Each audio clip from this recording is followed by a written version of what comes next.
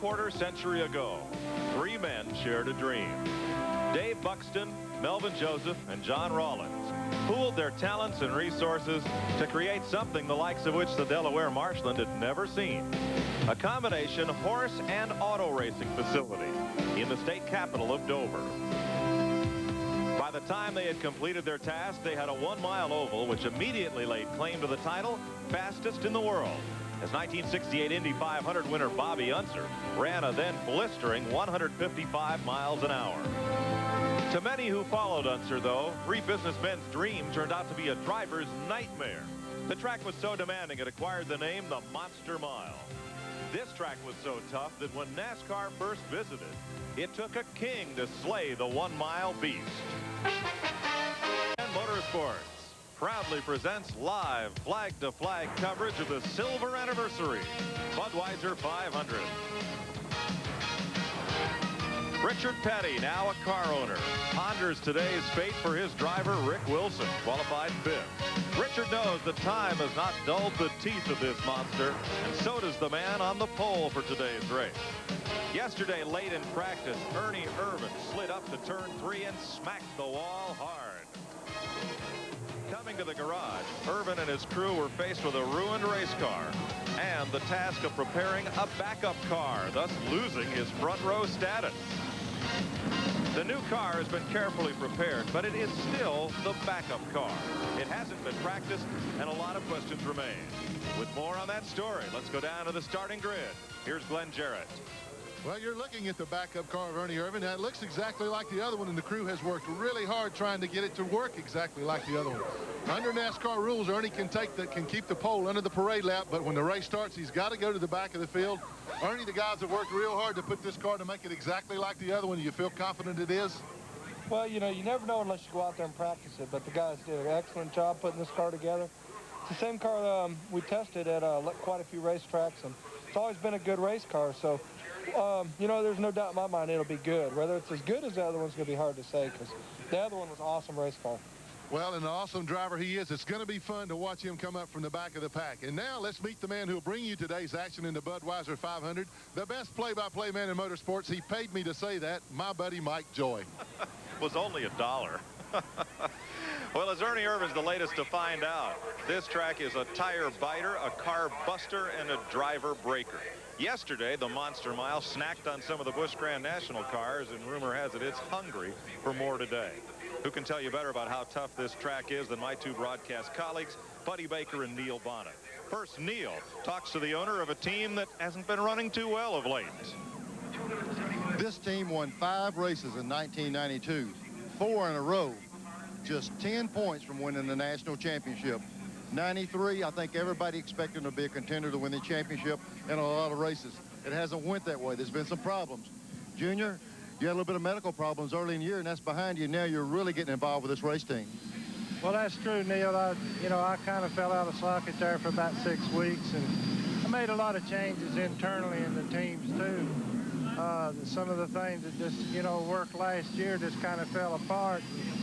I had to put it all back together, and I was out of socket for 6 weeks, so it really got behind it. But right now I'm back into the team, doing a lot of the chassis stuff, getting a lot of that straightened out, and I'm also back in the engine program. So it's going to take us a little time, but we're going to be back where we're supposed to be. Let me tell you, I've seen this guy work on chassis, and when he gets in that engine department, they start running. If anybody can straighten it out, this man right here can. Let's go down to Buddy Baker. Neil, I got a real question for Rusty Wallace about today's race. How's your car running for today? It's running great, buddy. I mean, the thing is really flying. I'm really happy with it, and this is the same car that I was on the pole with at Atlanta, and it's got a wonderful setup in it. I'm really excited about today's race. We got something even better than that, Neil, to talk about. I'll let Rusty tell his fans out there all about it. Yeah, I really do. I tell you, the thing that makes me feel so good about the day, I got a great car underneath me, and Dr. Trammell said, hey, Rusty, take the brace off. You don't need it any longer. You're healed up. Go after him. Throw it away. Well, good luck today. We want you to win the race if you possibly can. And I know you're going to be after that 3 car. Yeah, you got that right. I got him right in my sights right now, and he's running good, and I am too. Let's just see what happens. Ironically, it was reportedly oil from Wallace's car that Ernie Irvin slid in that last practice and went up and smacked the wall. Wallace has a new engine in for today's race. In front of the largest crowd ever to witness a sporting event in the state of Delaware. They're getting ready to fire engines here at Dover Downs. We'll be back with all the action of the Budweiser 500. Welcome back to Dover Downs. Ernie Irvin sits on the pole where he'll take the pace lap, and then everyone on the inside lane will move up one spot and he'll go to the back. That won't affect the driver on the outside pole or that entire outside lane. Let's meet the man on the front row with Randy Pemberton. Well, Brett Bodine has been one of the most consistent qualifiers so far this year. 6 times he started inside of position 6, 3 times on the front row, but unfortunately last week the Gremlins got you when you started outside of row 1. You broke early. Brett, what about the Gremlins this week? Can you get rid of them? Hopefully we've gotten rid of them. The month of May wasn't too good for the Quaker State race team. You know, hopefully the month of June is going to be the other way around. We're not going to go out and overextend ourselves today. We're going to try to set a nice pace, stay on that lead lap, stay in contention. Dover is notoriously tough on equipment and drivers. Today, I think it's even going to be tougher with the added speeds. Want to say hi to everybody at home? Love you. Okay, good luck, Brett. Back on row 2 is Glenn Jarrett, who's with Davey Allison. And Randy Davey is perhaps the man who benefits the most from Ernie Irvin's problems. By qualifying third, he gets to move up into the pole starting slot. Now, Davey's had a little bit of an up and down season. He's got to win 3 other top 5s, but they've all come on short tracks. You got a good chance to turn that around here today. Well, Glenn, this Texaco Haviland Thunderbird's really been running good in practice. We had a good shot at the pole this week, and I got a little over anxious qualifying, but it looks like we're going to inherit it because of Ernie's predicament. He's got to go to the rear of the field using a backup car. So I'm not sure if I'll know what to do. I'll have a wide open view out there in front of me, and it's been a long time since I've had that view on the start of a race. Well, I think he'll know what to do. He last won this race in May of 1987 in his rookie year. Of course, not everyone here is facing the concerns of Davey, Ernie, or Bill, or the relief of Rusty. The man driving number 3 is so far pretty much having things his way, as today's Haviland update will amply demonstrate. They started in daylight and finished in darkness in Charlotte last Sunday. Dale Earnhardt had to overcome not 1 but 2 penalties. First, a 15-second penalty for speeding down pit road. Then on lap 328, while lapping the yellow car of Greg Sachs, the two appear to make contact. Sachs goes spinning down the front stretch in a cloud of smoke. Earnhardt goes to the penalty box for 1 lap. His charge back to the front was aided by a caution flag when Rusty Wallace banged the wall and his wrist. NASCAR had tugged on Superman's cape, Buddy Baker said, and Earnhardt charged his way relentlessly back to the lead and to victory lane, winning the Coke 600 for the 2nd straight year. Coming to Dover, he leads the points over Rusty Wallace, Dale Jarrett, Jeff Bodine, and Kyle Petty. 6 through 10, Davey Allison, Ernie Irvin, Morgan Shepherd, rookie Jeff Gordon, and Kenny Schrader. Well, Dale Earnhardt, certainly the hottest driver on the tour thus far this season. Dale, not only are you hot, but I watched you in practice yesterday. This car looks pretty good. How good is it going to be in the race? Well, it's pretty good, but you know, we're running at a real fast pace here. The records have been broken qualifying, and practice times have been below the record, so it's really going to be a tough pace today, so we keep the car tuned up. You know, the track's going to change 2 or 3 times through the day, so it's going to be about like running Charlotte and starting of the day and going into the night. The track changes some, so I think we'll be okay. Not to mention this race is going to be nearly 4.5 hours. Mike Joey? Well, he sounds pretty happy and pretty confident. He's led the most laps in each of the last 3 NASCAR races. Here's your Sears Die-Hard starting grid, brought to you by the Die-Hard battery, now with more power when you need it most. You've met our front row starters, Ernie Irvin, first pole of the season. Davey Allison, his best starting spot this year, and Rusty Wallace with 4 wins to date. Rick Wilson, 3rd straight top 10 start, and Derek Cope, who won here in 1990. Kyle Petty finished 3rd here last September, and Dale Earnhardt won both Dover races in '89. Mark Martin has 3 runner-up finishes here, and Jeff Bodine, the '86 winner. In row 6, Jimmy Hensley was 8th here last year. Ken Schrader won it in 1991. Harry Gant in row 7 won this year's race in the last laps, and Phil Parsons makes his first start here in 3 years. Row 8, Ricky Rudd, a winner here last September, and Morgan Shepherd with 4 straight top 10s at Dover. Lake Speed had a strong race last week at Charlotte, and Dave Marcus was 2nd here in '82. Bobby Labonte had a fine 8th place run at Charlotte, and Jimmy Spencer finished 2nd at Talladega last month. Jeff Gordon is 3rd fastest overall, but did it 2nd day, so he's 21st next to Sterling Marlin. Rick Mast won a Busch race here in '87. Bill Elliott's a 4-time winner at Dover. Ted Musgrave, 3rd-year driver out of Wisconsin, and Terry Labonte, who finished 2nd here in his championship season, 1984. Greg Sachs makes his 3rd start in the TriStar Motorsports car, and Darrell Waltrip, who last won here back in '82. Dale Jarrett, the Daytona 500 champion. Bobby Hillin, a Talladega winner. Mike Waltrip, the Busch winner here, or at Charlotte last week, and Wally Dallenbach, former Trans Am champion. Bobby Hamilton drives for the new Aiken-Sutton team, and former Dover pole sitter Dick Trickle. Kenny Wallace up from out of the Busch Series, and P.J. Jones makes his 2nd Winston Cup start. Hut Strickland nearly crashed yesterday in qualifying. He'll take a provisional, as will Jimmy Means. The command given, and the engines come to life. Saw first Mark Martin, and here's Jeff Gordon from our in-car cameras. The motors are fired. We'll be back with the start of the Budweiser 500 at Dover Down right after these messages.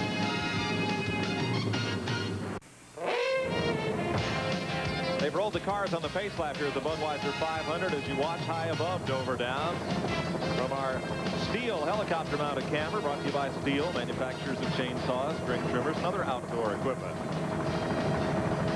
Packed house. That's the new Route 1 on the top left of the picture, the soon to be open superhighway connecting Philadelphia with Lower Delaware. But they won't be running there as fast as they will here. We'll be riding on board today with Mark Martin in the Jack Roush Valvoline Ford. They'll have the standard roof cam mounted inside for the look over his shoulder. And the roof cam right atop the roof, just behind the windshield, giving you an idea of the view that Mark gets. And we'll get that view of Mark, looking astronaut-like there in his full-face helmet and other equipment as we get set to go racing. Rookie Jeff Gordon will be carrying our 2nd in-car camera in the Rick Hendrick Motorsports DuPont Chevrolet. Here's Gordon's race cam mounted inside. Bubba is the name of that car, serial number 2403. And his roof cam will give you a look at the guys behind him.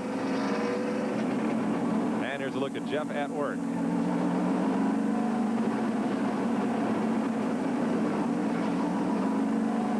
Getting set to go racing here. There's a look off the rear roof cam of the Pontiac Trans Am safety car. You see upper right Ernie Irvin drifting to the back of the field, where he will start tail end because he had to go to a backup car. Very few clouds anywhere around the Chesapeake Bay, Delaware Bay area. It is 64 degrees, 56% humidity. The wind up on top of the roof closer to about 20 miles an hour. Mostly cloudy and a little bit breezy here. A little cool day out in the grandstand. But about to get pretty hot out on that racetrack as Ernie Irvin takes up his position in the last row. That's the first laps that car's made at this racetrack. They did not have any practice, so that's the first lap that car's made around this track. Fixing to really give it a test here in a minute. Now Ernie will keep the pole qualifying money and his shot at that skins game bonus for anybody who can win from the pole, but because it's a backup car, he starts at the rear. The Monster Mile, 24-degree banking into turns, 9 degrees on the straightaways. They're equal length, but it feels, doesn't it, like you're in that corner all day. Pace car is in. Well, who can tame the monster this afternoon? We're about to find out as we're under green. And the two Fords up front, Davey Allison and Brett Bodine, go after it in turn 1 with Rusty Wallace in 3rd, Rick Wilson in 4th. Kyle Petty in 5th. Mike Rusty made a good move and started that race. He jumped down on the inside line. They put a brand new motor in his car just a few minutes ago. Riding with 6th place Mark Martin. Front straightaway. You know, one nice thing about the wind blowing like it is, you notice there wasn't any debris on the racetrack. It blows it off, so it makes these first laps a little safer. I'll tell you one thing they're doing here. They are flying. They're running up close to 170 miles an hour going down this turn, buddy. Like you talked about, that's Daytona speeds on a 1-mile racetrack. racetrack. Yeah, at one time it didn't matter how hard the wind blew, but now, I mean, you get really feel it. Ernie Irvin biding his time there at the back of the field. He's got all day to get to the front. His concern will be staying on the lead lap as the leaders spurt away. Irvin is a straightaway behind the leading car of Davey Allison. He'd like to be able to see how that car feels, but if you just take it too easy, before you know it, the leaders will be up on you. The speeds are running here again now. Moves under Wally Donovac. Lead change, Brett Bodine. His younger brother Todd won the 200 here yesterday for his 5th career Busch Grand National victory. Older brothers Brett and Jeff in today's race. He took Rusty Wallace with him. Neil, these high rear spoilers that they run now, they really makes people brave getting off in the corners. And, you know, they've really picked up a lot. The tires are not the only reason these cars are running fast. Yeah, they've got the cars so stable now. They're running so fast through these corners. I think that's a big driver concern. We saw the bracing around their heads. The fatigue has always been bad this track, but the speeds are running now. It's going to wear some of these drivers down. Dale Earnhardt underneath Rick Wilson. Picks off a spot. Moves Earnhardt up to 4th. And Mark Martin going underneath the STP Pontiac. I think we're going to see a lot of that. Anytime a driver gets moved to the outside lane, it's going to be hard to hold the other folks off. Looking through the 6th car, there's Earnhardt up under Davey Allison. Pull right up in front of him, coming up the back straightaway. And Bill Elliott, who started back in 24th position. He, like Dale Jarrett, a little off in qualifying and just trying to pick their way through and sort things out here in the early going. The chassis has always been critical at this racetrack. And now when you move it up to 170-mile-an-hour speeds, it's really critical. If you're off a little bit, you're going to be way behind in a hurry. So the guys that are dialed in with the cars, they're going to drive away. Ernie Irvin has advanced only 6 positions from the tail end of the field. We're getting a report that Davey Allison's complaining his car is a little bit loose. That's a lot loose here, folks. When you start off loose? Yeah. Kenny Wallace, the Dirt Devil Pontiac, just ahead of Irvin. You saw Wallace slip a little bit. Irvin tagged him in the rear. They're running so fast through these corners, there's going to be a little bump, and it's unavoidable. Greg Sachs, Bill Elliott, and Dale Jarrett.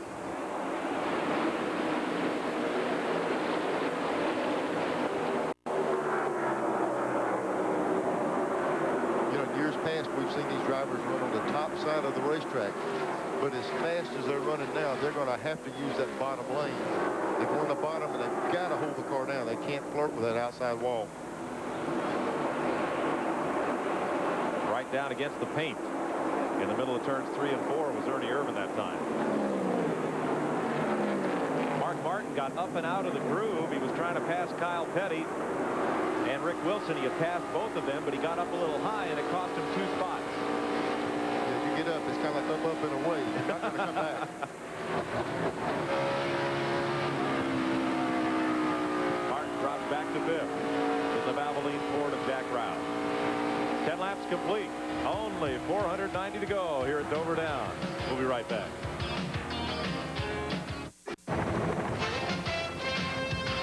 15 laps into the Budweiser 500, the Bodine family is going for the sweep. Todd won yesterday, and that green car is the Quaker State Ford, driven by middle brother Brett Bodine. He's out in front of Rusty Wallace, and Dale Earnhardt just went underneath Rusty Wallace to snatch 2nd place.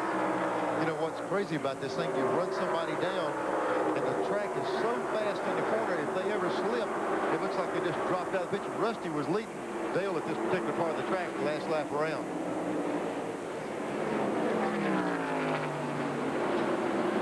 Ernie Irvin moving up behind Darrell Waltrip, just ahead of Terry Labonte.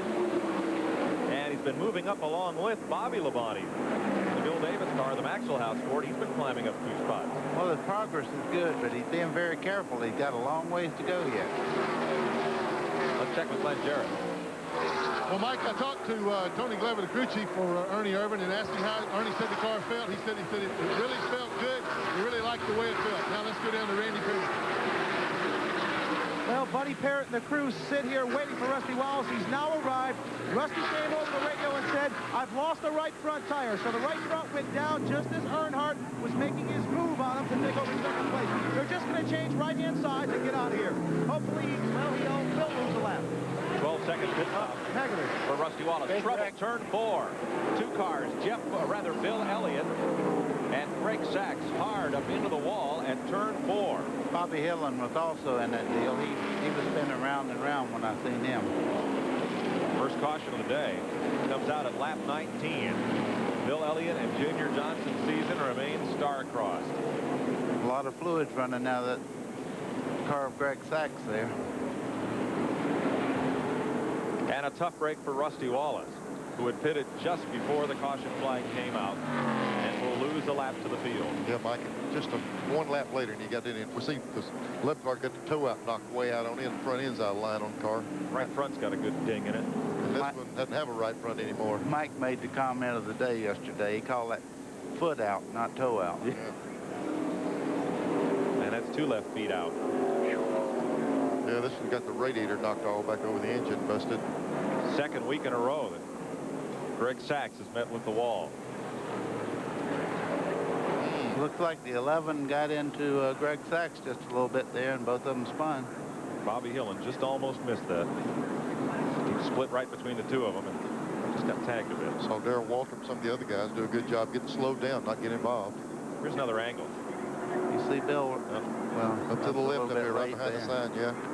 Boy, Hillen went right through the middle of it, but he's coming on around. Who's that? Bobby Labonte, the blue car.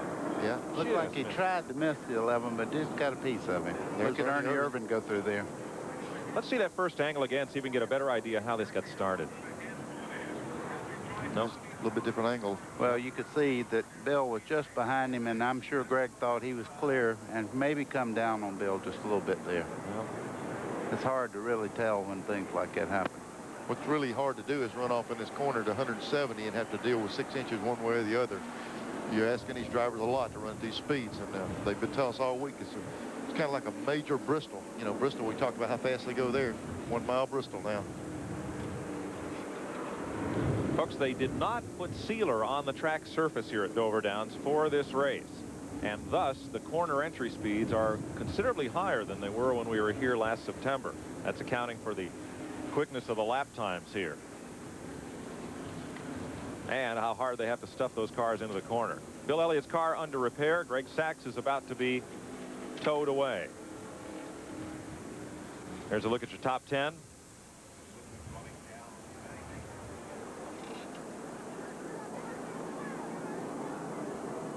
.21 laps complete. 7 of Bobby Allison's 85 Winston Cup victories came here at Dover Downs, the first in 1971, driving for Holman Moody. That's the Roger Penske car, but Bobby failed to win here with that team. Allison won twice here with car owner Bud Moore in 78 and 80. And he won 3 times here with Dygaard, sweeping both races in 1983.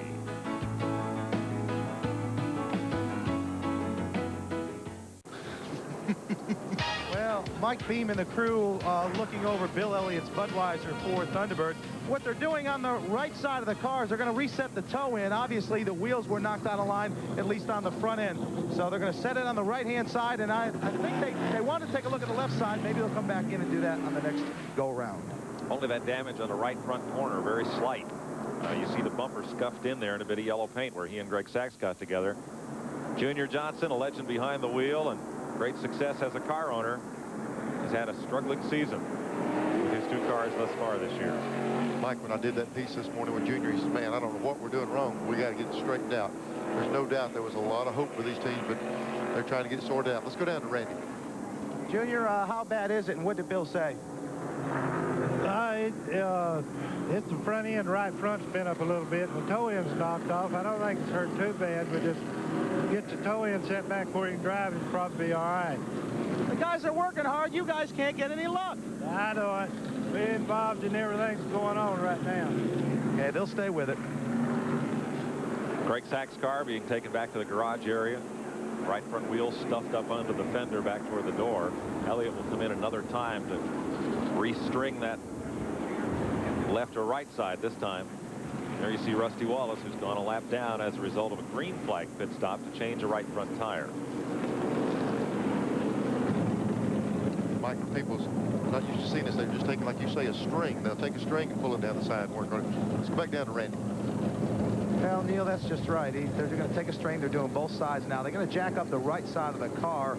I can't quite see it, but they're going to place a little duct tape over there on the damaged part of the right front. But they're calm. They're cool. You know, they're going to get this thing straightened out. This car should run okay. It's difficult to say if it's going to run nearly as good as it was when it was running out there. Now, pits are open, so we expect to see some pit stops here. Guys changing some tires. Checking the alignment, and Mike Beam on the radio sends Bill back out, so he does not go a lap down to the field. Guys, what they have to worry about, toe in would be worse than toe out as fast as they're running here. So they have to get that thing pretty close or it'll drive terrible around here. Well, I tell you, I was talking earlier about talking to Junior Johnson. It seems like when things are going right, you can't do anything wrong. And when you get off the pace, nothing goes right. The frustration of that team has got to be mounting, but there's nothing you do but just keep plugging along at it. Here's your race leader on pit road, Brett Bodine. At 35 miles an hour. They're not stopped, folks. They're running 35. That's the limit for today. Almost everybody. Dale Earnhardt, Kyle Petty, Mark Martin, Davey Allison, Harry Gant, Kenny Schrader, Jeff Bodine, Jimmy Hensley. Morgan Shepherd's in, Lake Speed, Phil Parsons, Bobby Labonte, Ernie Irvin, Terry Labonte, Jimmy Spencer, Jeff Gordon, Derek Cope. It's almost the whole starting lineup. Sterling Marlin. Rick Mast is in. Elliott's back in. Ted Musgrave, Dick Trickle, Terry Labonte and Darrell Waltrip, Dale Jarrett, Bobby Hillen, Mike Waltrip, Dallenbach, Wallace, that's Kenny Wallace, P.J. Jones, who's had a great career in the IMSA cars, Camel GT cars for Dan Gurney, now in the Harry Melling car, making a pit stop in his second Winston Cup start. We're under caution at lap 24, first one of the day. We'll be right back to Dover Downs after this. 25 laps in, and the leader is Dave Marcus. It's the 12th race he has led at Dover. Dave started 18th and had gone up to 10th before the caution. Rest of the leaders pitted. It's the first race Marcus has led since Martinsville in 1991. Let's go to Glenn Jarrett. Well, Mike, Greg Sachs has come out of the infield care center. And first of all, Greg, are you okay? I'm fine, Glenn. Yeah, sure I am. Just feelings hurt a little bit, but I'm fine otherwise. What happened out there? Bill and I just got together going down to turn 3, and it turned me around. You know, once you get together on this high bank at these high speeds, it's about history. Looked like your car was really running pretty well. The car was working pretty well. You know, a few cars that slipped up into that outside groove, and we were able to work the bottom and pick up a few spots. You know, the Country Time team has worked real hard this week, and it's a big disappointment to me to be out so early. You know, this is as close as I get to home up in New York, and had a lot of fans down here pulling for us, so pretty disappointing, but we'll have the Country Time Ford back next week at Pocono. Well, good luck there. Tough break for Greg Sachs. Our 800 number is open throughout the running of this race. If you have a question for us or for our pit reporters about how this race is going, call it in, 1-800-451-7331. It's a toll-free call. Stephanie and Sheila will take your questions in Nashville and forward them up here to us in the booth. Rusty Wallace right up under Dave Marcus. This is a chance for him to get back in the lead lap and make up that time he lost on that other stop. Give a call to Marcus. He was running well, was picking up spots steadily before the caution came out. He did not make a pit stop. Picks up 5 bonus points for leading this race. Green flag. Can Wallace get back on the lead lap? Let's check with Randy. Well, on the Rusty Wallace car, it was definitely an equalized tire, so you can't run around on that. They did pit. They went a lap down when that caution came out. They pitted again around a wedge in the right rear, one out of the left rear, so he's a little bit tight, and Rusty's back out. Well, he's got that lap back from Dave Marcus. Boy, Ricky Rudd's car looked like a thing on ice then. Did you see him back in on that thing switching around? Look at Marcus up there. I tell you, Marcus is running good. Just like you said at the top of the show, he started gaining on these guys, and he just didn't inherit this lead. He's running. Mark Martin stalking Marcus for the lead. Earnhardt right with him. We'll have a cheer for the independents. Dave Marcus. And at Swanson Frozen Foods Chevrolet picked up sponsorship from them for this race. Riding with Mark Martin behind Harry Gant now. Martin dropping back. Ricky Rudd pulls alongside. Watch for Rudd come up on the left side. There he goes. Ooh, and Brett Bodine. Then you got to get there and close the door as quick as you can. There's some more coming. Bill Elliott restarted tail end of the field. Picking up a couple of spots here as he tries to get back toward the front. Let me tell you what, Dave Marcus, we see him right here. He's leading the race. He's as tough a guy as you'll ever come up to the racetrack, right, buddy, to pass. If his car's running, he'll lay in there with you now. Now, I'm telling you, if he'd have stopped and got tires, that was kind of a risky move on his part because his car is running well enough to be with his front cars. But I think not taking on new tires might hurt him a little bit. Dale Earnhardt now behind Marcus. 3 Chevrolets up front. Marcus, a winner at Talladega for Harry Hyde, a winner at Richmond. He's had a couple of Winston Cup victories, does most of the testing for the IROC series. Talented veteran. And here comes Earnhardt. Look up right behind Earnhardt there. You can count on Harry again. I think he owns stock in this place or something. Just in the high groove. When you come to Dover, you're going to deal with Gant. Yep. The two of them are trying to work around the outside of Marcus. Now, Marcus is going to race them. Earnhardt cleared him now. Harry's out there. Oh, Harry. Now. Now, that's Harry's groove, but he didn't want to be there, folks. Nope. Brett Bodine gets a spot, and Ricky Rudd may. Nope. They're side by side. When you get up on that part of the track this early in the race, you just kind of stop, throw out the anchor, and restart. New leader, Dale Earnhardt. He got under Dave Marcus. Now Sterling Marlin, who's underneath Harry Gant. Marlin in the 8 car, the Rebestos Ford. Yesterday, the Stavola brothers, who own that car, had a horse in the Belmont Stakes, Virginia Rapids. It finished 5th, out of the money. Not quite rapid enough. Didn't get a good start. Sterling's done better so far. We got Rusty up there in first right now, and Dale he's in the lead, but I tell you, he'd like to put Rusty a lap down. There's a big run. Jeff Gordon wrecking on the back straightaway. 3 or 4 cars involved. There's Davey Allison, a bunch of guys trying to avoid him. Gant's car going around. Yeah, Gant was right in it with Jeff Gordon. That wreck started at the exit of turn 2 and didn't finish until about the middle of turn 3. Harry hit the wall and then came off it into Jeff Gordon, we understand. Well, we saw Harry get pinned in that outside lane, and he was stuck out there for a long time. That might be where the problem came from. Oh, me. Now he's got to stay out on the racetrack because the pit's entry is closed on the first lap of caution. He's not doing that suspension any good. He'd be better off to go on in and get that thing fixed, take a penalty. He's dragging off some valuable stuff right there. Then they come up off the corner. Gant was right up. Oh, me. Gant was on the outside. It looked like he might have got in the wall. It was hard to tell. Coming right down. Boy, look at Kyle Petty. I can't believe it. That's about as close as you'll get without hitting somebody. There's Davey Allison coming through. He's about stopped. And there's Gant coming back on track. He almost got him again, so I blocked the brakes up. That cost Davey about 10 spots. And a set of tires. He'll have to put some tires on. He smoked them pretty hard stopping. Rusty did make up that lap. He's back in the lead lap again. Good point. And here's Jeff Gordon leading the chase for the Max Race Cars Rookie of the Year honors. Ray Evernham and crew are going to have some work to do. I'm sure Jeff Gordon was looking forward to this race. His car's been running good. But now you come in and they're going to put it back together, and then you just got 440 more laps to go. So it's going to be a long day with it torn up. Well, the bad part there, he drug those header pipes all the way around, and that thing's going to have a lot of fumes in it the rest of the day. Looks like they're going to try to fix it back in the garage area. Yeah, when you have that much surgery to do, you take it to the operating room. They're not going to fix it behind pit road. They got a lot of work to do. As Buddy said, the headers, the oil pan, there's so many critical pieces under there that you can destroy. Yeah, that's when your car sounds like this. Here's Glenn Jarrett. Well, we're down in the Skull Bandit pit. Harry Gant has brought the 33 Chevrolet in. There's a lot of damage to the left front, but it appears to be only cosmetic and sheet metal. They went to the right side, changed right side tires first, and now they're working on that left front. They're going to pull it off and check and see if there is any suspension damage there. They've got the big hammer out there, so if there's anything wrong there, they'll work on it. One thing you got to remember, too, the oil cooler and all is right there on that left front, so we'll have to wait and see if he had any. No, it looks dry behind there. Looks good. Doesn't look very aerodynamic. No. Let's show you another look at this from inside Jeff Gordon's car. Coming up, there's Gant right there on the outside.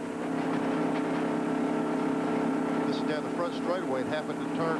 Okay, there's Gordon up under Gant. We see Harry on the outside.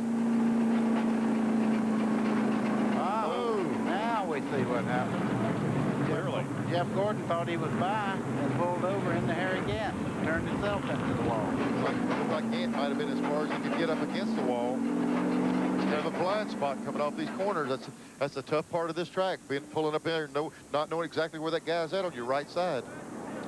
Thanks to Peter Larson and the BST folks. Nice angle, nice replay. Peter's a new dad. Congratulations. Yeah, I tell you, that was quite a shot. That told the story. Certainly did. So Jeff Gordon goes to the garage for continued repairs. We are 37 laps into this race. Here's a look at your top 10.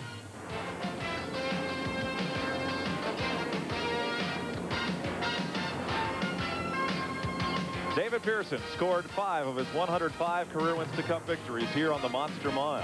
He won his first 3 starts with the Wood Brothers here in '72, and sweep in '73. Wood Brothers salute another win by the Silver Fox. And here he passes a young Darrell Waltrip in the number 88 Dyguard Chevrolet as Dover celebrates its silver anniversary. We've just gone back to green at lap 39. You're riding with Mark Martin. He's the 4th place car.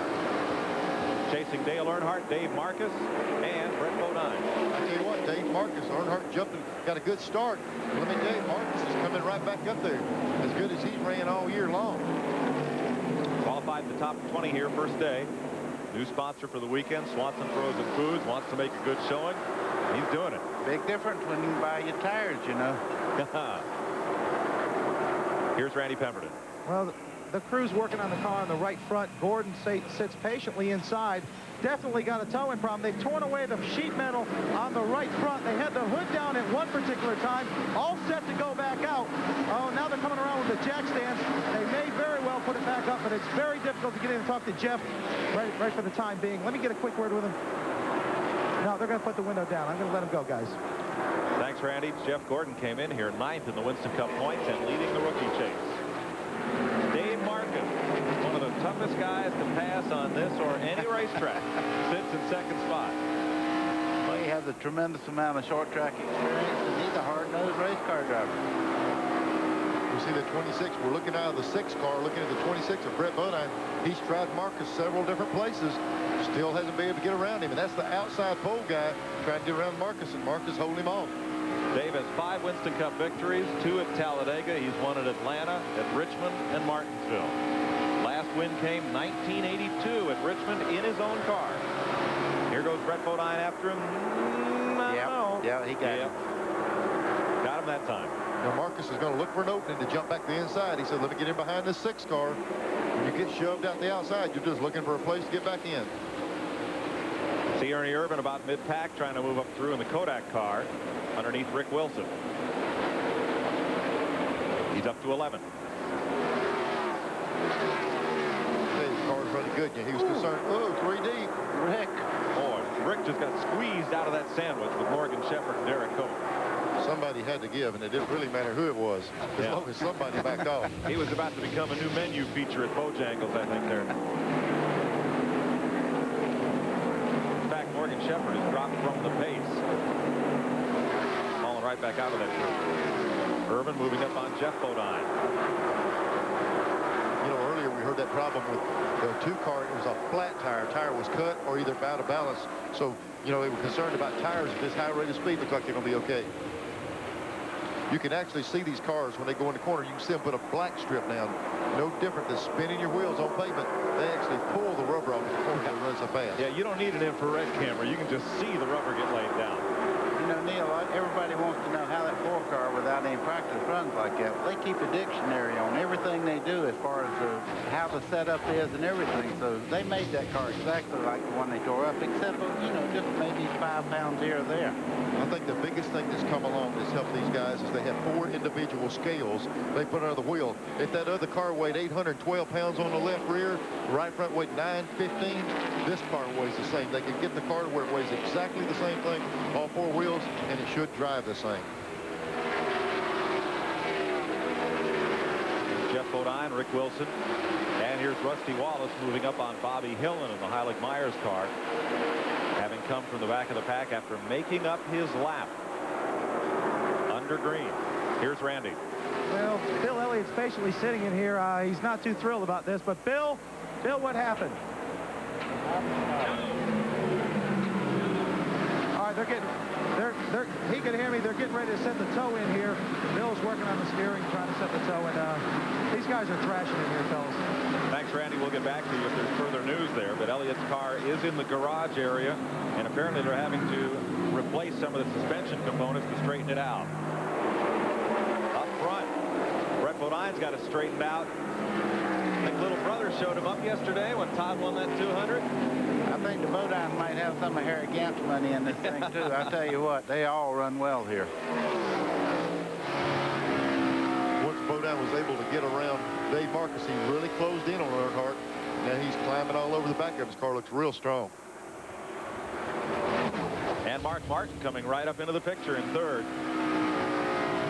Martin, 3 second-place finishes here, still looking for victory lane. There's those strips we're talking about. You can actually see the tires go in the corner, just rip the rubber off, put black patches all the way through the corner. So I mean, they're working them hard. How did this track drive different when they would seal it before the race? They actually sealed the track to preserve it during the winter months. It's so rough up here in this part of the country, and it wouldn't adhere as good. The tires would slip around. Now the sealer is gone. It's like running on sandpaper. It really gets a bite on that tire. Ernie Irvin moves up past Ricky Rudd, gains another spot. He's up to 9th. Glenn? Well, it didn't take Ernie long, as you said, Mike. He's up to 9th. Tony, looks like you guys hit the setup right on the nose. Well, you know, the other car was running really well, and I tell you, these guys did a tremendous job of putting this backup car together. And right now, Ernie's doing a heck of a job driving. I believe before the day's over, we'll be in good shape. What is he saying about the car? He's got to like it. He said it's pretty good. He said it's almost a carbon copy of the other cars, and pretty pleased with it right now. Well, if it's a carbon copy of the other car, the rest of the field's in trouble because he was a quarter of a second faster in that car. He was yesterday in practice, Glenn. That's true. Second place has changed hands. Mark Martin has moved up past Brett Bodine. And now we're back somewhere with the Stavola car, Sterling Marlin, and Jimmy Spencer. This battle is for 6th spot. You know, buddy, you mentioned earlier on that pit stop, everybody was making chassis adjustments. Some of these guys hit them, but everybody went to those back windows, didn't they? They'll have to work on them because it's cooler than it was yesterday when they did their final preparations for this race. You see Ernie Irvin moving right back in the fray here. He's moving all the way up to 6th place here. And just ahead of them, one car we haven't mentioned in that top pack is Kyle Petty. He's climbed up to 4th, going past Dave Marcus here. So Earnhardt's the leader. Mark Martin is 2nd. Brett Bodine now 3rd. Kyle Petty 4th. Dave Marcus is 5th, ahead of Marlin, Spencer, and Irvin. We'll be right back.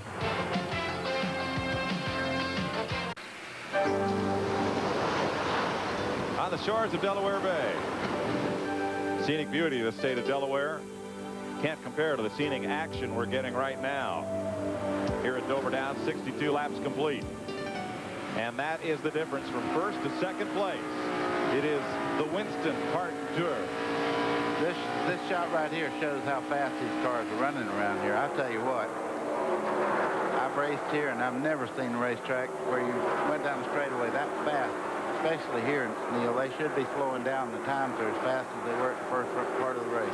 That's what's amazing. They're running qualifying speeds. There's Jeff Gordon back out of the pits, but they're running the same speeds that they qualified. Very few racetracks we go to, they can maintain that pace. And I'll tell you what, it's going to take some wear and tear on these race cars. You'd think this was a 100-lap feature. It is. Just 5 of them, right? And then 100, and another 100, and another 100. These guys came to race. See Mark Martin. They came up on traffic. Earnhardt moved out a little bit. Mark saw the door open. He's going to try to get in there. You go around these lap cars, man, it takes you some time. See the distance he lost right here?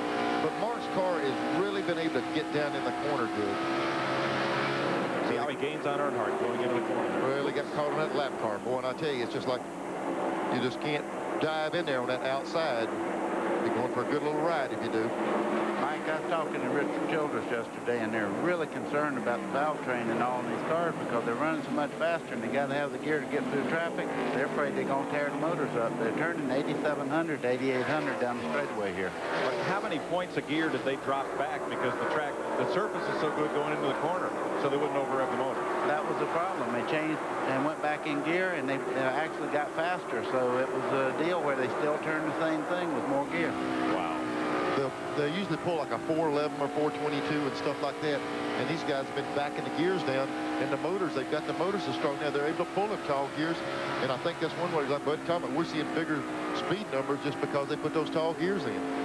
Here's Brett Bodine coming up right under the rear spoiler of Mark Martin. In 1989, Earnhardt won both races here. Mark Martin finished second in both those races by a total of 0.8 of a second for both races total. Blew them away. Yeah, right. You don't get much closer to victory lane than that and not get there. 67 laps complete. Rusty Wallace up to 17th position.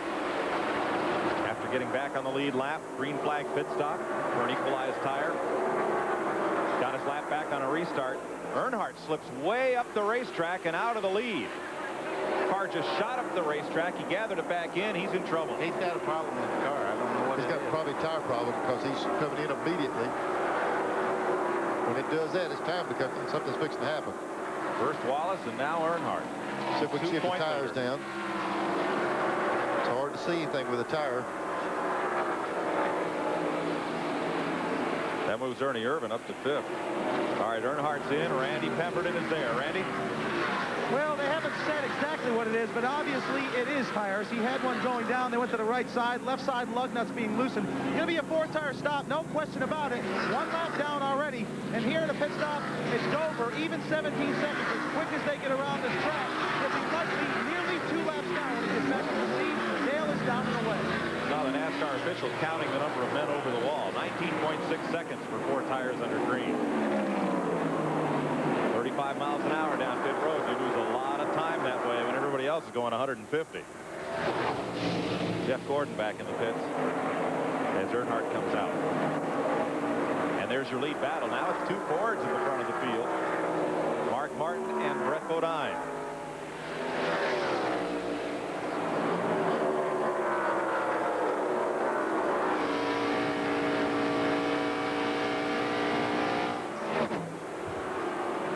Bodine's going to try him on the high side and make it work.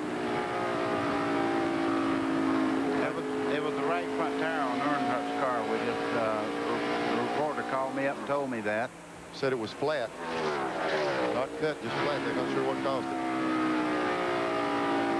I tell you, they're going to work these things to death as hard as they're running these corners. They might not be the only ones of those we see. What has happened to Mark Martin? Brett Bodine is driving away, and there is the puncture on Dale Earnhardt's tire. They're checking right now to see, you know, exactly how much air is out of the tire. And meanwhile, Brett Bodine is driving away from this field, away from Mark Martin, from Kyle Petty, Dave Marcus, and Ernie Irvin, your top 5. 73 laps complete here at Dover Downs. We'll be right back.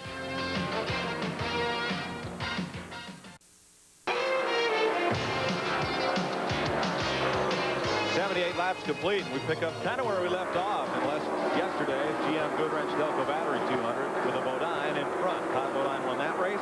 Brett started on the outside pole here today and has the lead here at 78 laps.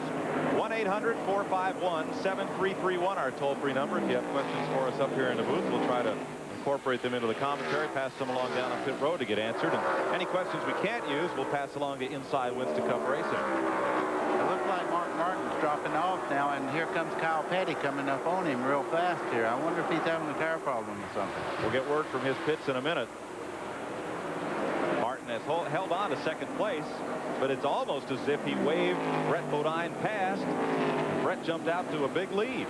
I almost start second guessing, Mike. You know, we had 2 of the lead cars, the 2-car Rusty Wallace, then Earnhardt had a little problem with the tire. Maybe they say, hey, let's back this thing down. We got a long way to go. Let's see if there's something in the works there. It might just be a coincidence, but when you start seeing a couple of leaders come in with real fast cars, then the other guys might get a little bit cautious. Good point. There's Kyle Petty chasing Mark Martin. Martin is the second place car. Here's Glenn Jarrett in his pit. Mark seems to have slowed a little. What's the problem? Oh, we were just concerned about what happened to Earnhardt. He had a flat. We thought he may have blistered a tire. went and looked at Earnhardt's stuff. It looks good. We're just going to ride a while, see what happens. We got a long ways to go, but we're in good shape. Well, that's pretty good strategy. 500 miles is a long way to go here. Nothing really wrong. They're just cooling it. Martin moves past the lap car. Kyle Petty tracking him down. Let's go to Randy. Well, guys, every team sent a member of that team down here to check out this tire. Right now, they're thinking it's a cut tire. They pumped it up. The Goodyear official had his hands all over it, trying to find the leak. But there's no question about it. These teams are very concerned about these tires. I really don't think it's a problem. They've cut 2 down, and right now, we've got remember the mellow yellow crew down here looking at it. They're just concerned that it's going to happen to them. But right now, it's known as a cut tire. They can't find it. Neil, that looks like a tire that might be graining up. Did you notice that? Yeah, let me tell you, that's just standard saying in the garage, cut tire. It might blow half into it, might have 5 nails in it. You always say, I cut a tire. So right now, I'm sure everybody's having an autopsy on that little unit to see what's wrong with it. And see if it might be happening to them. Now, this is pretty much the same, I believe, the same compound Goodyear brought here last time. However, since they did not seal the racetrack, the speeds here have gone up in the corners dramatically. There's no way to tell anybody, buddy, how much you lean on a tire at this racetrack. Well, it don't seem to be bothering Kyle Petty in it at all. He just passed the 6th car, and he's really moving on up through there. So they must be pretty confident. Their chassis is pretty good. They are 1.8 seconds behind race leader Brett Bodine. Mike, I remember one time we were here to run about 30 laps, and the tires would explode. And they'd call me and say 27, 28, 29, you'd back off. Because it was kind of like time bombs. Here's your Napa Field standing update brought to you by Napa, because there are no unimportant parts.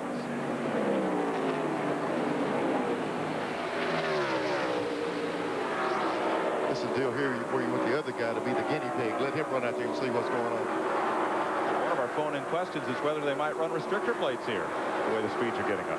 I don't think so. I think they'll work more on the setups and also on the tires for this place. Let me tell you, when you start mentioning restrictor plates, you got to keep in mind, yesterday at the Busch race, they ran 6 cylinders and ran virtually the same speed. The tire combination they have now in these race cars, as good as they drive, I don't know how you could restrict any more than having 6 cylinders, and they ran almost the same speeds. Here's Earnhardt moving back up through the field. Remember, he is a lap down to the race leaders, currently in 33rd position after making that green flag pit stop for 4 tires. This is when this bunch is saying, hey, I hope this thing goes green, let everybody else make their stops, and everybody else just soon see the caution come out. We've had a question called in. Let me explain this for some of our newer fans. How you get a lap down. You get a lap down when the leader goes by you, whether you're on the racetrack or whether you're in the pits. The leader has completed 1 more lap than you have, so you are 1 lap down to the leader. You have to pass the race leader to get that lap back. And under a caution flag for the restart, the car's a lap down, pull up in another lane next to the cars in the lead lap, and if you pass him, you get your lap back. Now there's 33 ahead of Earnhardt, Harry Gant.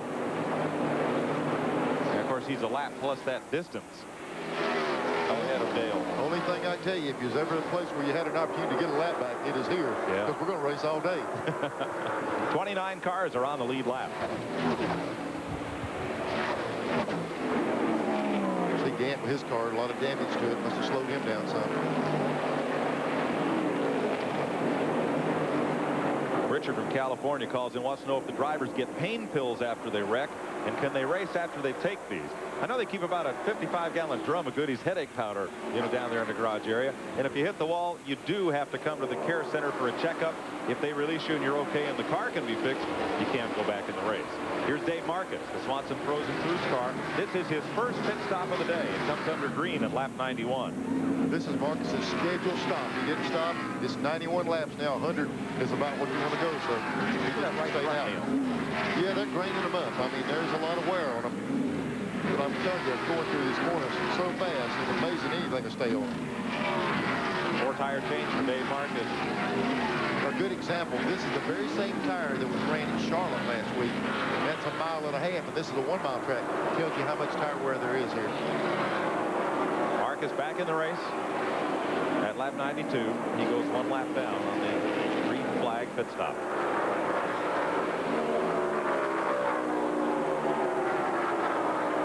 Brett Bodine continues to sail along in that Quaker State Ford with the lead, but in traffic, Kyle Petty has caught him.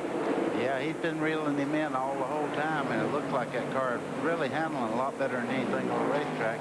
This looks like he's in Rockingham. You know how Kyle runs there.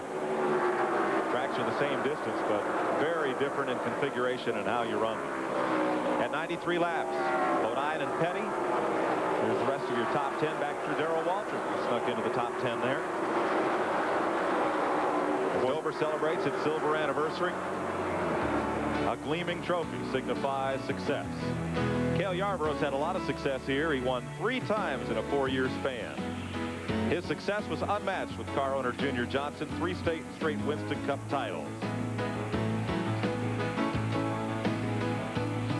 Often Cale roared from deep in the pack to win. Here passing Benny Parsons, going up on the high side. Like in '74 when he passed Richard Petty rather, in the final 3 laps to win. 101 laps come up on the board. Brett Bodine leading Kyle Petty, Mark Martin, Ernie Irvin, and Jimmy Spencer. In the pit spot as Morgan Shepherd makes a pit stop in the Wood Brothers Citgo 4. Nobody's repeated here in the last 7 years. 7 races, 7 different winners.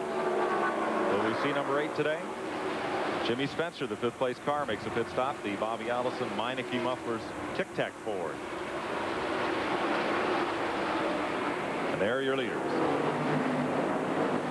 How many RPM did you guess they're turning? I know. I talked to everybody. 8,800 down the far end of the straightaway. That's just too much.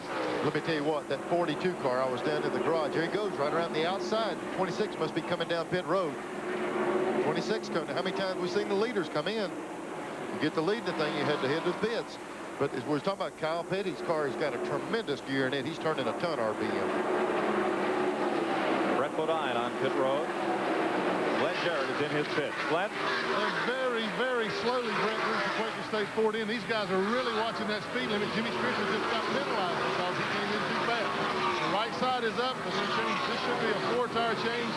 They're loosening the left side lug nuts now. Everything's going as scheduled. They're already around working on the left side now. It's going up. So looks like a pretty good pit stop so far. But the one thing I can't impress enough is how terribly slow these guys have to leave here. 35 miles an hour. I'll tell you how critical that pit situation is. I saw Larry McReynolds and Davey Allison out there with measuring tapes. Measure from one pit down the other. They're trying to calculate if you come in fast or if you leave quick. Trouble, turn 2. Phil Parsons hard into the wall. Boy, what about Bodine? Just stopped. Bodine stopped, and then it comes out, cost him. Now, Brett Bodine will likely have lost a lap to the leader. As Phil Parsons' car is down against the apron. Out of turn 2, he's moving around in the car. And he has smacked that wall a ton. He hit it so hard that car didn't even keep wrecking down to turn 3.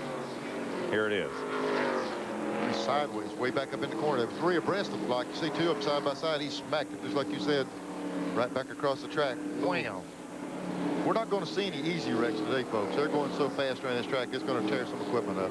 And he couldn't get stopped for the inside wall because you'll see it looked like he tore the front brakes out of it. The car's rolling down there. The front wheels won't lock. Wow, he hit that outside wall so hard, all 4 wheels come off the ground. That is a lick. Phil had a good run here yesterday in the 200. Short day today. Getting unbuckled. About to climb out.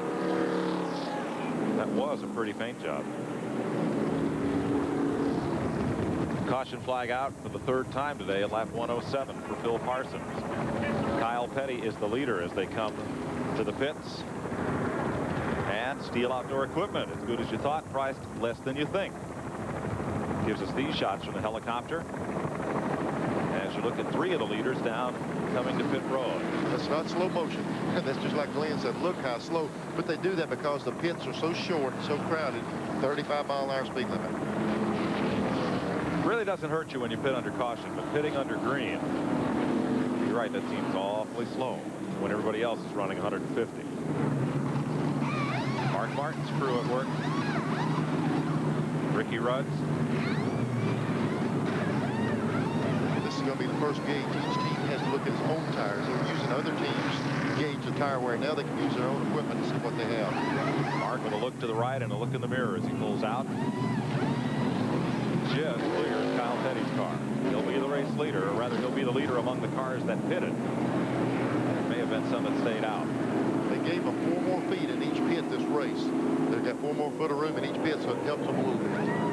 I tell you what, Tony Glover and those guys really had a pit stop on that 4 car then. He's riding back up in the front again. So pit stops under yellow in the Budweiser 500. We'll be right back to Dover Down. Right after this.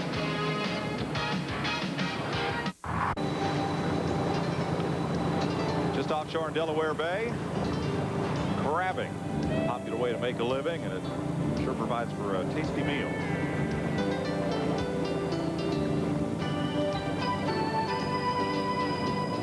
We're under caution here at Dover Downs, the Budweiser 500, 109 laps complete. Let's get a word with Ernie Irvin in the Kodak Chevrolet.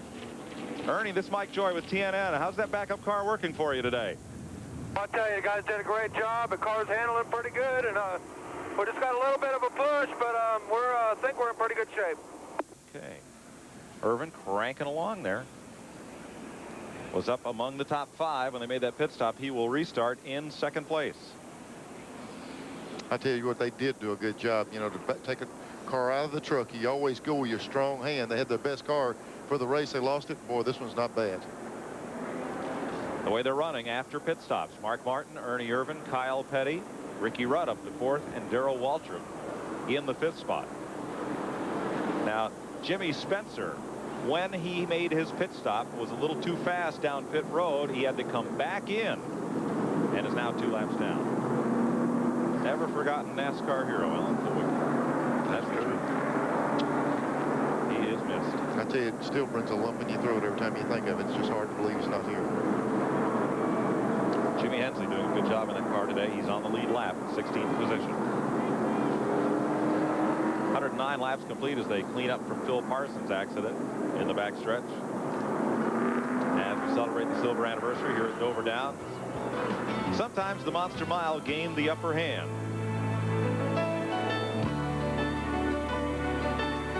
As it did with a young Buddy Baker, a 2-time pole winner here. Never captured a 500-miler. Face-to-face discussion on a pit stop with the Bud Moore crew. Nice hat, buddy. I'm glad you changed that one for one that says TNN on it.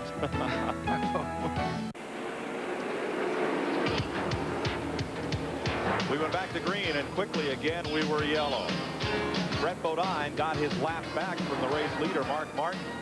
Oh, Dave Marcus and Kyle Petty are both involved in that crash at turns 3 and 4, and it puts us under the 4th caution. Mike came along way after the wreck, but they're running so fast they just couldn't react fast enough to save the car. They got into each other. Here's what happened. You see the 8 car there. He's got the fender on the 26 car. He's sideways there, turns around. From there on, it's history, folks. Once you get around backwards, that wall will get you. There are no soft landings here. Boy, it looked like they got together as it went off in the corner. As they come along, Kyle Petty's going to enter into the frame here. You can see the liquid on the track up there. There's Kyle. He's already got into the wall and it's coming down sideways.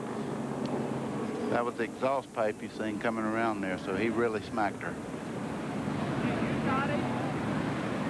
I tell you, that's brakes locked up. She's going to keep sliding. It's a little slippery on the top side. Now there's Petty and Marcus both coming off the wall. Tried to go high. Apparently got into each other, trying to miss it. That's just a judgment. You go either high or low. Sometimes you right move, if not, where you're pinned in. You know, both these cars, Kyle Petty and Dave Marcus, I think that's the best I've seen Dave run in 5 years. And I was really thinking he might have a top 5 finish today, and that's a shame. And of course, for Kyle Petty, that's terrible too. I can't tell if the nose is pushed to the right or if the rear end's pushed out to the side. I think the nose is pushed right and the rear end's pushed out too. That thing got a pretty good shot on it. Boy, look at Brett Bodine. He was leading the race. And he made a pit stop under green. Ended up being the last car on the lead lap. Got his lap back. and then got crunched. Aerodynamically, that's a brick from here on. That's a terrible car to have to finish the race in. And not only that, buddy, they've got the fuel to where they fill the gas tank, and that fuel area is really damaged. See, they just made the decision not to come in there. Look at this. Little these cars. Excuse me for spinning me out. All right, let's get the aerial view of this, and we'll get it in real time. That looks more like an Escort than a T-Bird now. Did you see him tell Sterling he wasn't real proud of the move he made as he come down pit road? Well, Sterling was 2 laps down and had gotten one of those laps back, was trying to get on past Brett Bodine, but without success. Donnie Richardson pounding on that back spoiler. Kyle Petty's car looks even worse. Here's Glenn. Well, you're right, Mike. Kyle's car is an absolute mess. The whole left rear has been torn loose on it. I don't know if they're going to be able to get fuel in the thing or not. Let me get out of the crew's way here. They're working real hard on the left rear. It looks like that the frame has been shoved over. Let's check with Randy now. Well, Brett Bodine's car up on the jack. They're pounding on the left rear of it. Donnie Richardson, they're doing what they can. They're probably going to go at least a lap or 2 down, and if they can fix it to go back out, they'll come back in. And I don't think they're going to have to go to the garage area, but they might. That was a race-winning car. I tell you, they're gaining on that thing, pulling that quarterback. You'd ask for a frame machine right there if you could have one. But see, that back window is now Lexan. That's why it's not shattered in a million pieces. Let's have a look here. We picked it up after they got together. Well, we know what happened there, but Marcus got in the back of the 42 car, turned him up the racetrack. That's what caused the second part of that wreck. Of course, Kyle seen the wreck and slammed the brakes on, and nothing could be done there. Marcus didn't mean to run into him. The rest of the guys just heading down the grass or wherever to dodge him.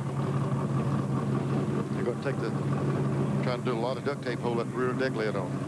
Going to take more duct tape to fix that. Tough break for Dave Marcus. Had a great run going here today. 115 laps are complete. We are under caution for the 4th time today here at Dover Downs. There are your leaders. We'll be right back.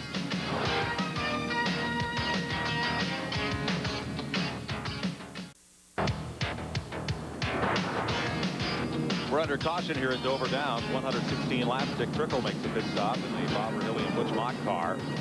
From the Trans Am safety car, you're looking at Mark Martin, the race leader, who's finished second here 3 times. Hasn't yet won. Buddy, let's have one more look at this from the aerial view. Okay, because of the severity of the bank here, of course, Kyle sees the wreck. You see Marcus here? He bumps right into the back of 42, turns him towards the infield. Of course, he's going to come back up the racetrack. And into Marcus. And into Marcus. Yeah, Kyle saw the wreck and lifted. Dave Marcus didn't see it as quickly, or like Buddy said, it's a little bit blinded area there. Right in the back of him. 7 leaders so far, 8 lead changes, 4 caution flags for 20 laps. 19 cars still running on the lead lap. On our 800 number, our toll-free phone-in number, 451-7331. Dale calls in from New York about the policy of dealing with fluids in the cars after the race. I think all the tracks now have waste oil dumps and waste antifreeze dumps where you can take care of fluids in an environmentally correct way. Racetrack's just like a man that has a real good shop around the home there. They have to have special liners and everything, and they store everything. There's no environmental damage. 1 lap to go. We'll be back to green. Kenny Wallace makes a late pit stop. You see Mark Martin leading the race right here. Saw some other guys. There's Earnhardt down trying to get a lap back on the last caution. He didn't do it. Darrell Waltrip up in the top 5. He's running in 4th. Waltrip 13th in the point standings. James from Texas wanted to know the last race Darrell won, and it's been a little while. A lot of questioning glances here. Greg Fields is going to check that for us. A little while back. We'll let you know. He's won a bunch of them. A previous race. He won Wilkesboro last year, I think. We're having a contest out of this now. How about the rain-shortened race at Darlington? That was it. That's it. I knew that. I was just testing you, Mike. Not going to rain today. Not at all. Let's see, Irvin's moved up into 2nd place. Good running on the track. Good work from pit crews. Well, let's see if Earnhardt can get his lap back. Mark Martin hauls him off into turn 1. You can believe they don't want that 3 car back in that lead lap if they can possibly keep it back. Remember, Earnhardt made a green flag stop for 4 tires. That put him 1 lap down. Everybody's probably saying, please don't penalize him for anything after last week. Here he goes. Oh, tell me you didn't touch him. No, he didn't. That's a standardized move now. We're waiting for you to tell me. I think he got to get him. Ernie Irvin takes over the lead. Boy, look at Ernie's car wiggle, get down in the corner. And Jimmy Spencer made up one of his laps now, so he's just one lap down. How much of that do you feel when a car like Ernie gets down in the corner and takes a jump like that and comes back? When it takes the lead, you don't feel it real bad, just like he did. Right. When you're running 15th, you're crying on the radio. This thing's jumping around. You know, the problem here, the 4 car is like a rocket ship. I don't believe these guys are going to be able to maintain that, making that lap up. Spencer's not going to make it easy. I tell you, the 4 car, like you said, boy, look at that shot off of this corner. I tell you, Russ Pittman, who builds the motors for this 4 car, he's just always kind of been there, building those things. And now, I tell you what, it's really showing up. He gets the job done with these things. I used to accuse him when Runt was the builder for Hoss Ellington cars, and I drove for him. I used to accuse him of not giving me everything he had until race day. That thing was flying. Trouble. Ricky Rudd is hard into the wall. Former winner here at Dover, and Morgan Shepherd went shooting by on the bottom at tremendous speed. Now will Earnhardt get his lap back as they come to the line? There's Spencer trying to hold the 4 off. Earnhardt gets his back, and Spencer gets one of his 2. For Earnhardt, it's a new race. I'll tell you what, Spencer did a good job. He battled and made Ernie work for that thing. A while ago, he got outside of it, didn't clear him. We said at the top show you would not see any easy wrecks at this racetrack. I tell you, when they break loose, they're going to tear up some race cars. Ricky Rudd, who captured the 500 here last September. Gosh, he's outside a little bit. Lake Speed got into the rear quarter panel there and turned him around. And like I say, once that car gets in that direction, it's just where you're going to hit. If you'll watch, there's not even any skid marks on the ground. That's so slippery on that part of the track. You'll see all 4 tires locked up in that smoke, but you still don't see a patch on the ground as much as you do in the bottom. If it wasn't for the smoke, you wouldn't know that car was even touching the ground. Ricky is okay. This is one of those places when you spin out, it feels like it picks up 50 miles an hour. Looked like it did. Yeah, Ricky knows they're not going to get that one back in, so he's just going to walk back to the garage. Not sure if he'll rejoin Rick Hendrick this year, go to another car owner, or perhaps even field his own team. Well, we talked to him. He says, hey, I'm going to do my own deal, but, you know, I'm sure we're still in the stages. Rick Hendrick said he'd help him any way he could, so Rick is the type guy, if you stay with him or you leave, he's still your friend. He'll help you. That's good. Rusty Wallace was a lap down not too long ago. He is now the 5th place car. Yeah, Rusty did that piece when he took that thing off his wrist. And he said Dr. Trammell couldn't believe how quick and how well that wrist had healed. So he's coming around. We told you at the top of the show the monster was hungry today. So far, it has bit the cars of Greg Sachs, Bill Elliott, Jeff Gordon, Phil Parsons, Brett Bodine, Kyle Petty, Dave Marcus, and now Ricky Rudd. And it ain't through. Dale Earnhardt on pit road. That's a heads-up move right there. You have nothing to lose, and you'll be able to come right back up in position on the tail end of the lead lap there, and he's just right now. Brett Bodine on the pit. Still working with the tail end of that car. Ernie Irvin now at the front of the pack. Ernie, this is TNN. We saw when you took the lead there a little bit ago that car really started to wiggle down there in turn 1 as you took first place.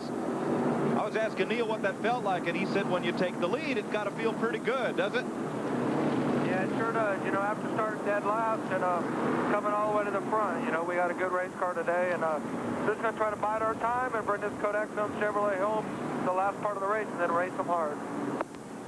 Ernie, where are you beating them? Up off the corners or down into the corner? Well, really, I feel like I could beat most everybody getting into the corner, and then the car's been handling pretty good off, so I can stay with them coming off and then beat them in. Okay, good luck the rest of the way. Mike, that helps when they handle down the straightaway, too. And that one does. When he gets her lined up, sure we joked about that before, but I mean, he's got the total package. A good handling race car and a motor that's getting the job done. Our thanks to Racing Radio's official communication company in NASCAR and Motorola for providing our in-car communications with Ernie Irvin. And we'll also get a word with a couple of other drivers today. We're ready with Rusty Wallace, who is the 5th place car, Miller Genuine Draft Pontiac. Rusty, this is TNN. That thing's come pretty well up through the pack for you today. Well, everything's okay so far. We had a little problem at the starter race, but they fixed that, and the car's handling really good. It's definitely good enough to win the race. I just got to drive smooth and drive smart. We're still way early in this thing. Is it tough to get a lap down here? Does it kind of get you down, or you just keep digging till you get it back? Well, you just got to keep digging. You never get down. You know, the race isn't over till it's over, and I'm going to give it 110%. I had my bad luck early, then the sprint car had its bad luck, and so we both had a share of it. And, you know, obviously we're racing for that championship. Thanks, Rusty. Good luck. Well, Ricky Rudd has come in. He's gotten out of the ambulance here. And, Ricky, are you okay? Yeah, my foot's a little bit sore. You know, just I don't know what it takes to get a good day. And, you know, we had a good run. Todd Chevrolet, the guys are doing a real good job. It was running good, handling good. And I don't know what Lake Speed's mind was. You know, he's 3 or 4 laps down. I don't know what the deal was. He just drove down into turn 1 and didn't hold it on the bottom and came up and hit me and turned me around, put us in the fence. That's our day. Well, once the car gets loose here, there's no saving it, is there? Well, as soon as it started back around, I stood wide open in the gas. Thought maybe I could soften the impact a little bit. But no, here with that sealer, once you get up off that bottom lane and a half, you're pretty much gone. Okay, sorry to have you have tough luck. Better luck next week at Pocono. Also want to update, we talked to Phil Parsons. He's okay also. He got nudged by some lap traffic too. So all the guys okay so far. Thanks, Glenn. That's good news. 125 laps are complete here at the Monster Mile. Benny Parsons scored 2 of his 21 Winston Cup victories on the Monster. He won here in 76 and 77 in cars owned by LG DeWitt. He also drove the MC Anderson number 27, here passing newcomer Terry Labonte. A smiling Benny in victory lane after winning the 77 Delaware 500, outrunning David Pearson and Cale Yarborough for the checkered flag. Benny Parsons, the 73 Winston Cup champ. Back when radio didn't pay enough for announcers to get haircuts.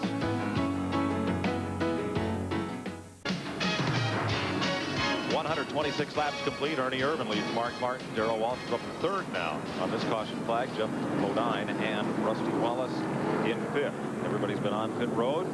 Dan from West Virginia calls into our 800 number, wants to know, how does the gas man know when the gas can's empty? Mike, this Union fuel is tinted with a real red tint for 2 reasons. One thing, when they have a clear hose on the end of the gas can, they can see it flowing through, and then when it quits flowing, they know the thing's empty. Plus, that red tint is so when it burns through the engine, they look at the intake manifolds after the race, and if it's red, they know they've been burning the proper fuel. If not, they know they got an additive. So it's that dye's in there where it's real easy to see. And that's not real easy to roll right there. They're dragging that one in. GMAC financing on the back of that car. I'd hate to be toting the note on that one. While we're under caution, let's sneak in another commercial break so we can get back to green flag racing for you. We'll be right back. The Budweiser 500 after this. Presenting the Ryobi Detail Sander. It gets into all those small, tight spaces where other sanders can't reach. And with special add-on accessories that also prepares surfaces for painting. Scrapes paint and adhesive off glass. That's Buddy Baker's new fishing vessel that he's going on the world cruise with. May take our producer with him. That's me rowing on the left. That's our producer in the box on the right side there, about to be lowered over the side. 129 laps complete. We're getting ready to go back to green. Sorry, John Mullen. You're riding along with Jeff Gordon. P.J. Jones just moving up in the inside lane in the Harry Melling car. After that last picture he showed me up here at Dover, I'll tell you what, we need to put him in that box. Oh, boy. Here's Ernie Irvin just ahead of Mark Martin. They're the first and second place cars as we get ready to go back to green. Pace car stretching out the field. It doesn't want to be part of one of these wrecks today. 5 caution flags so far. Green flag from Doyle Ford. Ted Musgrave trying to get a lap back in the U.S. Air Jasper Engines car on the inside. And Irvin has none of that. He just takes it off in there to turn 1. Look at Mark Martin. Did you see the rubber go down on the track where he made that thing turn right in the middle of the corner? Smoke out of Irvin's car, left rear, something dragging. Looks like something puffed up that back straightaway. And some sparks. He can only hope it may be loaded up a little bit running around here slow. Yeah, because he was already in 4th gear time he got around that part of the track. So he had her in high gear. I tell you what it might be. There's been a little bit of moisture, and as these track cars run slow, no, this looks like we see some vapor coming out of it now. Yeah. Have to check. Not sure if he ran the same engine he qualified with in this backup car or not. He could. Yep, that's it. He's in trouble. Let me tell you, they was doing too much there. I'm not so sure that's why the guys didn't slide it behind him. Might spit some moisture out of it. Boy, to come from dead last with a different race car, that's frustrating. He's off the pace, but still running. Ernie Irvin 7th in the points. And Mark Martin goes back to the lead. You know, a bunch of people have passed Mark Martin, but nobody stayed there too long. Brett Bodine got in a wreck. Earnhardt had to stop. Rusty Wallace had to stop. Now Ernie Irvin at reduced speed. You know, whoever's leading the race seems to have trouble. We got a note, like earlier, that on these flat tires that they made all the teams. They recommend they raise the air pressure up. They were dismounting the tires off the bead. They're going to corner so hard and it would stick so good it would totally pull the wheel off the rim and cause the flat tires. Moving Irvin over, Kenny Schrader goes by. Ooh, squeeze play. Yeah.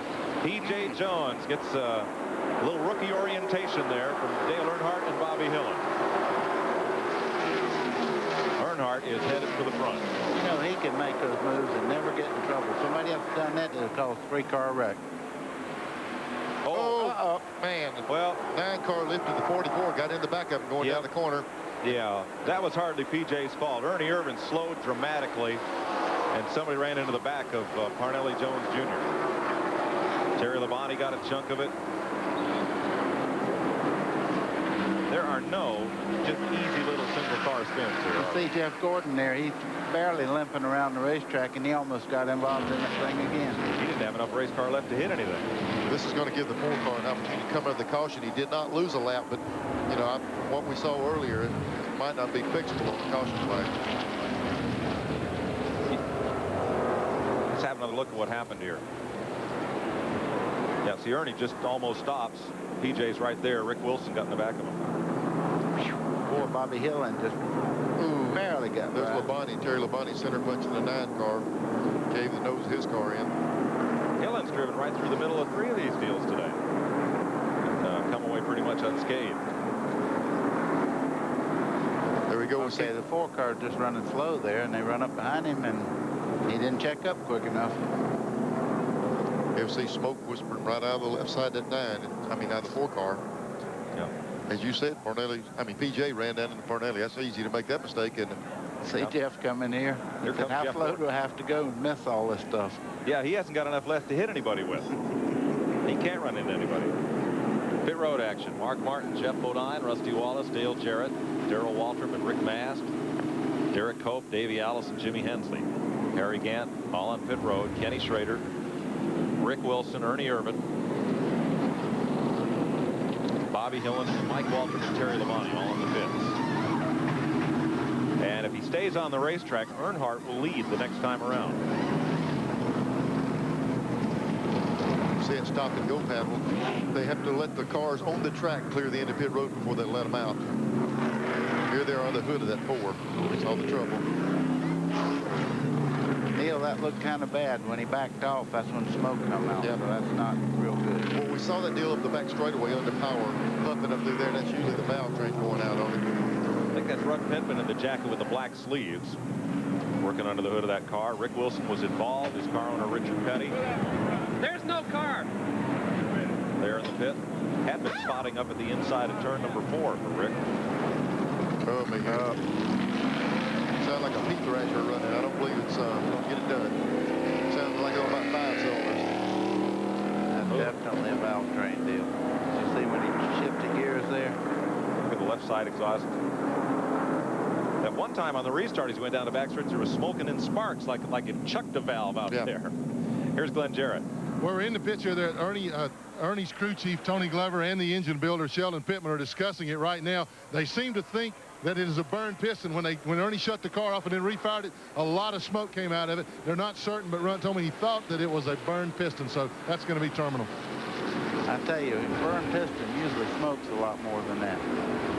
I I tell you, they've got a couple of options. They might come in there and pull that plug wire off that cylinder and cut down the smoke and stuff. They'll try to cripple it right on through the rest of this race. Yeah, he's 7th in Winston Cup points. Needs to finish this race if he can.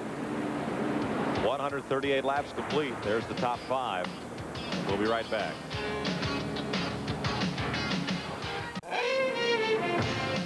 .139 laps complete. 6th caution of the day. These pictures from the Steel Area Camera, makers of world-famous steel chainsaws, string trimmers, and other outdoor equipment. Looks like we're going to get one to go here. See if we can get a quick word in with Rusty Wallace. Buddy? Rusty, this is Buddy Baker up at TNN. Car doing okay, or are you just riding along? Our car's doing real good, buddy. We made a stop just then to stay in sync with everybody. Make sure we got enough fuel. This thing's really fuel sensitive, this track, like you know. So we're in good shape. Okay, man. Good luck. Rusty Wallace on our Racing Radio's Motorola hookup. Lined up right behind Mark Martin. Call from Debbie in Canada. What's happened to Tim Brewer? Tim is now the crew chief for Bobby Labonte on the Winston Cup Tour, the new Bill Davis team. He's going to go over there from Junior Johnson last year.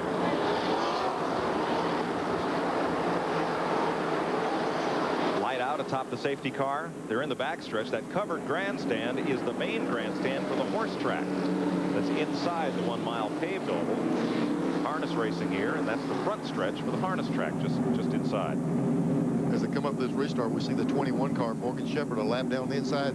Spencer's on the outside lane. He's on the tail end lead lap with Earnhardt leading, so Spencer's still fighting for that lap.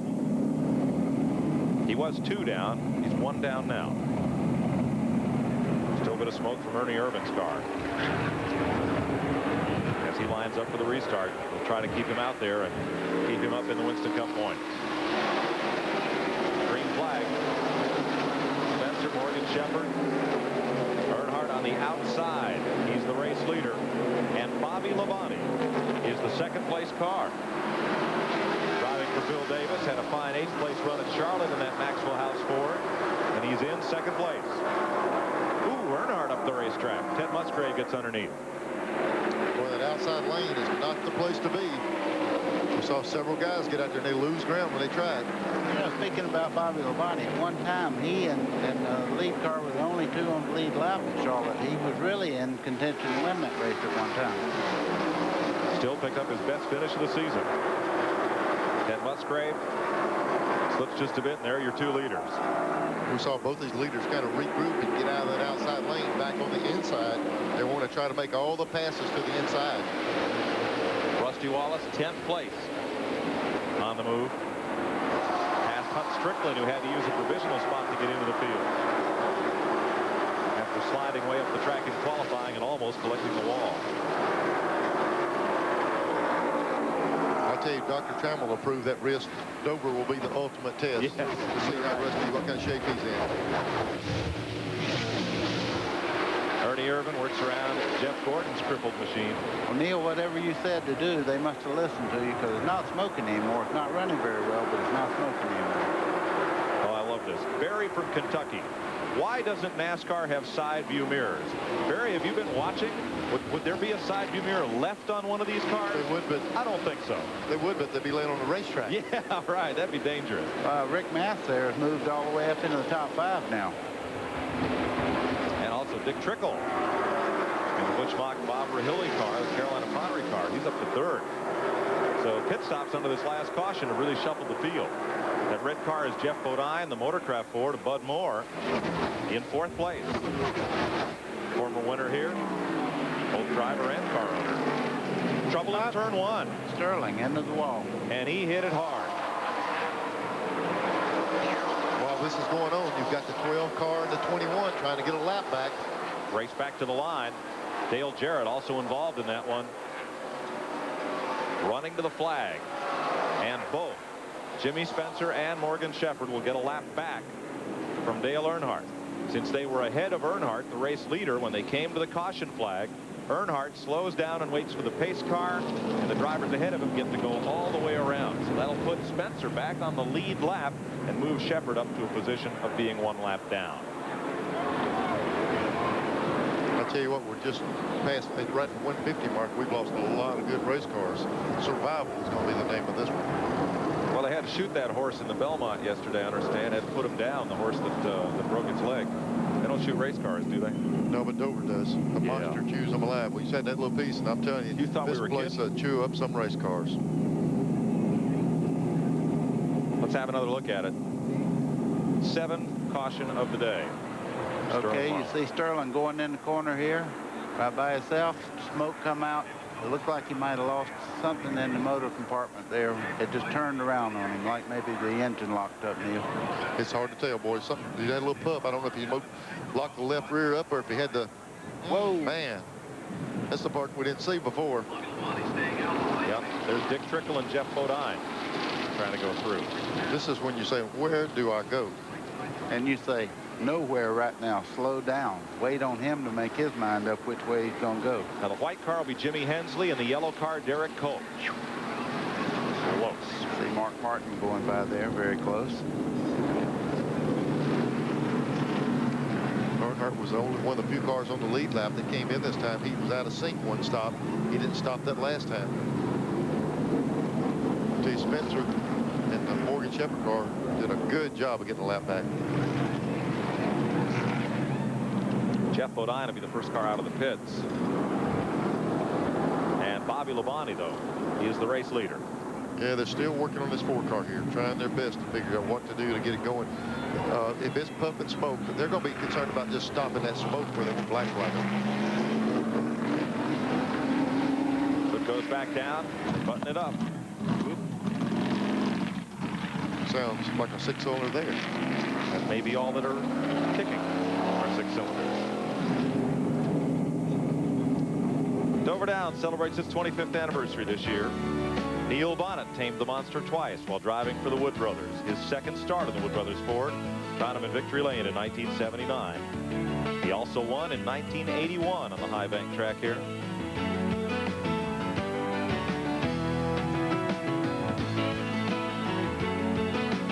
First year for the downsized cars there. There's that brick of a Thunderbird for the Wood Brothers, leading Darrell Waltrip, Mountain Dew Junior Johnson Buick. Well, you would think the monster would have had its fill by now, but I'm not sure. Bobby Labonte, driver of the Bill Davis Maxwell House Ford, successful graduate and former champion of the Busch Grand National Series, is the race leader. And the Stavola brothers car for Sterling Marlin, the Raybestos Brakes Ford, goes back to the garage area. Mike, they're going to have to work to find them a place to park. The garage is full of wrecked race cars. You can see with that shot, there's about 7 or 8 of them in there trying to get them back together. Some of them are unrepairable.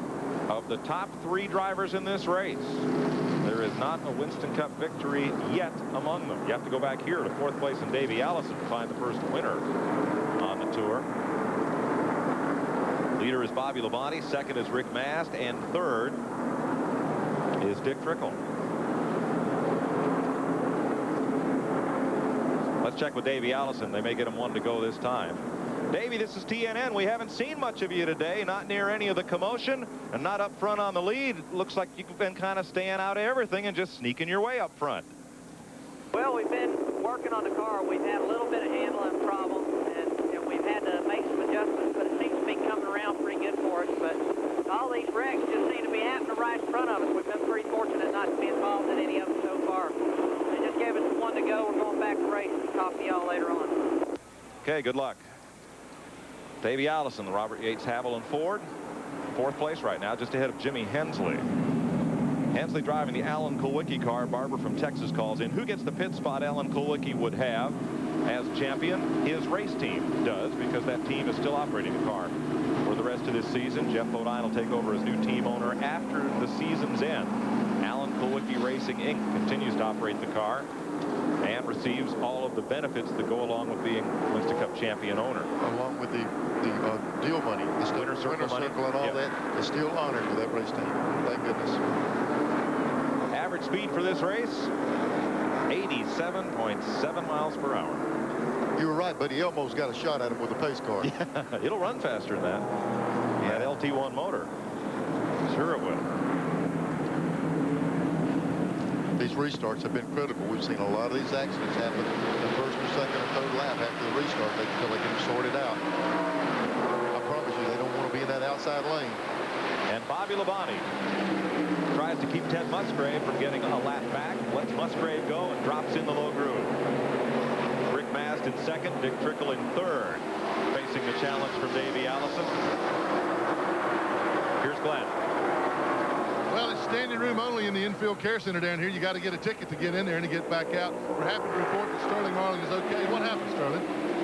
Auto went off in one, and something just snapped on the car, and it turned around, and didn't have no warning, nothing. I think something in the motor, something broke it. Looped it, hit the wall. You got down a lap or two early, but the car looked like it was working pretty well. You got your laps back and pretty well on your way. Yeah, it was working good, but just a little tight in the middle, and we got that ditch was really going to be okay, so we'll get him next week. Well, he's cooling off now. Unfortunately, he's got a lot of time left to do that now. Better luck next week. And he's got a lot of company down in that garage, as you said, Glenn. Ernie Irvin has taken his car back to pit lane and to the garage with engine trouble. And Bobby Labonte, younger brother of the former Winston Cup champion, leads this race. Got to be a big smile on Bill Davis's face down at pit road. Hut Strickland trying to move up and under Rick Mast, and Davey Allison is coming. You look at the 27 car, he hadn't taken off the starting spot here, and here he is up near the front now. And Davey Allison, he's picking him off, and he said something very key. Every time you stop here, you work on that car to make it a little better. Yeah, even if you're leading the race, you got to be willing to change it because this track's going to change all day. Terry Labonte makes a pit stop. And we're not even 1/3 distance.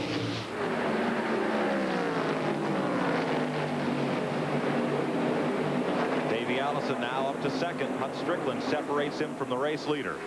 Here's Glenn. Boy, Ernie, what a great run you had going, but you had to park her. What happened? Well, you know, I smelled the thing burn a piston on the restart, and we tried to salvage it out, but it evidently lost another cylinder too. So we just have to take this thing home and bring her back somewhere else. Probably bring her to Michigan. I think that might have been because you didn't get any practice time on the lap. Maybe the jetting was off. Well, you know, that's the motor that was in the car. It's a brand new motor. And, you know, no practice and stuff had to hurt it, so we didn't have a chance to, you know, dial the motor in like we needed to. So, you know, that couldn't help. Okay, Ernie Irvin out for the day. And Rick Mast out in front. Puts the Skoll machine up front. Number one is number one. There's his teammate Harry Gant. Mid-pack. And Davey Allison past Rick Mast and into the lead. So it's Allison, Mast, and Bobby Labonte, with Dick Trickle fourth and Jimmy Hensley in the Kowicki car fifth.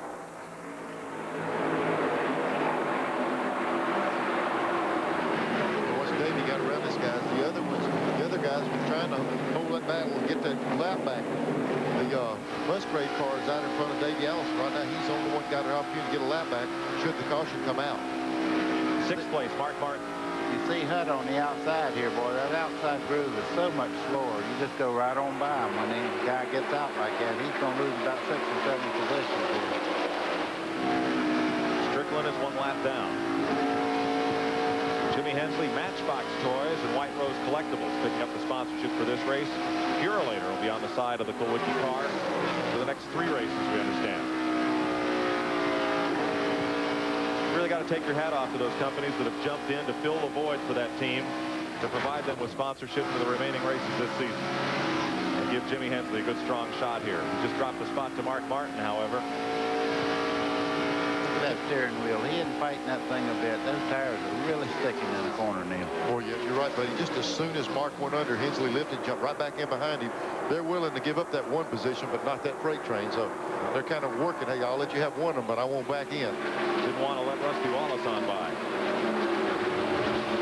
And Earnhardt coming up against the Lake Speed Hut Strickland battle. Dale at 9th place. Rick Wilson right with him in 10th, and Darrell Waltrip 11th. Harry Gant, Kenny Schrader right with them. You know, he made that other stop. You know, he got out of sync on pit stops. He made a stop and had to go all the way to the rear. Here's Davey. Davey stretching it out on him a little bit. And Mark Martin trying to get Dick Trickle. And there's Rusty Wallace taking the spot from Jimmy Hensley. That is for position right there. That's for 3rd place. Now that we're watching. 75 cars 3rd. Mark trying to take it away. Made the pass. And here comes Wallace on the outside. You got to be strong to do that. And you got to hope that that guy on the inside gives you a little bit of room. Now Jimmy Hensley up alongside Dick Trickle. And Bobby Labonte going to try to gain back a spot.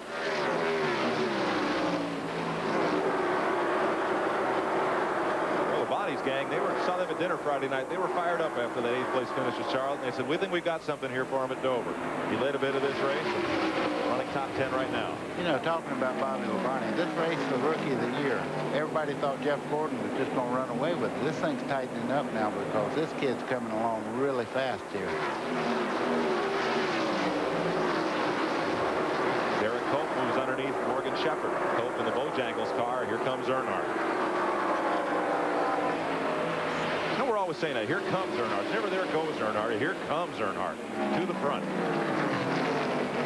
It seems that when he gets back in stuff like this, you know, he wants to come up there so hard. He's got to use some discipline coming up through there. It's hard to do with somebody. He wants to pass him as he comes to him. But you got a car that strong, you're able to make a lot of things happen. You saw Brett Bodine there after that crash into the wall. He is 17 laps down. Thought he might have lost more than that. He's only 17 laps back after making repairs. 167 laps complete here at Dover Downs. We are 1/3 distance in the Budweiser 500. TNN, the NASCAR network, the banner said. Well, we hope you think so. Davey Allison in front of this field, but Rick Mast is running him down. Davey had a lot bigger lead just a few laps ago. See a big piece of trash in Davey's grill. Also on Mast's car, but Mast has been gaining on him. Rick, who has a Busch Grand National win here at Dover. Got a good run in the Winston. Won the second leg of the Winston. Showing a lot of strength with their car lately.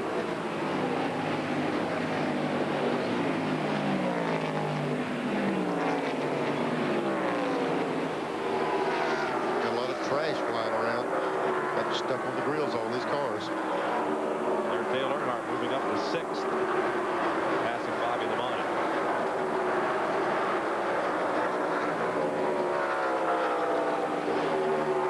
Up front, there is the separation from 1st to 2nd place. And that gap is closing. Let's check with Glenn Jarrett. Well, they're keeping a close watch on the Allison car. They're clocking it. Larry McReynolds and crew chief. Larry, you guys have done a lot of work on the car. Have you got it the way you want it yet? Well, the only thing we hadn't got is a lot of this race behind us. I can't believe we've only run 175 laps. Finally, I think the track's coming through. We got the car better. We're just trying to weigh out who the toughest competitors back here are right now. Looks like Dale and Mark and maybe Rusty. We just keep going and see what happens. We got a lot of ways to go. Is there anything else that you need to do to the car? Well, we might still want to play with some air pressure and some wedge, but other than that, I think we're getting it pretty close. Okay, let's go down pit road now to Randy Pemberton. Well, Richard Jackson, you've been sneaking up on the field here over the last few races. Right now, you're sneaking up on Davey Allison. Car's running good. I'm sorry. There's a lot of noise. I'm sorry I didn't hear you. I just said the car's running good. Oh, yes. Rick's giving us Stone Classic Ford a good ride today. We've run good lately, but we've had some bad luck, but I hope it holds up today. What about the story about this race going as long as it goes? What about tire wear here? Everything okay with you guys? Are you talking about tire wear? Yeah, the tires are wearing extra good. We've been changing them on the pit stops, but they'll probably go 2 stops if we had to go that far. We're stopping mostly for gas. Mike Joy. Richard Jackson, owner of the 2nd place car driven by Rick Mast. Mast looking to lead his first race since Talladega in 1991. Here's Bobby Labonte at 7th place, battling Derek Cope. I think Richard Jackson hears about as well as I do. I tell you what, it is loud in those pits down there. You could hear just the overflow there, the way those things zoom and scream down in that corner. The guys in the pits, the biggest job they got all day long is keeping their hearing on with them. Here in Bristol, it's very, very difficult to hear. Going to give you a Napa Field standing update. Brought to you by Napa because there are no unimportant parts. Let you know where your favorite driver has been running in the Bud 500. Let's catch up on our top 10 point runners, too. Let you know where they are. Earnhardt, of course, is the point leader. He is in 6th place. Rusty Wallace, the runner-up, is in 4th place. Dale Jarrett's 3rd in the points. He's back in 16th position. Still on the lead lap. Jeff Bodine 1 spot ahead of him in 50. Kyle Petty 5th in the points, out of this race. Davey Allison up on the point. He came in here 6th in the point standings. 7th place point man, Ernie Irvin, is in the garage. Morgan Shepherd running 8th. That's his point position. Jeff Gordon back in 33rd spot. And Kenny Schrader, 10th in the points, is 13th on the racetrack. And there's second place. There's Mark Martin in third, trying to get around Rick Mast. Rick was gaining on Davey, but Mark ran him down.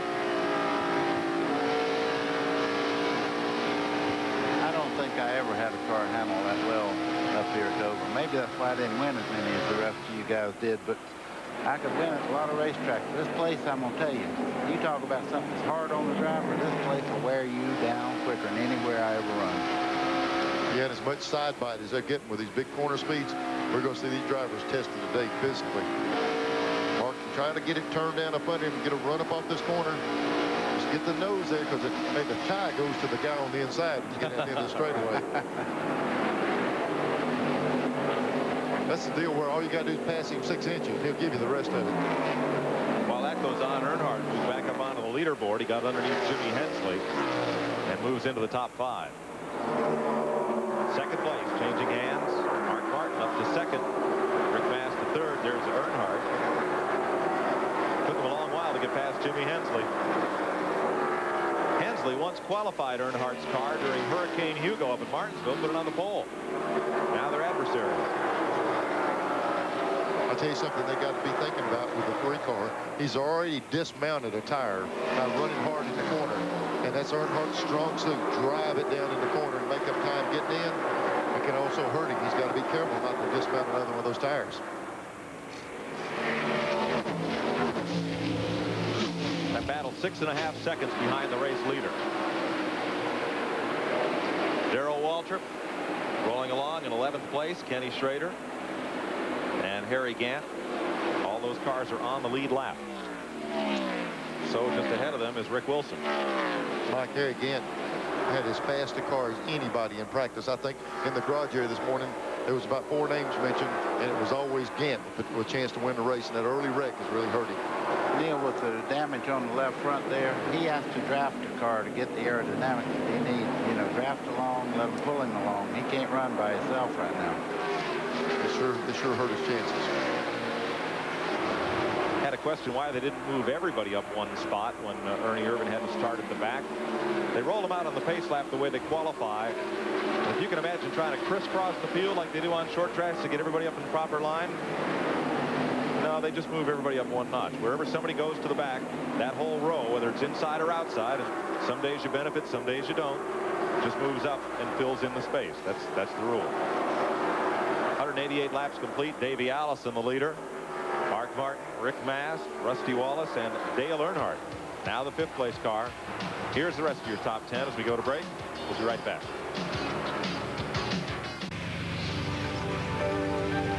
Well, here's a way to beat the traffic getting home from the race here at Dover Downs. On the good ship Cherie. That's about the speed of the traffic. That looks like the pit road speed compared to how they're going on the racetrack. Makers of world famous steel chainsaws, string trimmers, and other outdoor equipment, providing aerial views of today's Budweiser 500. Steel, as good as you thought, price less than you think. Chief view right now is of Davey Allison, who is in the lead. You see it's a good gap back to the 2nd place car of Mark Martin.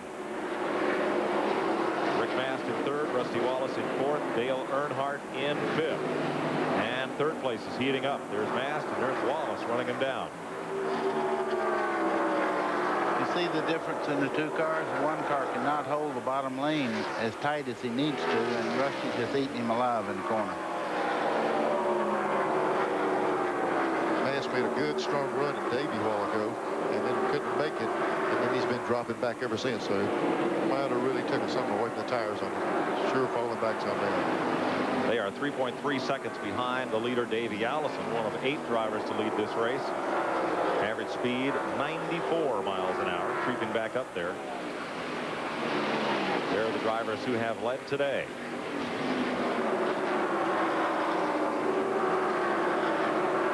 And there's a list of those out of the race. put wreck next to everybody but Irvin on that page. What you'll notice when they wreck up here, you don't usually see them come back. You know, a lot of times we'll see a guy getting a wreck and they'll get them back, patch them up. These mechanics are capable of almost cutting one in half and putting it together, get back in the race. But this place really tears them up. Yep, there are no soft landings here.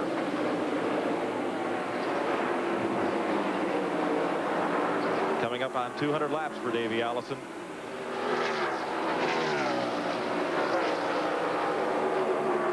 Running right down on the bottom of the racetrack.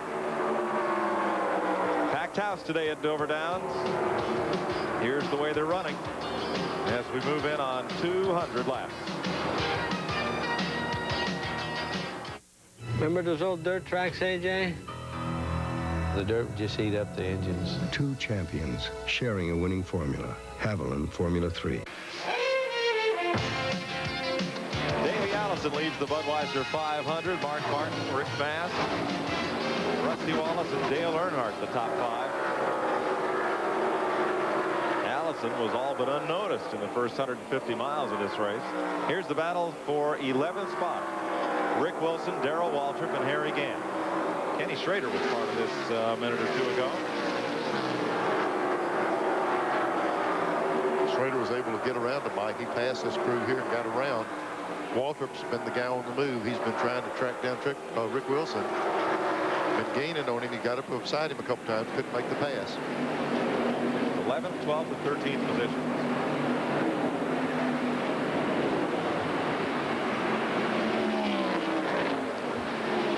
Usually the kind of guy that really paces himself in these long. Trouble in four. Derek Cope in the wall. Bad day for yellow cars.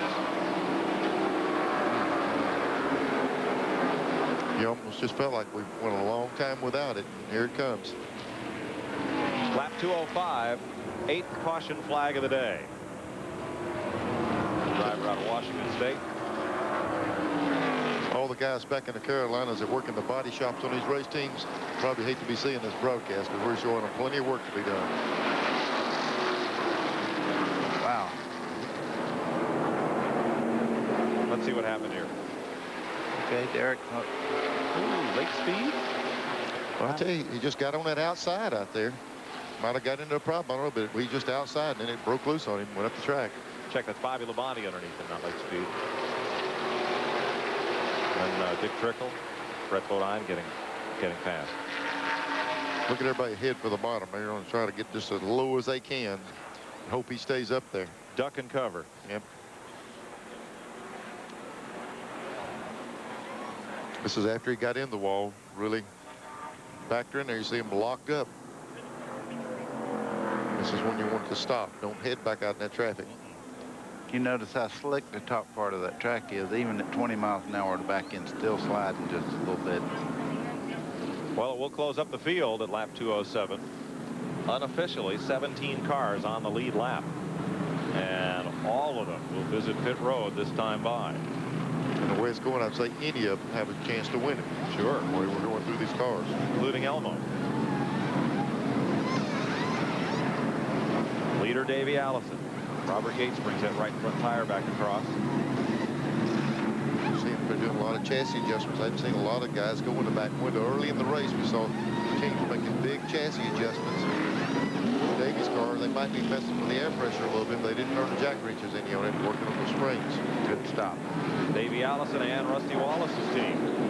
Good stops. Then Rick Mast and Mark Martin.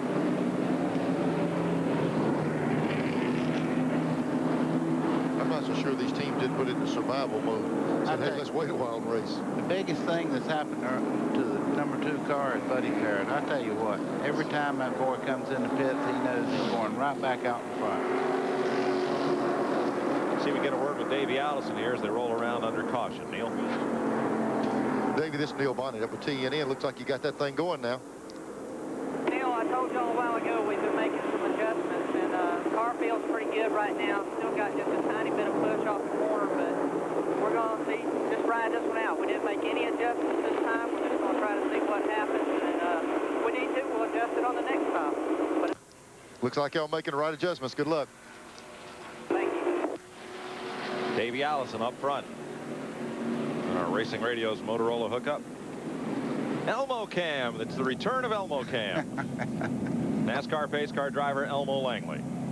Properly buckled and belted and leading the field around. I tell you what, Elmo has got a lot of laps on the track today. He's getting a lot of experience in that pace car. I tell you what was unique when they had the Legends race at Charlotte.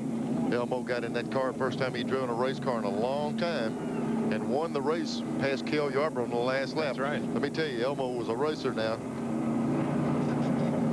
Keeping a close eye on that mirror, making sure they're lined up behind him in that brand new Pontiac Trans Am. We're going to talk to Jeff Gordon, who is in 29th position after spending some time in the garage. Buddy, go ahead. Hello, Jeff. Yeah. It's Buddy Baker up here for TNN. I know you're having a struggle all day, but you're staying in there. How's that car doing? We seen you shaking your hands a while ago on the camera in here.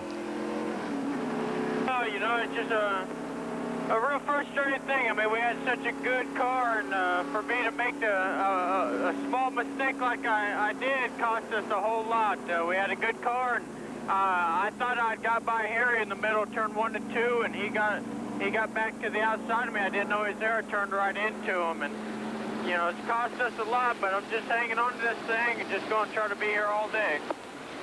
Okay, man. Good luck to you, and stay in there and get those points, okay? 10-4, thanks, buddy. Jeff Gordon still out there and chasing it. Tell you who's moved up a lot. Jimmy Spencer was 2 laps down after a green flag stop and a penalty. He's back on the lead lap, and he's up to 10th spot. Don't count him out today.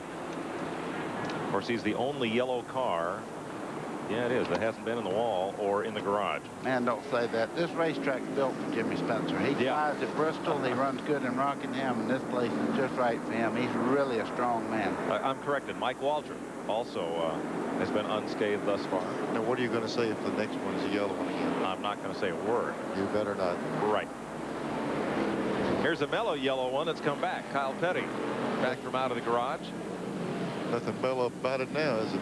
You might say, oh my gosh, he's 95 laps down, but the way things are going, he could be a top 20 car. Yeah, they've got to get him back in. There's just so much on the line. They've got to repair him no matter how much damage. Green flag. Davey Allison stepping it out from Rusty Wallace, Rick Mast, Mark Martin, and Jimmy Hensley. Allison's pit stop 18.3. Dale Earnhardt was 20.6. He's in 6th place behind Hensley. Rusty Wallace had an 18.4 second stop under yellow. There's Mark Martin hung out there in that treacherous outside lane right behind Rick Mast. Look at Mast. He said, let me in that inside, man. I don't like it out here. Trying to get him a hole to get on the inside. What you want to do is move in there. Boy, look at Rusty like Buddy's talking about here.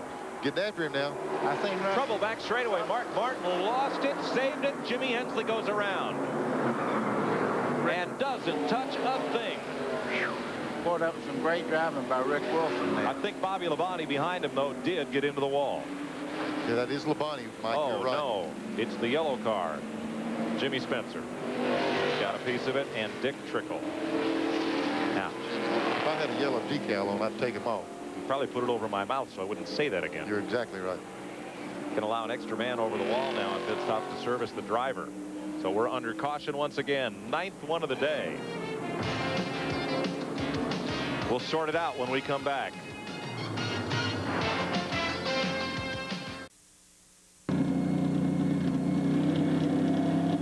That's Bill Davis, the car owner, with a piece of fender in hand, and Tim Brewer, the crew chief for Bobby Labonte. He got into the wall after Jimmy Hensley spun. Jimmy Spencer was also involved. So was Bobby Hillen, and Dick Trickle's car is a mess after that one.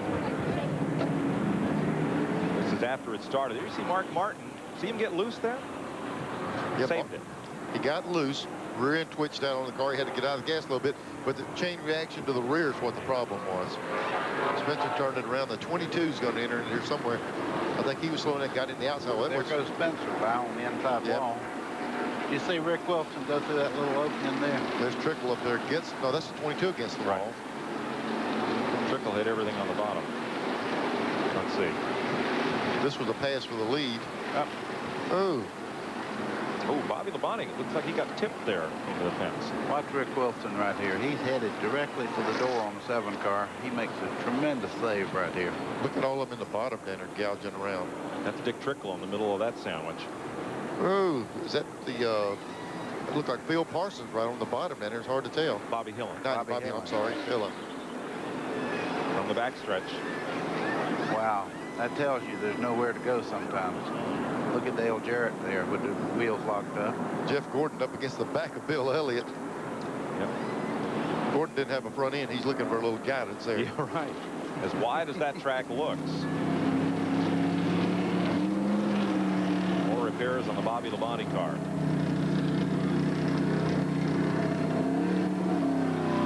Well, this 22 looks minor compared to the 75. Look at Spencer's car up behind there. We just talked about how he made up 2 laps, right in contention, and that doesn't look like a lot of damage. I'll be surprised if it doesn't really handicap him. Well, talk about horsepower. They race horses at Dover Downs. And one time they raced horses with NASCAR drivers. Bobby Allison won the race. That's a young Dale Earnhardt. And Cale Yarborough was mad because he thought Bobby was given a faster horse. That's Cale. 1 horsepower at work here at Dover. The factory store's outlet board of Dick Trickle. It looks kind of like a funeral procession for what's left of that car going off to the garage. Man, that looked like a Saturday night special there. Yeah, and he didn't even turn it over. Wow. He got caught from both sides. Hello, Rusty. This is Buddy Baker again. Hey, go ahead. Don't go back anywhere. Stay up in front, man. They're doing all kind of weird stuff back here in the back of this field. Yeah, I've noticed that. I'm just trying to drive a good race. We keep adjusting on the car. It's been real good all day long, but we keep finding a little bit more speed. So I think we got it now. It's really running good. Well, you're looking good. Hang in there, man. All right, thank you very much. Rusty Wallace ahead of Davey Allison, Rick Mast, Dale Earnhardt, and Mark Martin, the top 5.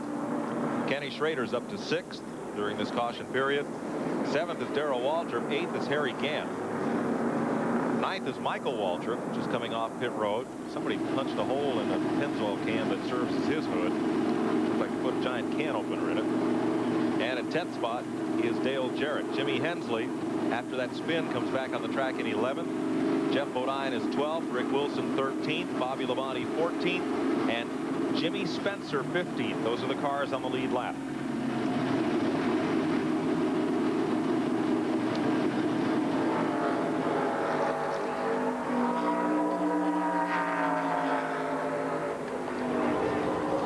Talked with Rusty Wallace. Let's see if we can get a word here with Davey Allison as he gets set to go back to green. Dave, this is Neil again. They want to check in to see how that thing's going. Well, Neil, it felt a little bit loose when Rusty was behind me on that restart, so I just backed off and let it go. I could have probably raced him, but it's a little bit too early in the race to be taking any unnecessary chances. So we're just going to let things settle down here, and again on the next caution or next pit stop, if we need to make any adjustments, we will. But the Texaco Apple Thunderbird really feels good. Looks like using your head to go a long way today, just laying there with them. I'll tell you what, you've really got to be careful out here today. There's been a lot of action. We've seen it up too close already too many times. So we're just trying to really look ahead and pay attention to what's going on. All right, man. 16 cars have already been bitten by the monster at the mile here. 219 laps complete. 1 to go. We'll go racing. We'll be right back. They just dropped the rag for the restart, and it's Rusty Wallace scooting away from Davey Allison. Now Morgan Shepherd, who is 1 lap down in the Citgo Ford, just ahead of Davey as they roll off turn number 2. 16 cars have been bit by the monster, and we're not even halfway. Dale Earnhardt, 4th spot, moving up on Rick Mast. Front stretch.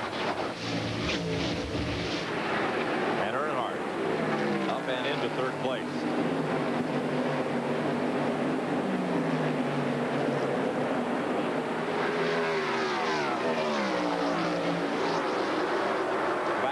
place, Mark Martin and Darrell Waltrip in 6th. When it comes down to a race between the smart guys, you always see Waltrip end up very well, and he's running about the pace it's going to take to win this race. Believe me, he is there. He's done very well at this track, but hasn't won here in 11 years, 1982. Kind of looks like the pace to win this race is to have 4 fenders and a motor left when it's over.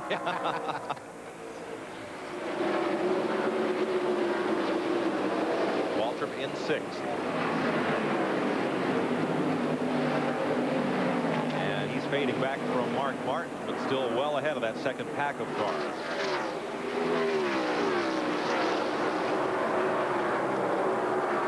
Up front, Davey Allison has company at 2nd place.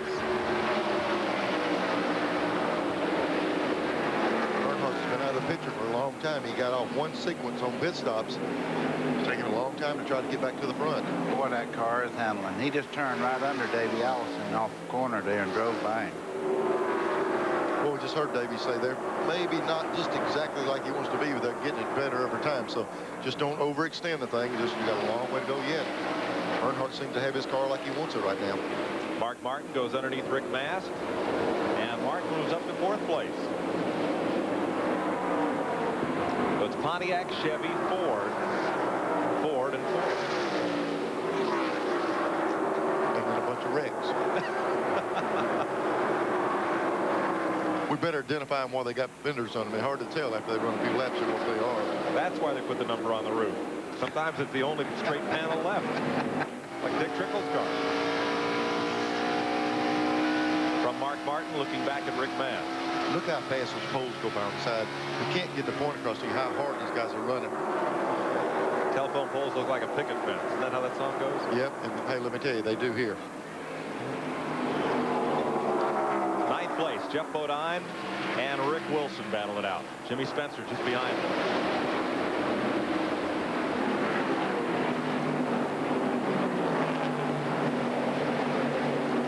Bodine's had some good success at this track, and so has his car owner, Bud Moore. He ended up sniffing around the top 5 for a good part of this day. Coming down the front straightaway, Earnhardt getting around the lap car of Morgan Shepherd. Shepherd's car almost just right on the edge. You get that lap back 2 or 3 different times to get the right set of circumstances. The pushing Bobby Hillen's car in the garage. Tough day for Junie Donlevy's crew. Donlevy's only career win as a car owner came right here. Jody Ridley winning in 1981. Harry Gant and Dale Jarrett. This is for 7th place. Just behind Darrell Waltrip. Let's go to Glenn Jarrett. Well, Mike, they've cut the front end of Dick Trickle's car off. They're working real hard to try to get him back in. He had an awfully good run going. You can see the work going on in the car. Dick, good car, good run today. What happened? Well, you know, we're running real good with the factory stores, America Ford. You know, it's our new sponsor. You know, what happened was I just marking a couple of cars up ahead, you know, kind of a jam. The cars were going all over. I had a miss, and whoever's behind me just drilled me and sent me into everything. And, you know, some of these guys just don't have any brakes or something. But it was a good run for us. I'm sure we'd have a top 5 finish.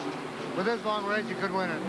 Well, that's very true. He did have an awfully good car. Tough break for Dick. Better luck next week. Well, this team has really developed me, doing a lot of work. Expect some good runs coming from us. Kyle Petty back on the racetrack, but now problems underneath in the drive line. That battle for 7th place decided for the moment in favor of Dale Jarrett. Up ahead of Harry Gant now. Well, we're below the record pace at Dover Down for the most caution-plagued event. 93 miles an hour the average speed so far, and we're inching up on halfway. I'm beginning to wonder if we've got enough cars to go 500 miles the way it's going. There's 3 of them that can. Dale Earnhardt inching up on Rusty Wallace for the lead. Now this is also for the Winston Cup point lead. Wallace, the early season leader. Earnhardt right now has 129 points on Rusty Wallace. We were just told that Mark Martin has speedy dry in his eyes and having trouble with his vision just a little bit. I tell you, as many wrecks as we had, they put a lot of that stuff out on the track to dry it off. I've gotten that stuff in there before, and it takes about a bottle of urine to get it out. Yep. So he's just going to have to hang on until they get a caution, and they can see if they can get it out of there. That is irritating. Front three cars tied together are steel chainsaws, helicopter shot. Steel, as good as you thought, priced less than you think, giving you these aerial views of Dover Downs and the battle for the lead. We'll be right back to the Monster Mile after this. Cruising along under the caution flag at the NASCAR mandated 1.3 miles per hour in the inlets of Delaware Bay. Cruising along slightly faster, the three cars battling for the lead. Wallace, Earnhardt, and Allison. Davey Allison came up and took a run at Dale Earnhardt a couple of laps ago while we were away, and they traded second place back and forth. I think that was just a little flex of muscles. I think Davey said, heck with it. It's too early to get into that kind of fight. Race for 10th spot here. Jeff Bodine, Ken Schrader. Ooh, me. Schrader wanted to get the nose up there. Good thing he backed out. They'd have got hung up coming off that corner and turned them around. Well, they've both been on the lead lap all day. Both having a good run. Ford against Chevrolet there for 10th spot. Rick Wilson's Pontiac just ahead of them. They are 12 seconds behind the race leader as Schrader makes a run down the bottom. Seems like the key here is to make sure that other driver knows that you're in there. You know, the lap before we saw Schrader get the nose up beside him. Wasn't sure he knew he was there, and he backed out. Then he cleared it totally on that pass. Now, as they battled double file, Jimmy Spencer was able to come right up there and bring Mike Waltrip with him.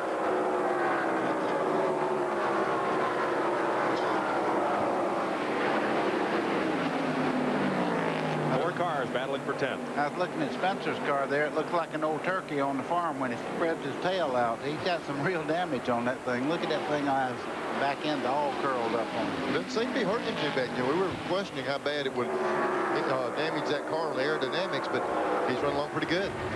Let's check with Glenn Jarrett. Well, Mike, we're down here in Wreck Road. Bobby Hillin has brought the Heilig-Myers Ford in. If there was ever a candidate for a guy who had the cool move of the race, it was him. We saw him miss 3 wrecks earlier on, but the law of averages finally got you, Bobby. I'll tell you what, you know, I hate it for Heilig-Myers. You know, it seems like we're getting better and better. We're trying to do them a good job. And, you know, we missed stuff all day, like you said, and we were on the lead lap. And we were just, you know, getting the car better. And I thought we had a really good race going. And it just didn't catch up with us. Crew's working on the car. Are you going to go back out? I think we probably will go back out. Just depends on how long it takes to get it fixed. Okay, they're working on it right now. Bobby's going to try to get back in the action. Well, Glenn, there are cars in this race. Kyle Petty, for example, is 115 laps down, but he's out there running, so long way to go. Anything can happen. Like you're saying that he's that far down, but there's a couple of cars out in front of him. If he runs a few more laps, he's going to move up about 3 or 4 positions in the next 30 laps, so it pays off. Yeah, he'll be a top 30 car today and maybe top 25. You saw behind Bobby Hillin Lake Speed's car being pushed into the garage. And here's Earnhardt lapping past Jimmy Means. Second place, tracking Rusty Wallace. Here's your Napa Field standing update brought to you by Napa, because there are no unimportant parts. We saw Rusty get caught on a lap car there a little bit and lost some ground. Earnhardt was able to close in. You'll find these first 14 cars in the rundown are on the lead lap. As you look out the back of Jeff Gordon's car at leader, Davey Allison. Davey coming around to get halfway behind Dale Earnhardt. He's not the leader, excuse me, behind Dale Earnhardt and leader Rusty Wallace. There's halfway. 250 down. Does that mean there's 250 to go? I'll explain it to you during the next break. Okay. Wallace, Earnhardt, and Allison, the top 3. Mark Martin in 4th, Rick Mast in 5th. 6th is Darrell Waltrip. 7th, Dale Earnhardt. 8th is Harry Gant. 9th now, Rick Wilson. And 10th, Ken Schrader.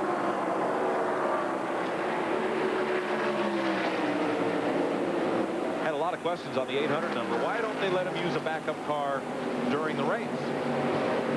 Because they would, on a track like this, you'd bring 6 and there'd be no place to park all of them. You smack the wall as hard as Ricky Rudd did. Would you want to go get in a backup car?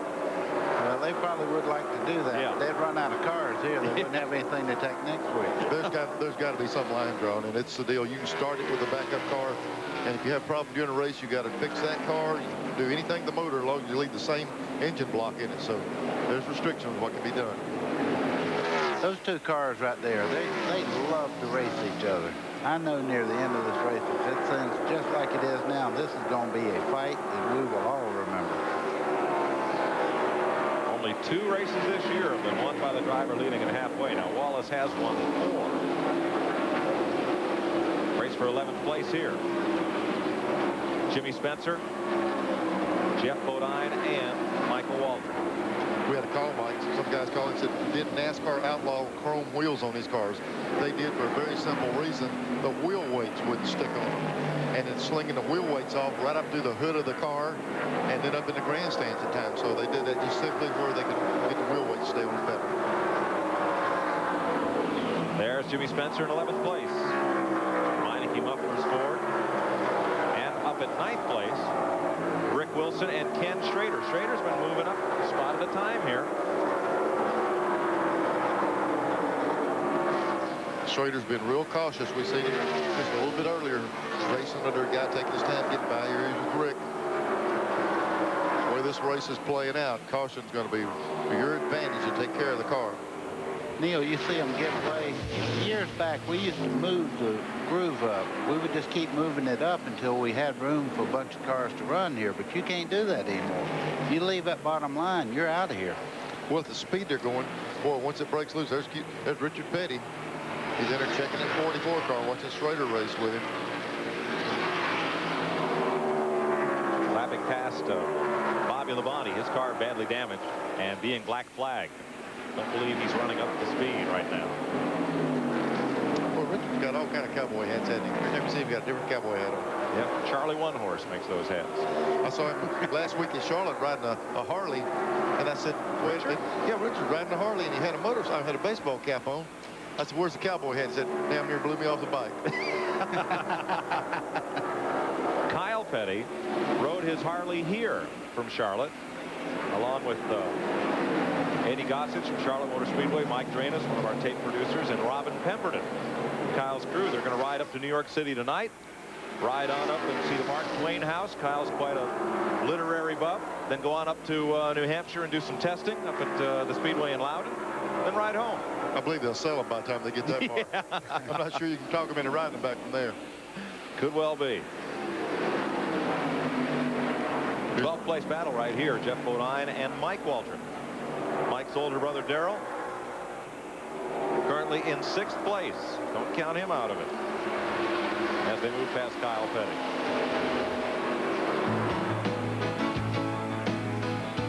Darrell Waltrip being interviewed by Benny Parsons, pooped after winning in 1982. Here in the fall of that year, he nipped 22-year-old Kyle Petty by a couple of car lengths to win.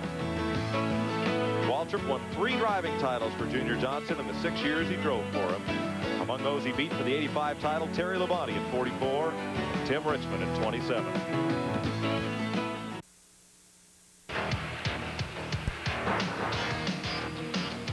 Welcome back to Dover Downs. Our steel helicopter being piloted by Kerry Shelton of Norfolk, Virginia, and cameraman George Shapsma of Melbourne, Florida. Steel chainsaws, as good as you thought, price less than you think, providing aerial coverage of today's race.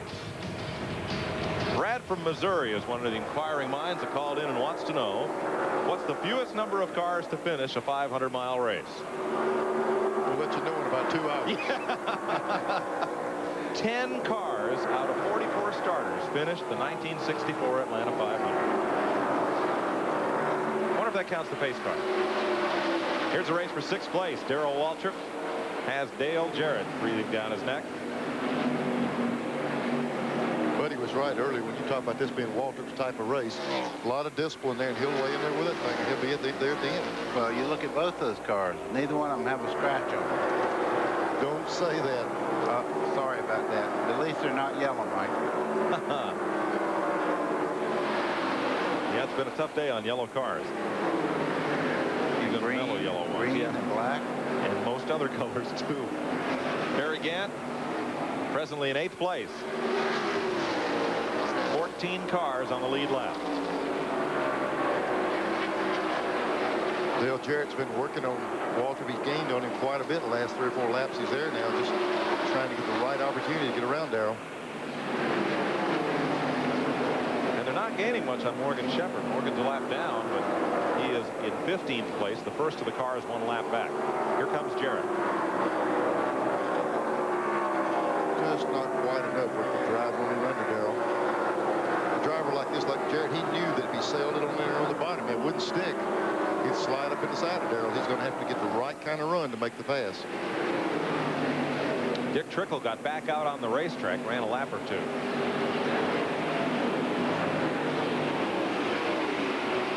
Now they're beginning to move in on Morgan, and Harry Gant is catching now.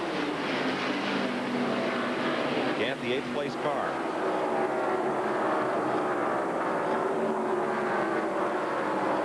See Jarrett right up under Walter now, as close as he's been to make that change. Then he goes around a lap car. See him have to run that 1 lane wider. Look how much distance it cost him coming off the corner. I think the reason you see these cars starting to move around and trying to move up is they're about a half a lap down to the leader right now, and they know they better not get too far back, because once you get a lap down on these lead cars, and this, you know, they thin down the traffic now, so you won't have the yellows like you did. I think they know they better get with it. 13 seconds from these cars to the leaders, and here they are. Rusty Wallace and Dale Earnhardt keeping close company. Having to work some lap traffic around the outside. Really have to tiptoe when you get out there. That's the 14th place car, Jimmy Hensley, going a lap down. Let me tell you, in a case like that, Hensley probably threw his hand up and told him inside. You work with these good drivers. Hensley's really got a good head on his shoulders. He'll tell them inside. He'll move out and let them have that good preferred line getting in that corner.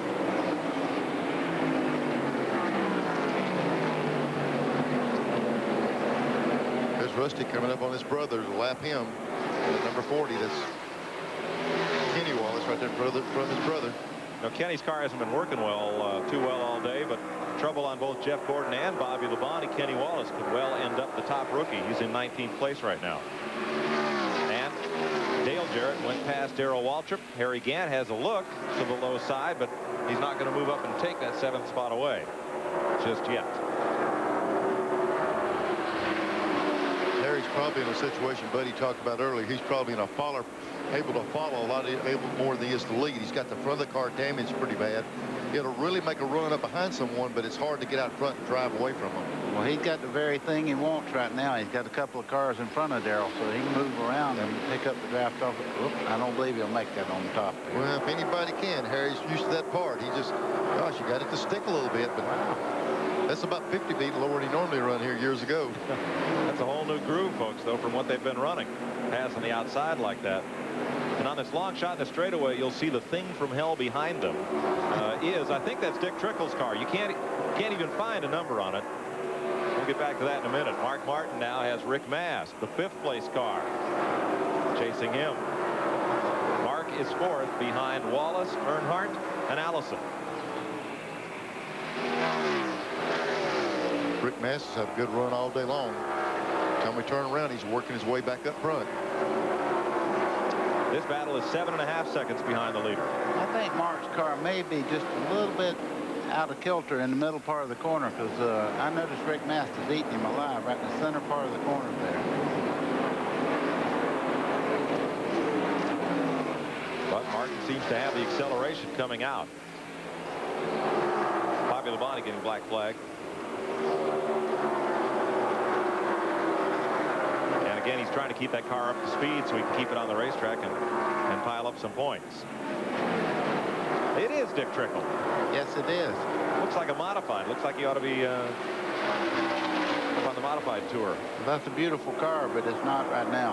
When it's first starting a race, it's got enough colors on it to get your attention, but right now, that's an ugly thing. I'd like to see that in your rearview mirror. I'll tell you what, he does not need to bump into anybody, because that's the radiator in the oil cooler will be what he touches on. If they knock the whole front off the car, everything's exposed on it now. He touches something now, it'll be out of commission for sure. Remember, he was the middle car in that 3-car sandwich after Jimmy Hensley spun and Bobby Labonte got into the wall. And Bobby Labonte's taking his car to the garage area. Dale Earnhardt coming into the pits. TNN Motorsports exclusive live coverage of the Budweiser 500 is being brought to you by Smooth Busch Beer and Easy Drinking Busch Light. Dale Earnhardt had made a pit stop just as we went to break under the green flag. Was running second at the time, and he comes back out a lap down. 19.5-second pit stop. We'll show it to you. This was taped as we were in commercial. You can tell it was very unexpected. The gas man was running over with the gas cans late. He came off turn 4, was almost past the entrance to pit road, just turned down. He lost it. Looked like he lost another right front tire. It's hard to tell, but our guys are down checking on that. We're going to find out from Glenn Jarrett. Well, it was unexpected, Richie. That's the second time that's happened. It cut the inside of the right front tire. Yeah, well, that's the second tire we've had a separation on. Must just be leaning on it a little hard right there. Is it rubbing part of the suspension?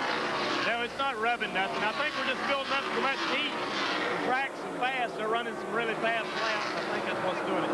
Well, now we got something else going on here. Earnhardt's wanting to talk to Richard, but we talked about earlier on in the race that they're going to have a problem running so fast through these corners. That's exactly what Richard Chura says is going on. It's building up excess heat in that right front tire, causing the tire to separate. As Earnhardt struggles to regain lost ground, Davey Allison has come to the front, taking the lead from Rusty Wallace. Now that's Jeff Bodine trying to keep from going a lap down. I tell you what, I think when you see one of these guys have tire troubles, everybody reevaluates the pace they're running. And I'm not so sure what's happening. That was a big change. Rusty, big lead. Earnhardt has a tire problem. All of a sudden, Rusty slows down. So see what happens. I think we're getting into scheduled pit stops. Rick Wilson here. It's been about 80 laps since he was in. Earnhardt's stop came 72 laps after he'd been on pit road. You know, Neil, we talked earlier about Earnhardt runs so hard into the corner that he's built up that heat, where Rusty goes in a little bit easier, comes off harder. So it seems to be working on Rusty's car. He's not hurting the tires as much as Earnhardt is.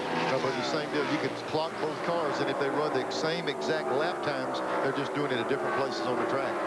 Dale Jarrett in 5th, Harry Gant in 6th, keeping close company. Let's go to Randy Pemberton. Well, gentlemen, we talked earlier, Davey Allison did, about how his car was getting better and better, and they kept on working on it. Well, the Dale Jarrett team is doing the same thing. Under the last caution flag, they took one of these rubbers in each of the rear springs. They placed it in the coil spring to help stiffen it up. The car was pushing in the corner. They wanted to tighten up the rear end to see if they could get the rear end to come out a little bit. The car is running much better now. So a rubber in each one of the right and left rear springs for Dale Jarrett. Jarrett there just ahead of Harry Gant, presently now showing in 5th place. Up onto the leaderboard behind Allison, Wallace, Mast, and Mark Martin. Rusty's led 75 laps today. Davey Allison has now led 60, and Earnhardt 47. Driver who leads the most laps picks up 5 bonus points, in addition to 5 points for every driver who leads at least 1 lap today. Well, can Earnhardt come back from being a lap down twice this afternoon? Mike, the thing that might play out now, we were 70 laps into a run. They can go 90 to 100. If they run 20 more laps of green, they'll be back in the same set of circumstances until the next stop for Earnhardt. This battle for 11th place, Neil. Jeff Bodine has been holding off Mike Waltrip for about the last 30 laps here. They have both just gone a lap down to Davey Allison and Rusty Wallace. A bit of tape on the front of Mike's car. Looks like the deal would be the guy selling tape today. That and body parts. Yeah, Mike's car, he's been getting the thing a little bit better as the day went along. He's missed several wrecks. Got punched right in the front end there. Had some duct tape on it, but he's been getting that thing a little bit quicker as the day goes along. Yeah, that looks like he might have went all the way to the gas tank on somebody's back end there. The front end really, you know, way up high there. He lifted somebody off the ground. Bobby Hamilton makes a pit stop, comes back out. But Strickland turned down about the same time. He's coming down pit road. Scheduled stops under green. 295 laps complete here at Dover. Ted Musgrave coming in. It must be getting close to these stops like you're talking about, Mike. The car started coming down pit road. Not yet the leaders, although action now in the Jimmy Spencer pit. He is the 9th place car.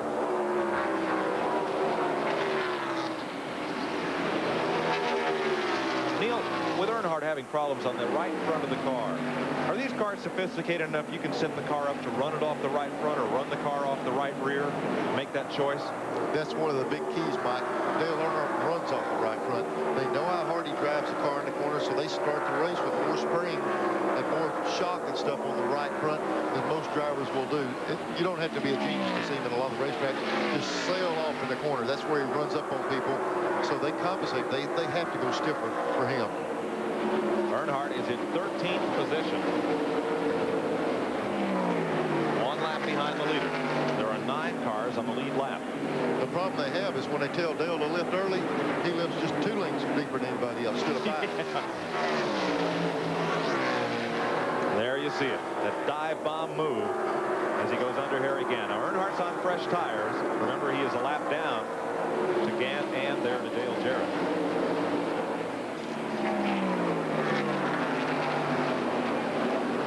Harry Gant riding along in 6th spot. Here's your leader on pit road, Davey Allison. Whoa, he's coming around. Whoa.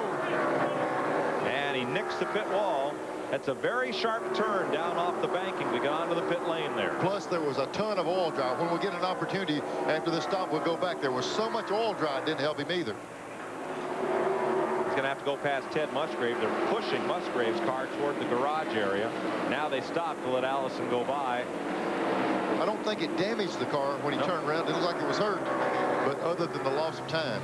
Neil, the banking is so high here that when cars run, it takes that oil dry off the bank and pulls it on the pit road there. That's the only flat surface around here, and boy, it was slick. You could just see the car getting in more trouble as they come in. Actually, they're not pushing Musgrave's car to the garage. You see the can of ether there. They're trying to get him restarted. Yeah, he's out of fuel. I don't think it did any damage to Davey's car other than the loss of time.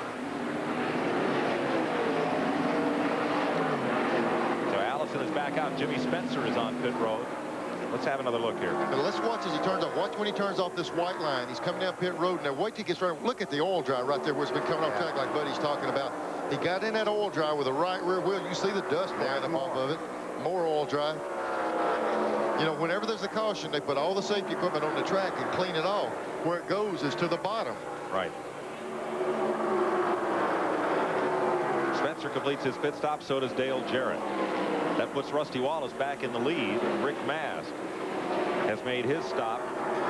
Waiting on Mark Martin, Harry Gant, and Kenny Schrader, now the 5th place car, to make their stops under green. Here's Gant and Darrell Waltrip, who was in 6th place, making pit stops. Waltrip's crew on the right side. And Gant coming into his pits.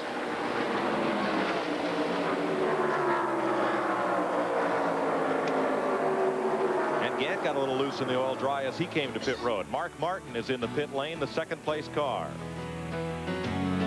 Harry Gant has experienced the thrill of victory at Dover Downs, having won 4 times. But he's felt a sting of defeat as well. Gant's the defending champion of the Budweiser 500. And here's Gant slipping under Ken Schrader, driving the number 90 Junie Dunleavy Ford. Okay. Buddy Parrott. Mike Waltrip has not made a pit stop. He's the leader in the Budweiser 500. And Dale Earnhardt, who made his stop early, shows on the board in 2nd position as stops continue under green. Mike Waltrip, the last of the cars in the lead lap. Rusty Wallace was leading when he made this stop while we were away. This is as good a bunch of guys as you'll see changing tires. They've been beating everybody on pit road for the last couple of months.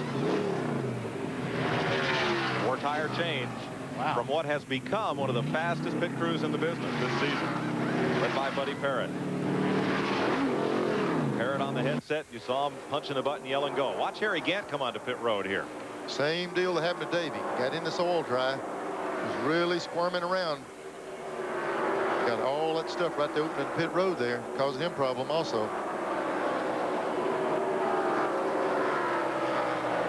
We're going to have a caution to clean pit road. There's your leader, Mike Waltrip, seeking his first Winston Cup win for Chuck Ryder.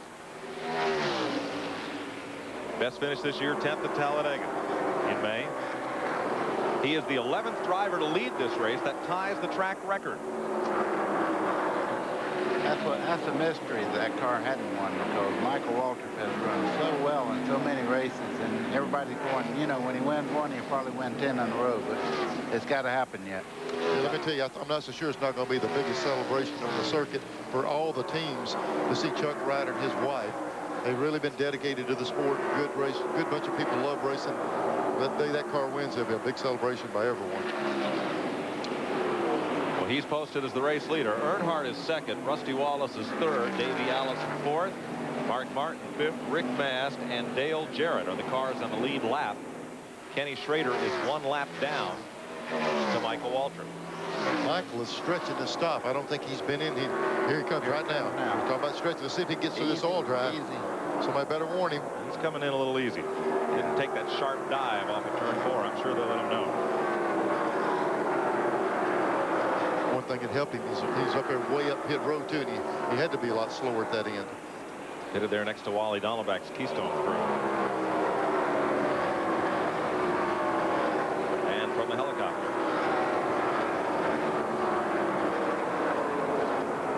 Four tires. Anytime you stop nowadays, you might as well put 4 on. That pit road speed limit kills you. Don't do 2 and 2, so you got to get 4 every time you come in. Good stop for Michael, but it puts this man in the lead. Dale Earnhardt. It is the 3rd time Earnhardt has led today. Here's Schrader right up there with him. Schrader trying that inside line. He takes it. Schrader gets his lap back. Schrader just came out on fresh tires. Car's running really good right now. So Kenny, who has led 2 laps today, is back on the lead lap.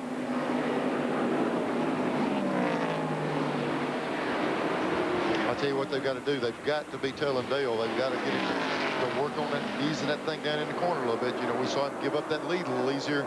He can't afford to keep tearing those right fronts off. He's dodged the wall twice. You blow it right front at the wrong place, and you're going to knock the fence down, or attempt to. That's what I was going to say. I don't believe you can knock this one down. I've hit it hard enough to wake up people on the other side of town.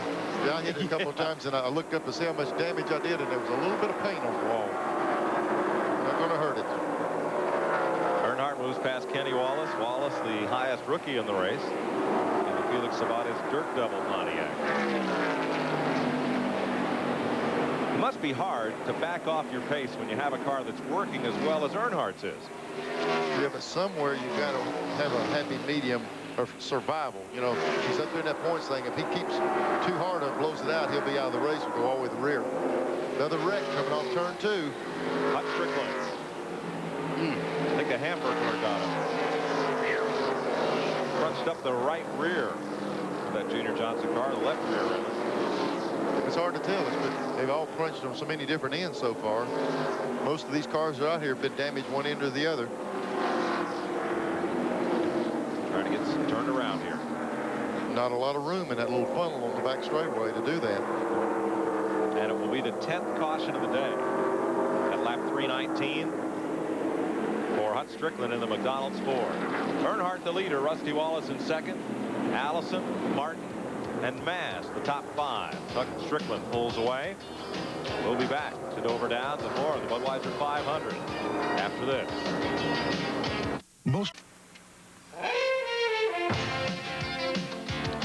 And the hits just keep on coming.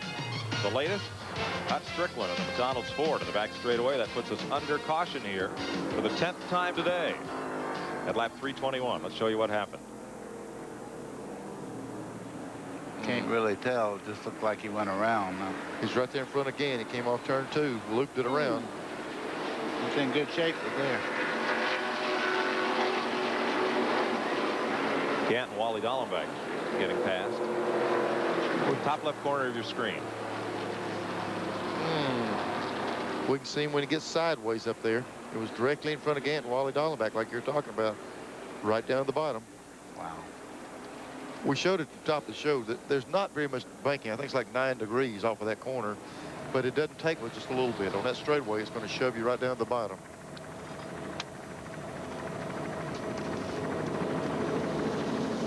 Under caution right now, Earnhardt lined up just ahead of Rusty Wallace.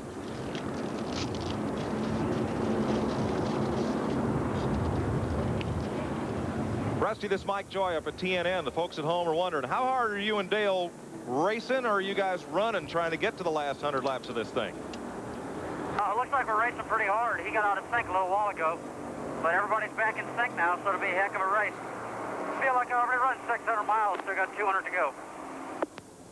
Well, have you got enough for him? The cars are pretty equal. We'll just have to see. Rusty, how's the wrist doing? It's aching pretty good, but it's doing its job. Okay, thanks. I bet it'll ache a lot less if he gets back in front. I'll tell you what, it's going to take more than a sore wrist right now to bother Rusty. I'll tell you, he's ready to get after Earnhardt when this thing gets going again. 323 laps complete. We are under caution. Give a call to Bobby Hamilton, who's up to 16th place after starting 33rd today. We'll be right back. Well, they're unloading Buddy Baker's supper out there on the Delaware Bay. There are places out here when you can pick your own live crabs to be cooked for supper. Just don't shake hands with one of them. 324 laps are up.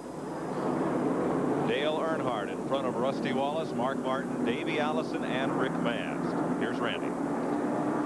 Well, crew chief Andy Petrie conferring with Richard Childress and Will Lynn on the crew here.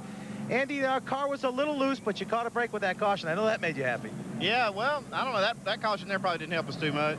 We had to pit a little bit early there, but, you know, right now we got about 180 to go since we stopped, so we got to go 90 and 90. Looks like gas is going to be a factor, too, but I don't think it's going to be, for us, I don't think it's going to be too tight. You gave it one round of wedge in the left side. Now, I understand it was a little bit loose, but I've not seen too many times you took some tape off the front of the grill. That's not unusual, I guess, though. Well, yeah, we're just trying to cool the brakes a little bit more, and actually, we're not loose. We're a little bit tight. We took a round of wedge out of it, but I think it'll help a little bit. Well, maybe they're conning us on the scanner here. Glenn Jarrett. Well, this Robert Redford-looking face belongs to Robert Yates, the car owner for Davey Allison, and boy, that caution came at the right time, Robert. Well, you know, it did. We needed that. We had a little problem getting into the pit road. It's full of speedy drops there. I guess we just were not on top of it to let him know about it. And when we looked up pit road, it was very disappointing to be leading the race and look up and see him sitting there sideways. I've seen that show one time before with Bobby in Atlanta. And, you know, nobody's upset about it. We'll just know about it next time. We'll try to watch that kind of stuff more days. It was just an unknown that jumped in front of him. And we recovered okay. We were going to be all right. Okay, everything okay down here now that he got that pit stop and got back in sequence and got caught up. Mike?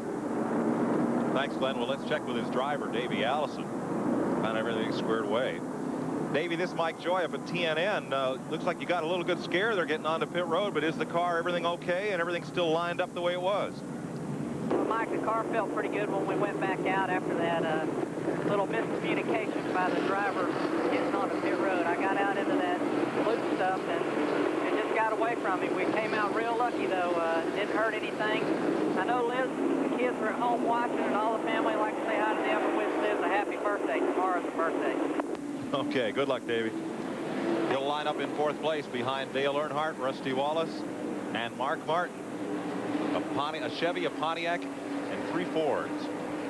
That Davey is a pretty cool customer, running 2nd place in a 500-mile race and remembering a birthday. I don't think I was ever that calm. I never could remember my own. This is somebody else's. I'm trying to forget them more and more as it goes along, too. You just want to keep having them, though. Yeah, they're nice. Come around. Dick Trickle and making a pit stop along with Jimmy Spencer. You know, he was talking about me eating. That was my dinner coming up on that shore. I had dinner with you last night, Mike, and you looked like a lathe on a piece of wood on that corn last night. And the hits just keep on coming. Good thing we're ready to get back to green here, buddy. 327 laps down on the high lane. Cars on the lead lap. Earnhardt, Wallace, Martin, Allison, Rick Mast, the top 5. Dale Jarrett and Kenny Schrader. Those are the cars on the lead lap. Mike Waltrip on the inside, the yellow car, 1 lap down after he made his pit stop under green. He pitted as the leader. Ended up getting overlapped by Earnhardt prior to the caution flag. You know, when you ask Rusty, we talked to him, was he running hard or racing? They're racing. They're ready to go at it. He's got a long way to go yet. But it seems like the guy that gets out front can pace himself a little bit better. Well, no question they're racing. What I wondered from Rusty is he running hard up against Earnhardt to try to get that lead, or is he kind of content right now? Let's burn off some laps and see where this race goes. I'm not so sure that he doesn't know that Earnhardt's having a little bit of trouble. That right front, don't let him ease along. Make Dale run his car harder, and in turn he might have the same problem. You see Mark Martin, well, we're back in the field there, but I tell you, the 28 is loose right now, and he's falling back in the field a little bit. He said he was pushing a little bit, and they knew he went too far with the car and made it a little bit loose. Davey just ahead of Dale Jarrett now, and Harry Gant back behind Rick Mast. Mark Martin has moved up to second spot.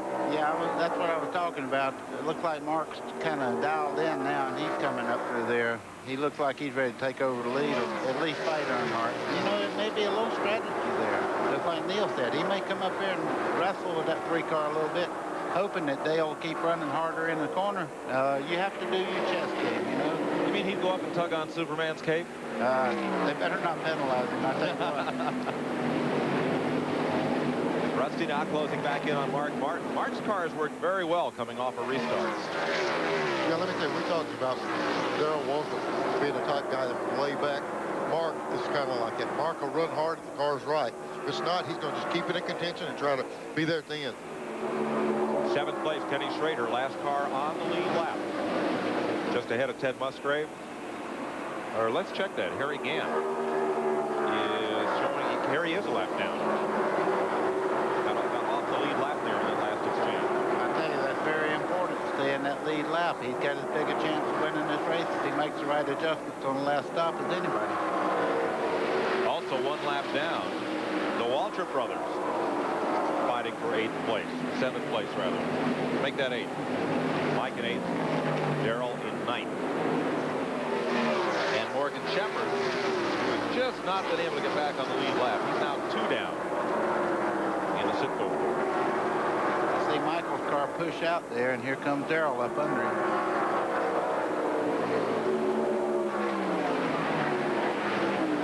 And Mike trying to get back down.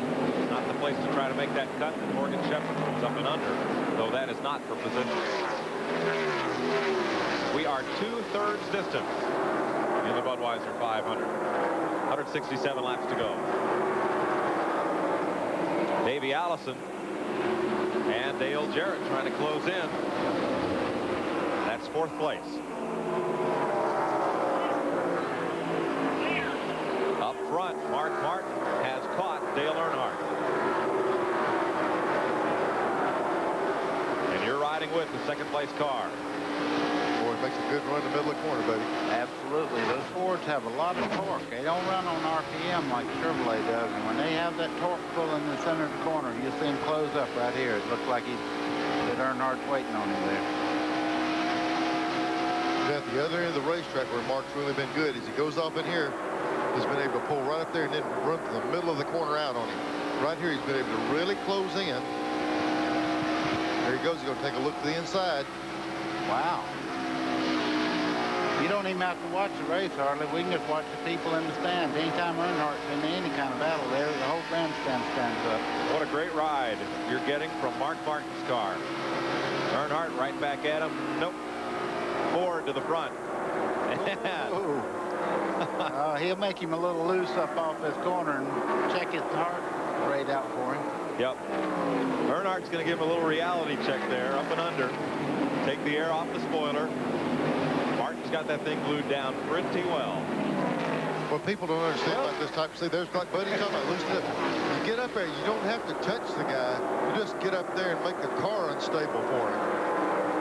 Now, Rusty says, hey, they're having too much fun. Let me get in the middle of this deal. See, what happens in the draft, the lead car pushes the air, and it goes up and over. And if you're there by yourself, that air will flow down off the back window. It'll flow over the spoiler and nail down the back end. But with Earnhardt there, that air that goes over the roof of Mark's car just keeps on going over the roof of Dale's car, and it doesn't push down on the back spoiler nearly as hard. I bet Mark's saying, do I want to lead this thing as bad as early? Dale says, no, you don't. There's the answer. Rusty made the squeeze there. I was really wondering if Mark knew Rusty was there, because, you know, it was him and Dale, him and Dale, him and Dale. Boy, Mark was really on his toes to see if the two car also came in on the same shot. And Darrell Waltrip moving right up. He is a lap down. And we have a caution. At Dover Downs, we do not have a tunnel for access to the infield. Apparently somebody has been injured, and so the caution will come out so that the ambulance can cross the racetrack here at the start-finish line. And it's the ambulance coming over from the spectator area on the infield backstretch side. So apparently, whatever the problem is, it does not involve anyone involved in the competition here. So ambulance caution, which is not too out of the ordinary here at Dover Downs. It's the 11th one of the day. Pace car's probably really going to slow them down here, because they're going to have to open the gate across the track. We'll take this break from Dover Downs and be right back with more of the Budweiser 500. Pit stops are the order of the day here at Dover Downs. Rusty Wallace taking a long time to get that car completely full of gas and make a chassis change. Miller Genuine Draft Pontiac, and you see the scars on the left rear of that car. Gotten a little bit involved in it here. A couple of wheel marks down the left sides. These cars look like they've been to Martinsville, buddy. I don't think it's maybe 2 cars out there do not have any damage, but I didn't see that happen to Rusty. Is that counting the pace car? Well, Elmo's got a little scratch on the right front, I think. Rusty was in the pits for 31.2 seconds. I think the bulk of that, though, they're good with that stop. I think a lot of that was chassis adjustments. They kept making changes on the car. Now the car's a lap or more down coming in. Under this caution period, the 11th of the day.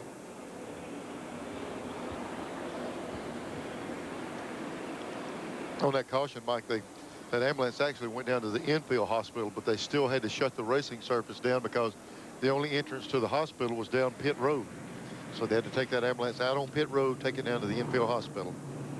Rick Mass becomes the 12th different leader of this race. Rick Mass, Dale Earnhardt, Mark Martin, Davey Allison, and Dale Jarrett are the top 5. We'll try to check down to Rusty Wallace's pit and find out the reason for that lengthy stop. He was in for 31 seconds and falls from the lead to pretty much the tail end of the lead lap when they'll get ready to go back to green here. One thing that caution flag did, we heard the Andy Petrie a while ago, they plan ahead how many gas stops they got left. They knew it was going to take another stop. This eliminates that one more stop and then go the rest of the way. 156 laps left to run here at Dover Downs, so that will certainly be one more pit stop. As we're under caution for a bit here, we'll take this break and be back for the Budweiser 500.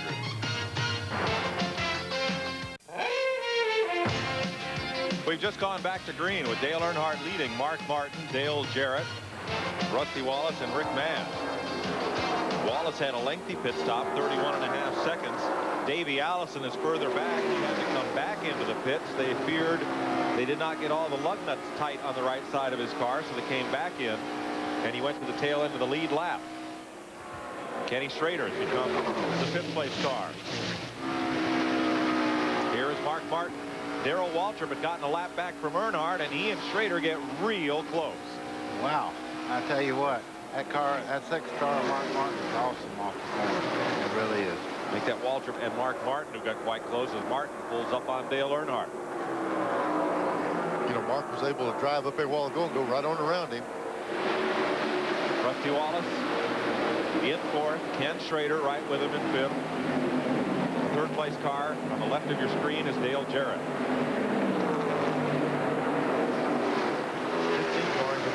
One lap down. He's running in 9th place, but it's going to be hard to get around someone like that because he doesn't want to give up that inside lane either. There's Rusty going to turn it down under him above that corner. He's got a lot of motor at the end of the straightaway. Yeah, he slid out just a little bit down there. We'll give Rusty get his. Oh, man. Boy, they got together coming off that corner. Rusty, you can see Rusty trying to turn a little more and a little more. Saw the 15 coming. He just couldn't move over far enough. That was a good catch there by Bodine. I tell you, when you get hit off that corner like that, you don't normally save it. Yeah, when you're coming off that corner, you could actually reach over your hand, reach and touch that car and turn it around. It doesn't take much pressure to knock the back end up under one of these things. Yeah, the monster just got a taste that time. Just a nibble. 147 laps to run, average speed. Moving up on the pace of the slowest ever race here. 100 miles an hour. 11 caution flags so far. Martin has not been able to gain on Earnhardt like he did the last restart. No, but they were a little bit into the run. You know, Dale's car runs good right on the start. Martin was able to come on a little bit later. Let's see if that plays out again. I'm sure both of these guys might have made some changes to the car. We'll just have to see how it plays out. There's Mark Earnhardt's going around the slow car. Mark got right up there. I thought he was going to have a chance to get up beside him in the corner. And we're going to caution. Might be getting a black flag here. Piece of debris, a bumper cover up on the speedway. And it's from the back of Bobby Labonte's car. Car is doing a stripping act as it goes around the speedway. There's not many pieces left on it. They got him black flag now to come in, the 22.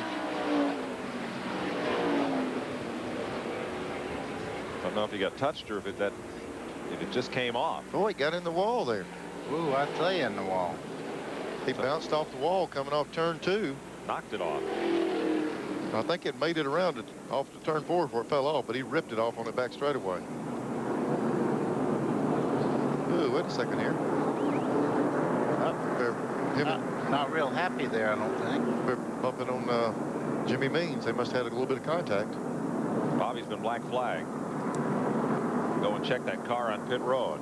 12th caution flag of the day for Bobby Labonte. Up in turn 1. We'll be right back.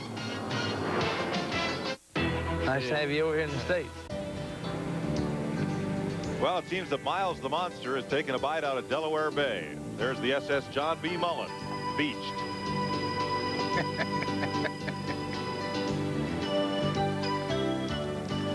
You know, Mike, while we were over here this week, I believe all of our camera guys were out on the boats. We have every boat in Delaware on the show today. I think so. Well, it's like a day at the beach here in the grandstand, except it's very breezy and it's somewhat cool. Those flags along pit road have been straight out all day long.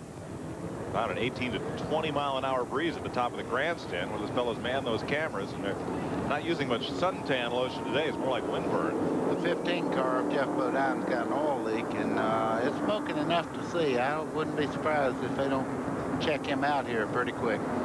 Bobby Hamilton making a pit stop, going back out. He's had a pretty good day today. Yeah, buddy, you can see the smoke rolling out the back bumper on this thing. He was down pit road on this caution. They raised the hood, looked at it, but it's smoking pretty bad now. Looking for green this time. Darrell Waltrip in the Western Auto Chevy will again try to get back on the lead lap from Dale Earnhardt. They just called us as this thing restarted, said it was a power steering leaking on the 50. It was coming down pit road when it restarted.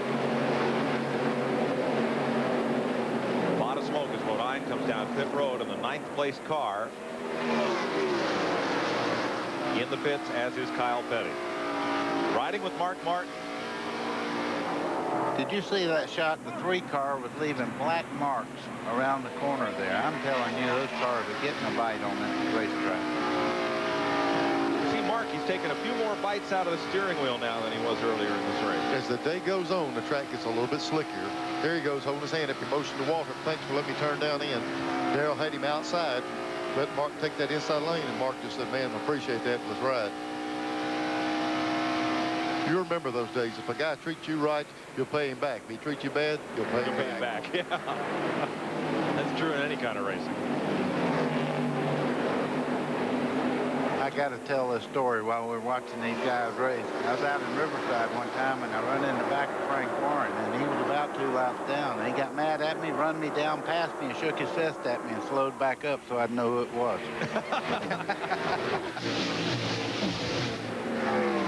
That is the speed shot at the old speed racetrack. I'm telling you, they're rolling here. And Kyle Petty back out after a stay in the pit. Jeff Bodine's car is still on pit road.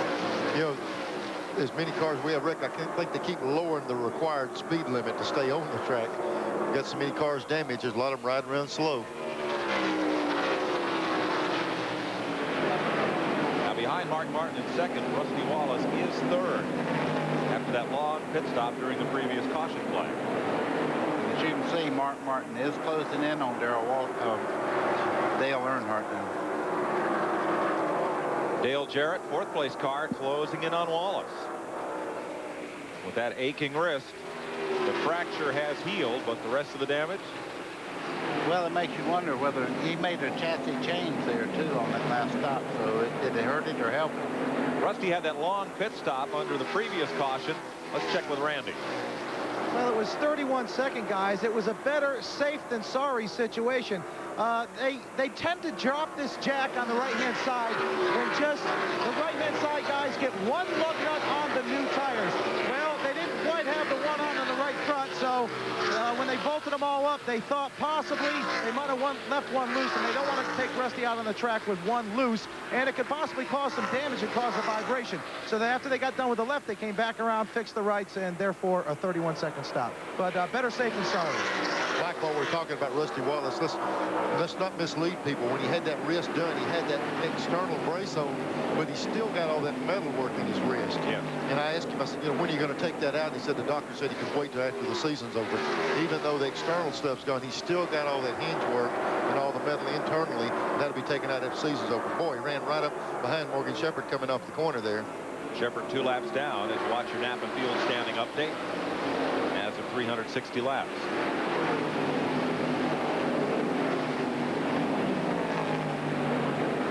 There he goes. He's getting up under Morgan Shepherd. Morgan's cars ran good all day. He just got behind early. Been fighting along with it. And Dale Jarrett got a real good run at Rusty that time and was able to follow in the door that he opened. Speaking of right with him. Yes, sir. Same door, same hurry. Same hurry. Davey Allison running in step. Don't dare let the door close. Let me in there. See Davey jumping right on in there. I can't. We're fixing to have a shootout here between these guys. Up front, Mark Martin is once again on the tail of Dale Earnhardt. I wonder if he remembers what Earnhardt done to him a while ago, taking the air off the spoiler. I'd be right up under him. I'd make him want to see whether he wanted to leave or not. The problem with doing that Earnhardt, you got to get way down in the corner to get behind him. Yeah.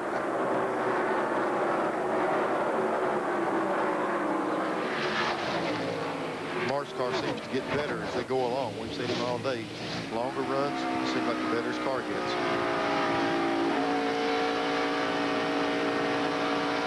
Moving around Bobby Labonte. Oh, no, that's Dick Trickle. You can't tell. There's no sheet metal on the back of either of them.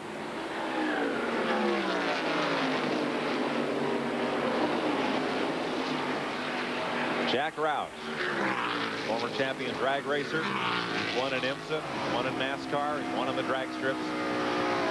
Great he hat. owns this car. Great hat, always. Always has a great hat. Yep. And strong motors and a good chassis and a good race team. 371 laps complete. There's your top 5 as we go to break. We'll be right back to Dover Down.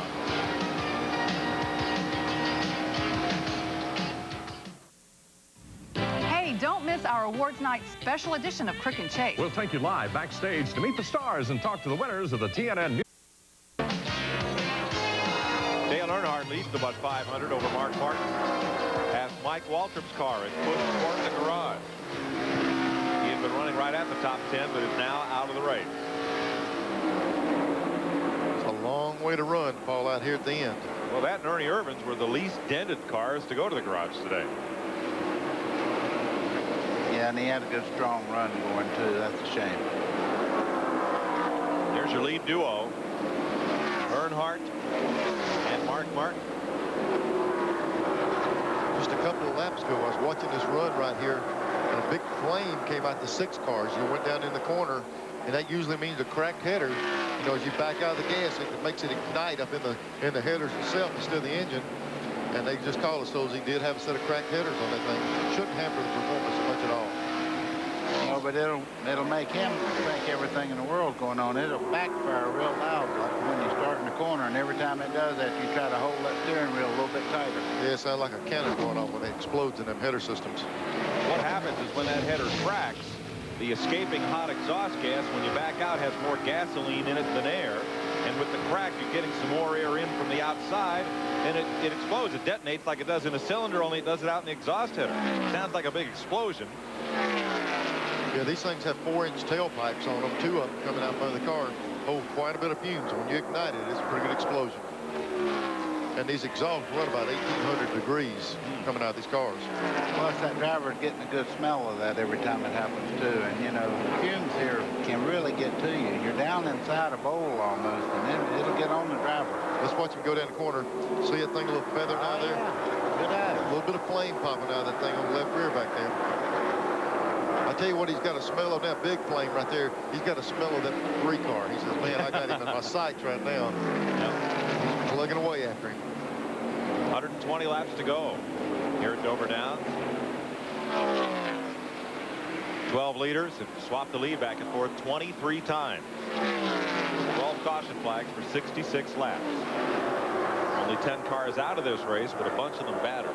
7 on the lead lap. Earnhardt, Martin, Wallace, Jarrett, Allison, Schrader, and Mast. I was just watching as they came up the straightaway. There was 2 cars looked pretty good, about 8 of them wrecked. After the race, when they inspect these things, they're going to need a tetanus shot for all the inspectors.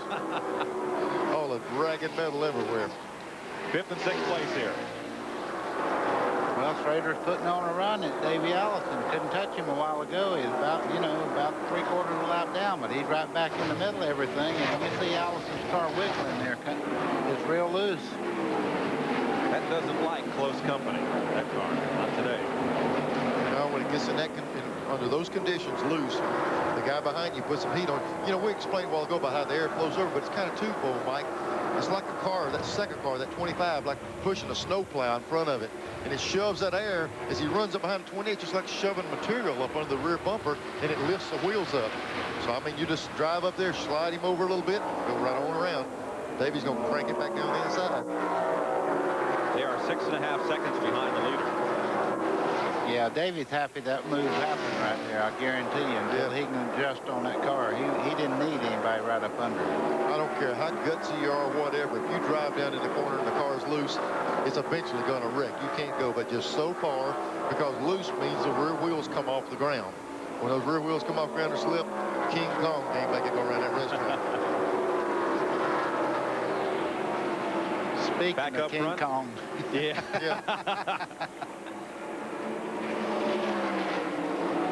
Dale Earnhardt ahead of Mark Martin with 115 laps to go and 1 more pit stop at least to come. Earnhardt has won twice here at Dover. He won both races in '89 by a total of 0.8 of a second. There's Earnhardt riding the high line off the corner en route to victory. A youthful Dale Earnhardt in his sportsman car long before greatness. And shown here, the torn up Tim Richmond's car as they battled in '85. Welcome back to Dover Downs. Here's your top 10. Earnhardt, Martin, Wallace, Jarrett, and Schrader, the top 5. They, along with Davey Allison and Rick Mast, are on the lead lap. Waltrip, Wilson, and Gant among those 1 lap down. Dale Earnhardt has opened up a 2-second lead on Mark Martin.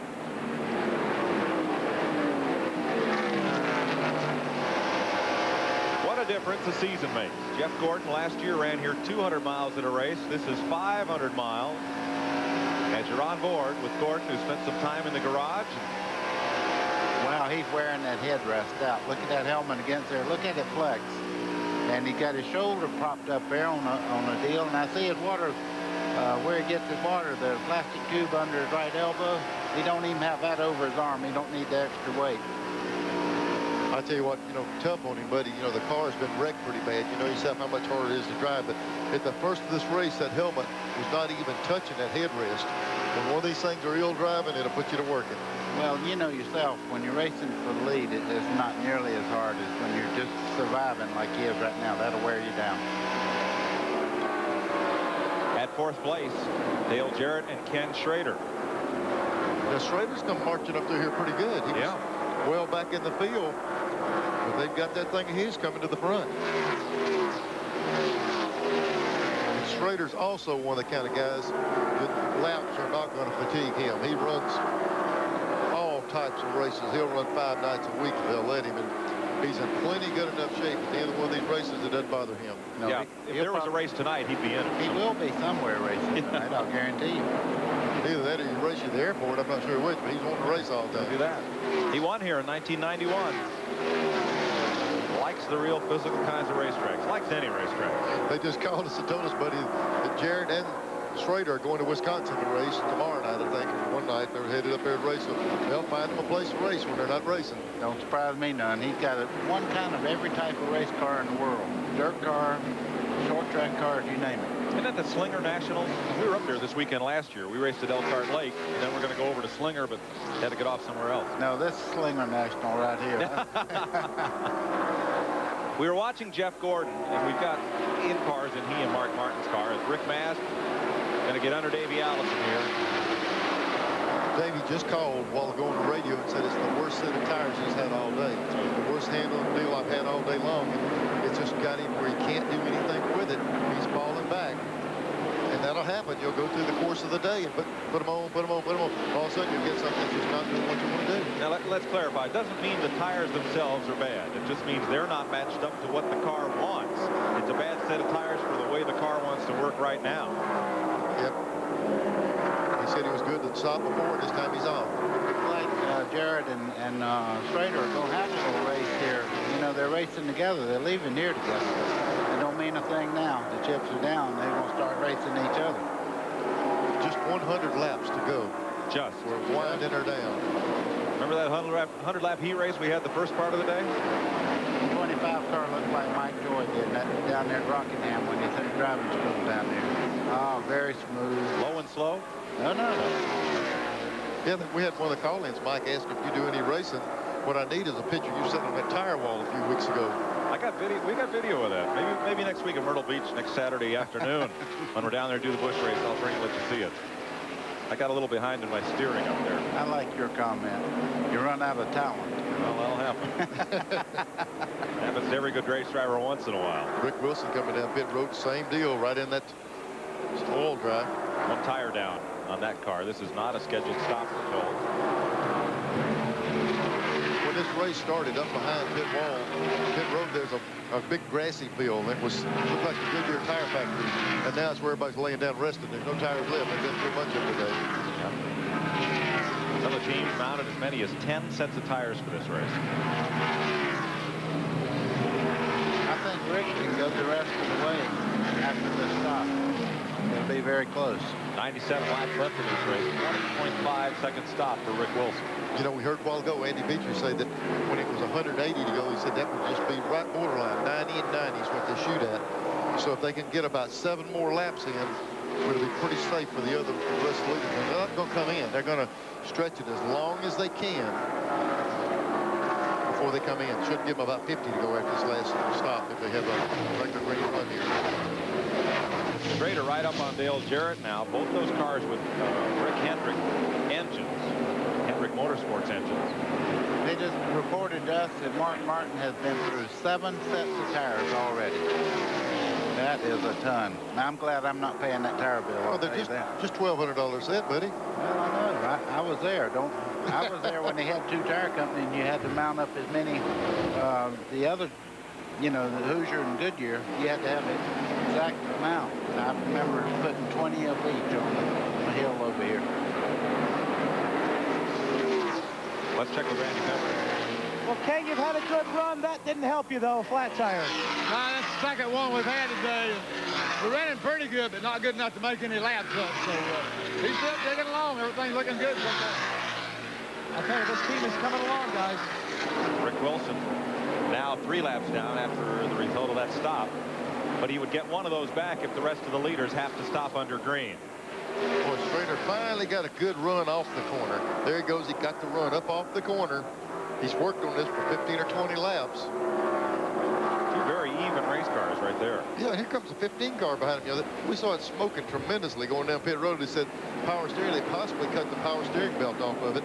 It'd make it quit smoking, but it'd make it mean driving. Yeah, Jeff Bodine is now 10 laps down in 18th position.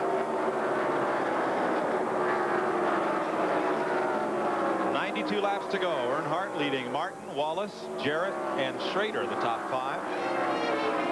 Here's the rest of your top 10, and we'll be back to Dover Downs after this.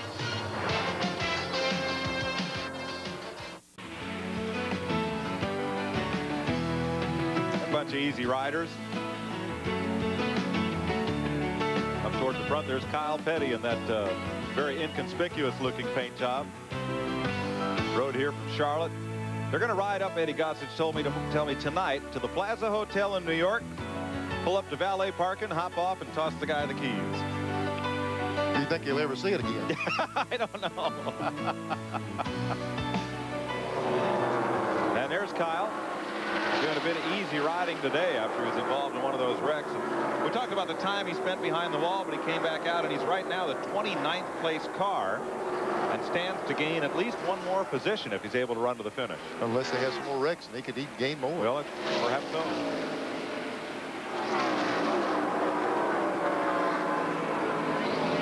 Earnhardt the leader.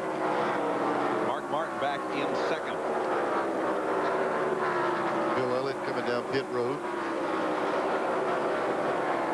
Mentioned Bobby Hamilton a bit ago. He's up to 14th spot. Yep. A good run for Jim Sutton's team, a brand new team. They're in 14th place. They're 4 laps off the pace.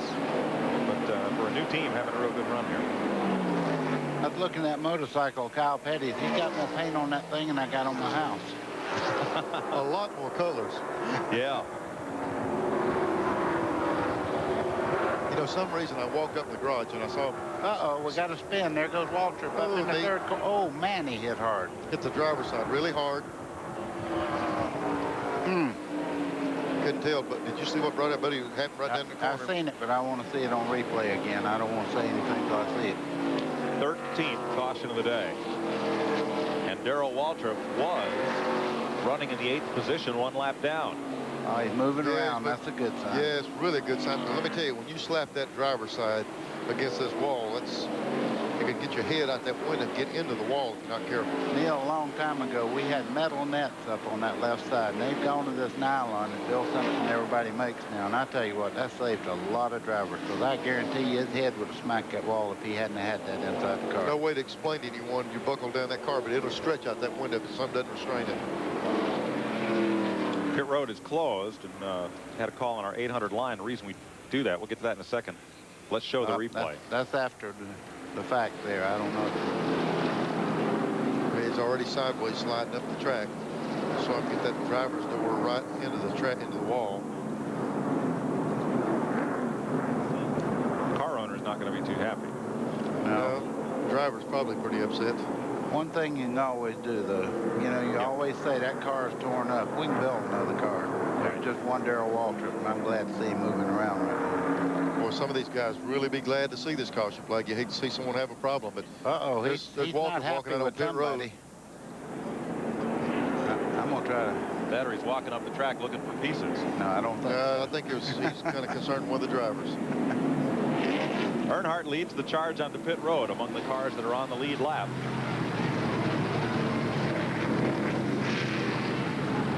Mark Martin. These should all be 4-tire changes, and here on this what should be the last pit stop of the day, track position will be very crucial. That's the case. This guy here, the 2 cars, when it's always in and out of the pits in a hurry. He'll trail Earnhardt down pit road. 18.65 seconds for Earnhardt, 20.13 seconds for Wallace. Well, I'll tell you, they cranked off a good one there. Earnhardt crew to beat Wallace's bunch. Saying a call on our 800 number. They cleaned the lens on our crew cam while he was in. That's a nice thing to do. Well, a little spare time, just clean everything up. Had a call about why they closed pit road after an accident. They want to get the field completely all slowed down behind the pace car, get everybody lined up, back in line, slowed down, and then at the speed limit, they'll open up pit road so everybody pits together. Nobody gains advantage based on when or where the caution comes out. Let's have another look at Darrell Waltrip's incident at turn 3 from Jeff Gordon's car. Jeff Gordon going down the corner. Little contact there. Yeah, Waltrip was trying to go around the outside of Jeff Gordon. They got together right there, entering the corner. You could tell Darrell was a little hot with someone, didn't know for sure what was going on. And We couldn't really tell from that angle who was up on the track, who was down, or what there. 419 laps complete. The lapped car is now on pit road as you watch Mark Martin. We'll be right back.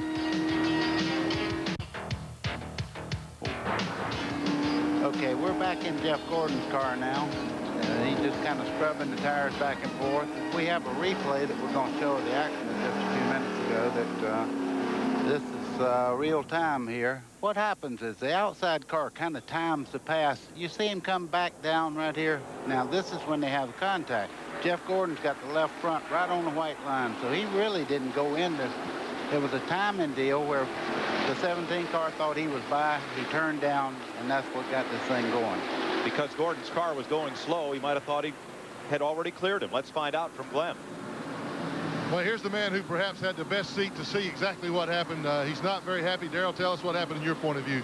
Well, I recall a certain young man that's a rookie blasted my brother somewhere back down the road for spinning him out when he was several laps down.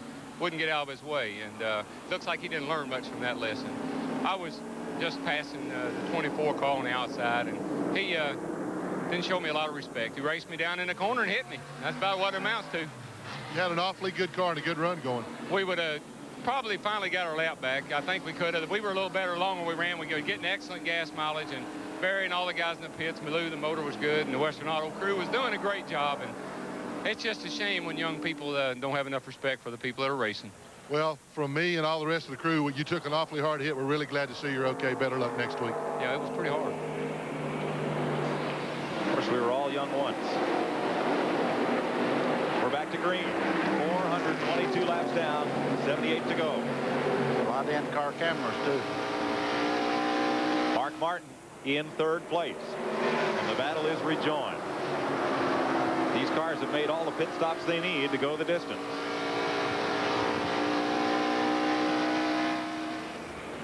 Here's Rusty Wallace right in behind Earnhardt a while ago.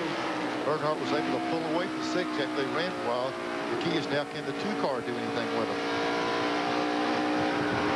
Mark's going to take a look inside. But remember, Mark Martin's car didn't seem all that comfortable with somebody right behind him. Yeah, and they know it, too. The thing that you're looking at now, every race this year has come down to a shootout at the end. And we have 75 laps to go, and they're going to put some pressure on. And you'll live with a loose condition when you got a chance to win. 10, 20, 30 laps back, you wouldn't have fought your way through there and took a chance on running the car that was loose. And, you know, they just had that opportunity also to work on the cars, along with the fact that just in the last few minutes, the track has got shaded again. Well, there we go, right up underside Rusty. Oh, man. Oh, both of them. Rusty cracks the wall hard. Keeps it down to the bottom of the racetrack. And Jimmy Hensley slides into the driver's door of Wallace's car, and Jeff Bodine piles in. Boy, hopefully Rusty got that hand out of that thing, I'm telling you. He got smacked 3 times. I see him and he's undoing the window net with his right hand. Yeah. And climbing out. Man, you hate to see it, but the first thing you think about Rusty doesn't need to re-injure that. What a devastating crash. Yeah, he was hit 3 times there before he got all stopped. And had what might have been a winning race car. Yep, car just running super. Jeff Bodine and Jimmy Hensley apparently on the brakes to avoid Rusty Wallace. Well, you come off that corner, you know, and the car's lifting, trying to turn sideways anyhow, and you put the brakes on, transfer all the weight to the front wheels, and they'll slide right to the inside every time. There, he's got those hands doubled up. Hopefully he's okay there. Jimmy Hensley climbs out of the Kulwicki racing car, signaling. Are you okay? Yeah, he's talking to Rusty. I don't know how Rusty's feeling. I'm sure this crew here, Buddy Parrott, really concerned about Buddy.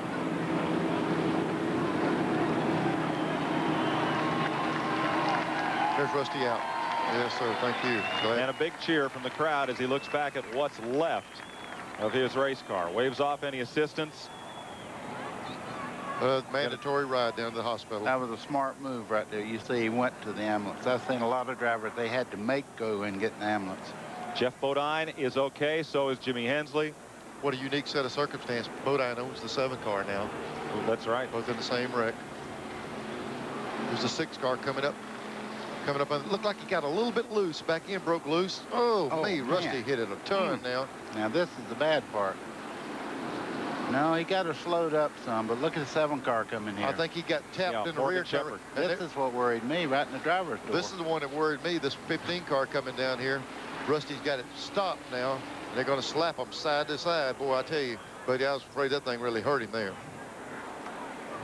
3 solid, hard hits for Rusty Wallace from our steel helicopter cam. Here's the 6 car under Rusty right now. Looks like the 6 car might have got loose right there, and they slapped together.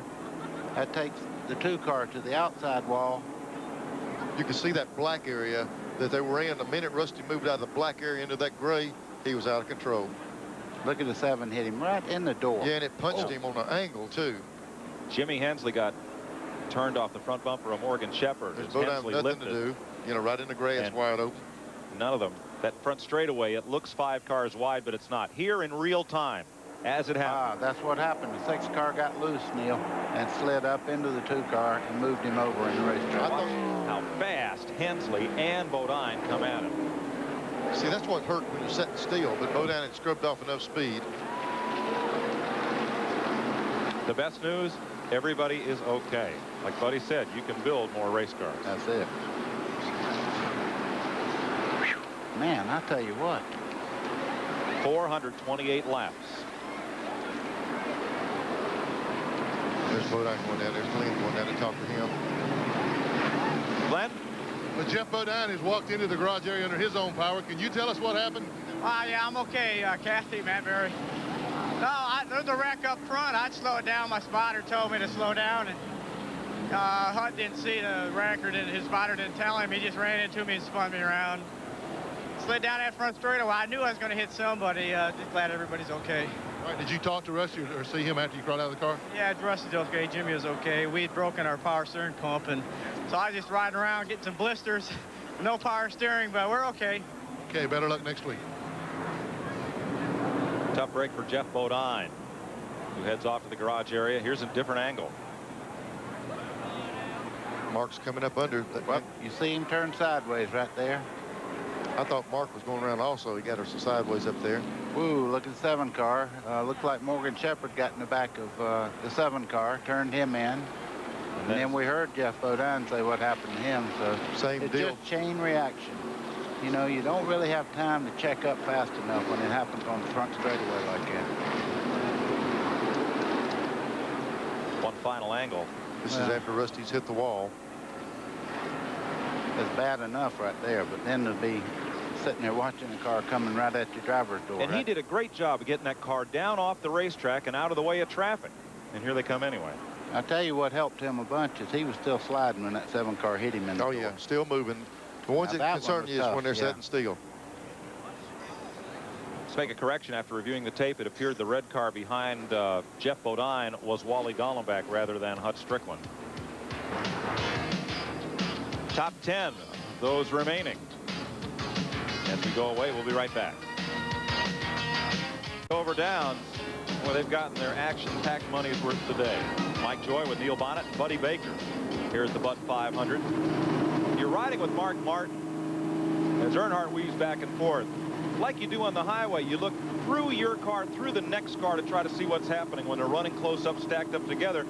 But with all the bars and everything in that car, it's got to be real tough to see what's going on 3, 4, even 5 cars ahead. Well, the whole deal is this is just looking at one car in front of you. If you're 8th in line and everybody's weaving around trying to pass each other and all, it cuts all the vision down. All you see is trunks, and all of a sudden one of them stops and you just run right into it. And let me tell you, during the course of the day, if you lifted every time you saw a car wiggle, you wouldn't even be in the race. So you make that commitment down in the middle of that corner, you mash that throttle wide open, and you hope everybody gets up off their right. If something happens, you saw the consequences. And look at the glare on the windshield of Mark Martin's car, too, as we get a little later in the day here at Dover. Well, what a lot of people don't know is you never clean the right side. All you clean is the left side of the windshield, so you're actually looking at a half of the car. All right, since we're under caution and cleanup continues here at Dover Downs for this 3-car wreck on the front straightaway, take this opportunity to go to break. We'll be right back to the Monster Mile.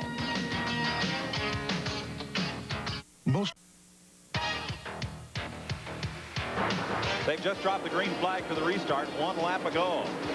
Dale Jarrett slides up into that 4th slot there. You're riding with Mark Martin as he tries to chase down Dale Earnhardt. Chevy and Ford at the front. Earnhardt and Martin with 66 laps to go.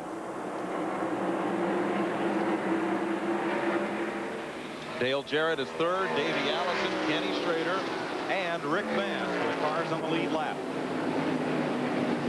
1 lap down. Jimmy Spencer, Harry Gant, Morgan Shepherd is 2 laps back, and Rick Wilson 3 laps down. Just saw a roof cam get a hot dog wrapper around. They're going to work for a while. Mark Martin's car caught a big piece of track. You know, Martin's got a little damage on the right side there on the door, but if you notice, it's not anywhere close to the running gear, so he was real lucky there that he didn't knock a fender in on the tire or something. Rusty Wallace has been released from the infield care center as Mark Martin goes for the lead and gets it.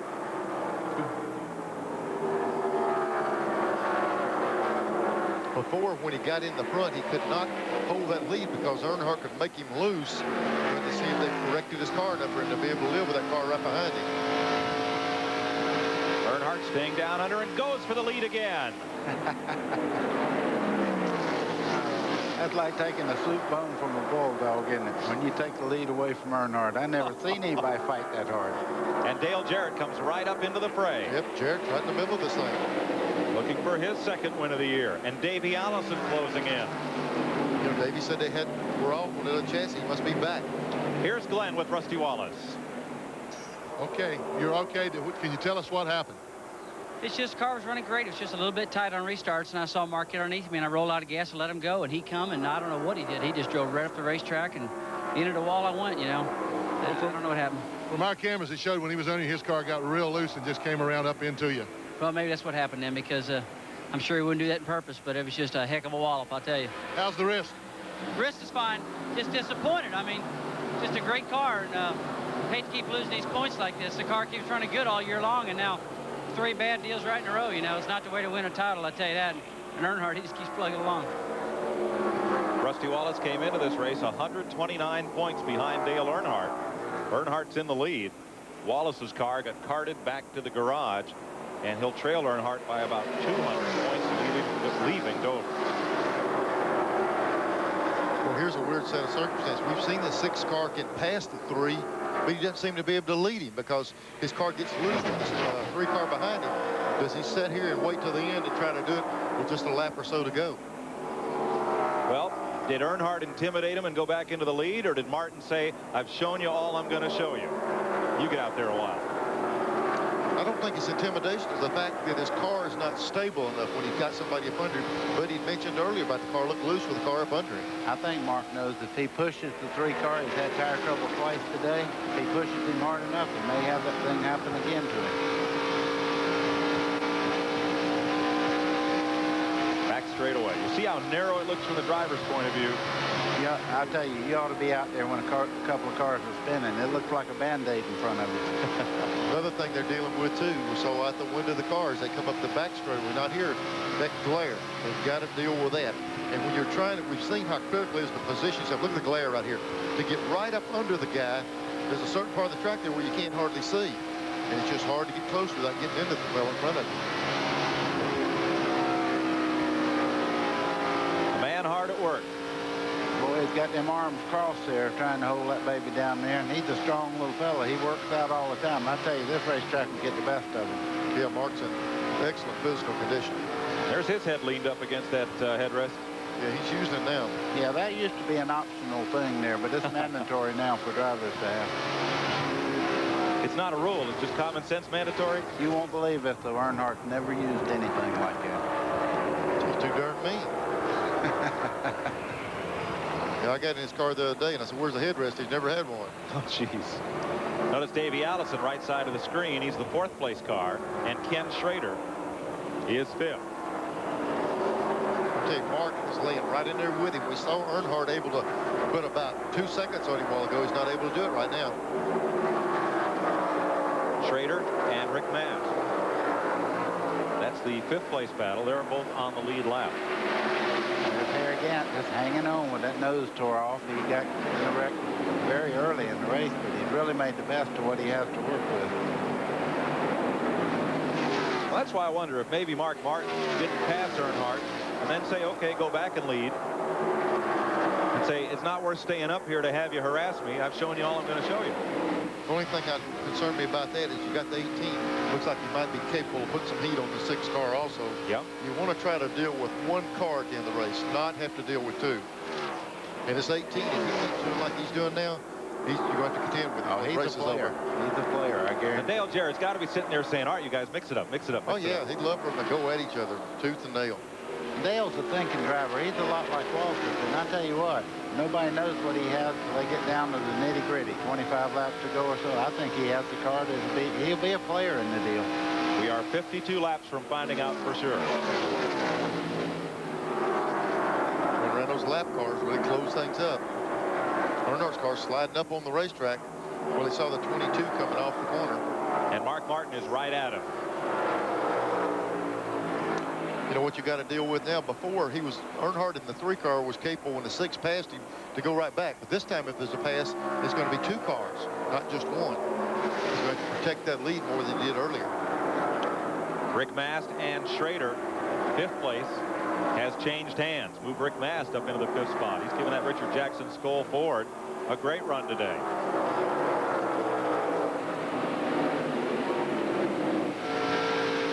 Notice the different colors on the windshield there. There's a piece of Lexan behind that glass there. When that sun hits it, it changes colors and everything. And I tell you, it distracts your vision pretty bad. Yeah, these pit crews, they're in a hurry when you pit. They just clean the driver's side.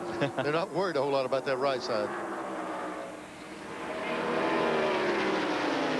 You know, how do we run 500 laps up here? One of the longest, toughest races on the circuit. And it'll never fail. We'll wind her down. We got 2 or 3 guys with a shot to win the race. Looks like it's going to unfold that way today. Here's the 4th guy trying to have a shot to win this thing. Davey Allison. You see he's got a ways to go. As Allison comes around and hits the front straightaway, there are the leaders. The 3 of them headed off to turn 1. Half a straightaway. Back is Davey Allison in 4th. That 1 set of tires that didn't work quite right with his chassis set him well back. Sometimes what you'll do, you have a set that upsets you a little bit, and you'll go back and make an adjustment to compensate. And actually, if you could went back just like it was, you'd be okay. But you're constantly cranking on these cars all day to try to get them better. I wonder what kind of play Coach Gibbs is going to call for Dale Jarrett here near the end. Throw the bomb. Throw the bomb. Throw the bomb. Go deep, deep. Yep. The right side of Martin's car scuffed up from that bang with Rusty Wallace to put Wallace into the wall and out of the race. It seems to be better on this run than it was before. And we've seen cars a lot of times take a little bit of a licking and come out running stronger. It seems to be able to withstand Earnhardt's pace more now than it did before. Jack Roush paces atop the war wagon on pit road that holds the tools. By about this margin, Earnhardt beat Mark Martin not once here, but twice in 1989. The total margin of victory for both races, 0.8 of a second. You were talking about Jack Roush standing on top of that toolbox. The main tool is standing on top of that box. Let me tell you, Jack Roush can put some motors together. Got an organization that really knows how to get these things where they run all day. Moving back in, he was able to pull up there before and pass him. I can't help but think if they get under this time, it'll be a 2-car pass. I think these 3 cars right here were just notified that 28 cars catching them visually. I mean, he's moving up on them. He's only 2.32 behind them. 12 leaders, 25 lead changes. Riding with Mark Martin right here. There's one of the biggest challenges in racing nowadays, to pass that black car. When they get it right, he's hard to get around. Look at these guys. They're really worried. Richard Childress, who owns that car, he's raced a lot of miles here as a driver himself. I tell you, Jarrett's car is really looking good. Let me tell all of these people, I was kidding them, because I guarantee you they know they have as good a driver as ever been in one of these cars, in that 3 car. And if he loses, they know it was the car, not Dale Earnhardt. See how squared off the corners are here from this aerial shot. What a hard dive you do down into turn number 1. Back straightaway. That aerial shot showed it all. Did you see Earnhardt pull going in the corner and then the 6 run up on him coming off the corner? Yeah, the 6 car seems to run off real good. You know, in the run before this one, the 6 car had a tendency to get a little bit loose up off the corner. It looks like they've corrected some of that problem now. We are 41 laps from the finish. 2 Chevrolets and 1 Ford. Davey Allison in 4th. Kenny Schrader in 6th reported his car is a little loose. And Davey Allison is coming. There's 3rd. There's Allison. He's whittling away at it. A little bit, I say a little bit, about a 10th or 10th and a half a lap. 1.8 seconds behind Dale Jarrett right now. And gaining. There you see the separation. It was half a straightaway. It's much less than that now. Kenny Schrader's complaining to his crew that he's getting loose. Not the time to be doing that now. It's down to showtime. There's Schrader. He's the 6th place car behind Rick Mavs. Former winner here, still on the lead lap. Well, Schrader's in 6th place, but he's the last guy in the lead lap. He's not going to have a lot to lose, but he just doesn't want the car to get out from under him, and it can happen real easily here. 1 lap down. Harry Gant and Jimmy Spencer. And they're right about the same place on the racetrack as Schrader. You know, Schrader's still thinking, hey, tighten me up, I can win this thing. Yeah. You know, he's complaining loose. He don't worry about being the only guy, last guy in the lead lap. He's thinking about fix this thing, turn me loose. 38 to go. There are your leaders. Lap traffic makes a little bit of separation there. And the big question is, where's Waldo? Or where's Davey, rather? He's coming. Yes, sir. He's back there, and he's been whittling away at it. There he is, top of the picture. 1.2 seconds back of Dale Jarrett. Now Mark Martin has a little breathing room on Jarrett if he can get back to Earnhardt. When you go around these lap cars, now watch Earnhardt go around the lap cars, and then these guys should close up on something. It's just a matter of how you catch these guys. Next lap, Earnhardt might make the good move in and catch, and the 6th catch a lap car. But boy, you'll work away at it, just pick you a little bit of distance up. Lap cars can cost you. And Neil, look at the rubber put down in the corner. They aren't even up halfway up the racetrack. Used to be Harry Gant would run right up and scrape the paint off the wall all day in the middle of the corner, but they've been right down on the bottom all day long here. They're just running so fast. I just don't think they can work that top groove in. Before you'd kind of ease up and tiptoe up there. If you're going so fast now, you just can't flirt with it up there. No, the bottom groove's so fast, why would you want to go up top? Sure. Even if the car would stick there. Well, let me tell you, Mike, it's a short way around. Yeah. Plus, if you were to run this upper lane, you'd have to have a different gear ratio in the car, and they're already abusing these motors so bad. I don't think there's a car here capable of running without blowing up. Yeah, that's the whole point right there. They have to run the low line around here to keep them from turning 10 million down the straightaway. 10 million RPM. What a tank. Let's go to Glenn Jarrett. Well, this man has done his job. Steve Mill, the crew chief for Mark Martin. Do you have anything left for him? You're able to get by him once. Has he got anything more? We gave him a shot on new tires, and he got back by us. He appears to be getting a little bit better as he goes, and we're just kind of hanging even. The 18 car is what's got us concerned. He's coming pretty good. We just have to ride next 35 laps and see what we got. But right now, Earnhardt's pretty tough. That pretty well sums it up. Randy? Well, Jimmy Maycar's here. Have you got anything for him, Jimmy? That's a good question. I don't know. They're both awful tough, but I tell you, it's even tougher as Davey's coming up from behind us right now, gaining on all of us. So I don't know. Dale hasn't said much. Car was pretty good at the start of this run right here, so I don't know if he's just waiting or what, but I'm sure they're all giving it all they got right now. This is late in the race. The only thing you can say right now is, Dale, you're running about a 24.50. Wow. Well, that puts Earnhardt in an enviable position because the 2 guys right behind are each looking over their shoulder. You're talking about position, Mike. That is the key right there. You heard him go from offense to defense in a hurry. Did you hear what they said, 24.50? I can remember if you qualified here, 26.50, you were running pretty good. And that hadn't been a couple of years ago. That's right. Probably had to run a 24.50 to get in the show today. Pretty close. Qualifying time. You see Davey Allison at the top of the picture. He's the 3rd car in line behind Mark Martin. Morgan Shepherd is in there, but Shepherd is 2 laps down in that Sitco car.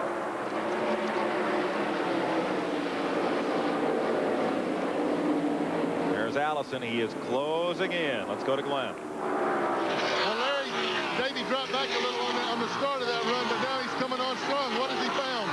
I really couldn't hear you. You know, we're slow on restarts. Now we're starting to come back to it. But I don't know if we can get all the way back to the front, you know. Morgan's going to help us out if we get there close to him. Let's see what happens. Dale's off the front. Well, as I said with Steve Mill, they've done their job. It's up to the drivers now. When he said they were going to help him out, what they meant is they've talked to the Wood brothers, and he'll get out of the way and let the 28 go up there and race the possession. Yeah, you see the 21 right behind the 18 car, and they've already made radio communications. Morgan said, when you get here, I'll let you go. So they've already got that part of it worked out. Buddy, you talked about 24.50. That's exactly what Dale Jarrett ran to qualify. He qualified back in 30 seconds. Well, I guarantee you one thing. Those boys that are leaving here to drive those motorcycles up country tonight, they're going to be one tired puppy. I think so. One of them is. It's Kyle Petty. 28 laps to go. Here's Randy. Richard Childers starting to pull away a little bit. You got a good driver sitting in that seat. Yeah, you know, we just want to take it easy on our right front tire right now. I just told him just get out there and just take it as easy as we could on. Any other strategy? Is he running full bore? No, he's not running as hard as he go. He's running just hard enough to stay in front and keep from losing that right front tire. That's bad news for those guys following him if he's not running as hard as he can. Well, Richard put that I hope on the end of there, and they have lost 2 right fronts already in this race. Yeah, you know, we talked about that. I knew that had to be in the back of their mind, because you can just kill that tire, and when he gets to running hard, he can work the right front as hard as anyone, so they got to be thinking about it. They have to know if they're not having any trouble with the tires, and on the 28, Earnhardt's pretty well off, because that 28 is flying. He's in the picture right there, last car in that group, and he's picking up every lap on it. 44 car coming down pit road while these guys are running here. Rick Wilson and Richard Petty's car pitting again.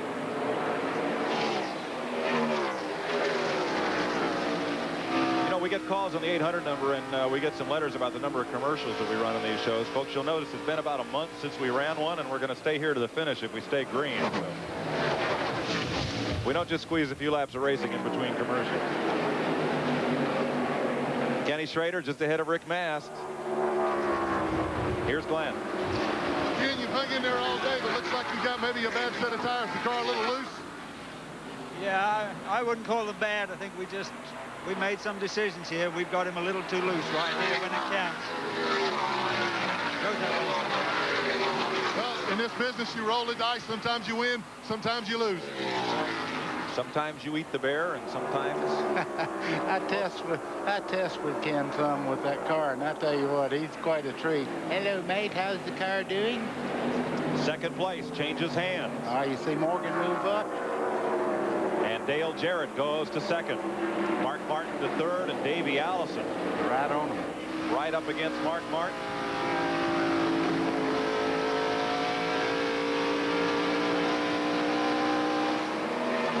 I'll tell you, somebody had to do something because the 3 car is going off in the sunset. What happened, buddy? They came up on Hut Strickland. The slow car going into the corner, and Neil, as you said, the lap traffic can make a big difference depending on where you catch them, and where they caught Hut Strickland, it allowed Jarrett to make the move on Mark Martin. And it's nothing saying anything bad about the lap cars. No. They have to run their pace. The key ideal thing is to pace yourself to catch them at the right place on the track. That's hard to do. So it's now 2 Chevys and 2 Fords. You know, the hard part about this is catching the car is pretty easy, but getting by him, I mean, there's only one groove, and that's right around the bottom, so catching him don't mean anything unless they make a mistake. 3rd and 4th place now. Mark Martin and Davey Allison. You heard Larry McReynolds, the crew chief for Davey Allison, say earlier, we're gaining. We don't know if we got enough to get all the way to the front. I think they feel like they've got time to catch Mark and maybe get up to the 18. He's questioned, hey, have we got time to get all the way to the front? He knows how quick they're picking them off. But each guy he comes to is going to hold him up a little bit. So it's going to be a little bit of work to make it to the front. But he's running a lot better than he was at the stop before this. And as Richard Childress said, Dale Earnhardt has pedaled it a bit, as John Force would say. Kind of rolled out of the throttle just a bit, trying not to dive the car into the corner so hard. That may change if somebody gets up there to pressure him. Rick Mast, what a day he's had. Ran the lead lap all day, led some of this race. Let's check with Randy. Richard, if you caught a caution, would you have anything for the leaders? I'm sorry, it's so noisy I can't hear you. If you caught a caution, would you have anything for the leaders? Yeah, if we had a caution, we probably would change tires. Yeah. for you today, though. It's been a heck of a run for you today. I'm sorry. It's been a great run for you today. It has. I'm sorry it's so noisy, but it's been a good run. We've had good luck. Really appreciate it. I think he's training, Randy, trying to listen to that engine. As Rick Mast rolls on to what looks like a 6th place finish today. 16 laps to go. I was so impressed with Rick Mast. I watched him win in a sportsman race up here, and I was so impressed with him that I hired him to drive my car when I was injured one time, and I tell you, he did a super job for us. There's Davey Allison. Right back up there on Mark Martin again. Oh, Davey hung the back end a little bit off the corner, but he's running hard trying to catch Mark. They'll jump under Bobby Hamilton, that new red and white and yellow paint job on the 38 car, Jim Sutton. From Mark Martin back to Davey Allison. That's 3rd and 4th. We're just talking about Dale Jarrett a while ago. For him to be able to sit here and race at the end of this race at his qualifying speeds, Earnhardt's leading here, but the 18's behind him. I tell you what, Jarrett's doing a tremendous job to get those kind of lap times out of that car. Now let's show you separation from Earnhardt back to Dale Jarrett. 1.3 seconds. Jarrett in the green car, the Interstate Battery Chevy. Back to 3rd place, Mark Martin. He has another 1 second. That's that white car, the Valvoline Ford. And then 0.3 seconds to Davey Allison, right behind Mark Martin. That's how close they are here after 486 miles of racing. I believe Dale Jarrett is closing the gap on Earnhardt. Now, whether he's letting him come up and not putting too much pressure on the right front tire and just saving for the end there, I don't know. But he is gaining on him. You can see it visually. Wonder how close he'll get before Earnhardt says time to go. I'll tell you what, he might be willing to give some of it up, but I'm telling you, working with it, if you had a problem like you had before, he's got to be cautious and not tear that tire off that thing. And I'm sure he's aware of that now. Jarrett is putting the heat on. Well, perhaps the Daytona 500 deja vu. He's run too good to have that happen twice in a lifetime. Yeah. Oh. Or at least twice in 1 year. Yeah, exactly. 12 laps to go. You know, usually these drivers, they'll be running along and they might save something. It's just the number. Hey, let me know when there's 10 to go. Well, I'm sure everybody is aware how much time's left. I don't know if they'll hold anything back now. And I would guess instead of lap times, they're giving Earnhardt interval times. Yeah. Back to that 2nd place car each lap. I noticed Davey's been running a higher line in the corner every lap, trying to get a little bit of groove up there because he may have to try to pass Mark on the outside near the end. Look, he's right up under him now. He's got Mark out. There you go, buddy. Got Mark to the outside. Davey Allison up to 3rd. We've seen a couple of times today, anytime anybody tucked in tight, it's you slip up just a little bit, nothing to do with Mark. They just got the car where when someone gets behind a little bit, gives him a little bit of a problem. Nothing he can do, but just give him that little bit of room. He's taking off. Yeah. Yep, Davey's in checkout time here now. But Bodine ahead. I'm sure Mark Martin's aware of the fact how much distance behind him. That was Bill Elliott. Bill moves over way down the racetrack to let the Fords go by. Earnhardt laps past Hut Strickland. Haven't said much about Elliott today. He's back in 17th position. 52 laps down after being involved in one of the many incidents. 9 to go. Look in this shot. I don't know if he's given up time, but Jarrett's certainly closing in there. Like you say, Mike, they're calling intervals to Jarrett and to Dale. So they're working those intervals to know what they got to do. Well, Dale got caught in some bad traffic here, or he'd even be closer. He turned the wick up, but I just don't know whether he has enough time or not. 6 cars on the lead lap. Earnhardt, Jarrett, Allison, Martin, Schrader, and Mast. 1 lap back, Harry Gant and Jimmy Spencer. 2 laps down, Morgan Shepherd in 9th. Bobby Hamilton's up to 10th. With Rick Wilson 11th. Wally Dallenbach 12th. They have a good finish here today. Kenny Wallace is 13th, the rookie. Ted Musgrave and Hut Strickland, the top 15. 6 laps to go. So close, but so far, man. Less than a second. There's Joe Gibbs. Coach Gibbs, I'm telling you, coaching's up to Dale Jarrett. He's in charge of this operation now. Well, the Super Bowl, 2nd place would be no place, but here in this sport, it's 170 points, and on you go. I was just watching, 5 to go, and I noticed that he's running, Dale Jarrett is running a very, very low line compared to Earnhardt. He's really taking it easy on that right front. He goes in and kind of diamonds the corner where he's been running a little different up to now. Watch him go in here. You'll see the car, well. Richard's all he's wanting to see is him come out of the start-finish line. He don't really see the corners, what's happening. Nope. We kind of broke away there. We couldn't see anything but head. Brett Bodine moves over. Coach Gibbs on the sidelines. Same look as when he was winning all those ball games. That's right. He's just not calling in the plays. You notice he wears a headset, but not a microphone. He keeps in touch with everything that's going on, but he says, I've got Jimmy Maker, I've got good people to call in the plays and what we're going to do. Here they go back down in turn 1. You can see Earnhardt on the left of the screen, Jarrett on the right. 3 laps to go. It's almost going to take that tire to give a problem for that distance to be made up right there. Dale Earnhardt has led 20 of the 29 races he's run at this track, including 9 of the last 10. There's Davey Allison. He is closing with 2 to go. Not fast enough. I don't think so either. Right behind this 3 car, Jarrett is really closing in right here at the end. Boy, he's got the carrot in front of the cart now. I don't know whether he's going to be able to go or not. Coming down for the white flag. Last lap. Look how close. Earnhardt might just be doing that. Knowing him, he probably got a big grin on his face. He says, they think they're catching me. Watch this. Back straightaway for the final time. 2 Chevys and a Ford. Earnhardt, Jarrett, and Allison. And as they come off turn 4, Dale Earnhardt notches his 56th career Winston Cup victory, his 3rd at Dover Downs. Great run for both Dales. I'll tell you, Jarrett and the guys really came from back in the field and had a good run. This Dale shows beginning to be a habit here, hey? Look at that. We'll be back with Victory Lane and the runners-up to Dover Downs, Delaware, right after these messages.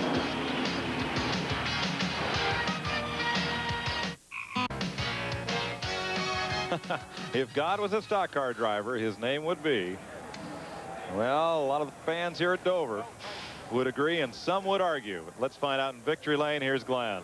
Well, for the 2nd week in a row, you spotted DeField a lap, not once but twice, and came back and got him again. I don't know what the bigger monster is, Dale Earnhardt's style or this monster mile at Dover, but what a great run. I'll tell you what, I got to hand it to this Jim Goodwrench Chevrolet and that Goodwrench crew. You know, Richard and all his guys in the engine department, they did a good job with the engine. Ran great today. You know, you usually have problems with engines or something up here, and it's a long day, but the car ran good, and then Andy and David and the guys had it working great. It was just consistent all day long. I got a lap or so down because we separated the tire from heat, and something that's very rare, and we had to conserve them there at the end. That's why I started running sort of easy there at the end, and Jarrett started to catch me. I was just trying to bees on them tires. About 70 laps is when it would do it, so we was trying to take it easy as we could. Well, I know you feel great, but pretty tired, too. Man, I'll tell you what. You run 500 miles at Dover hard as we ran it today. I'm telling you, we drove hard today. Well, and he was very successful at what he did. Another great run for Dale Earnhardt. Congratulations. The Intimidator conquers the Monster Mile for today.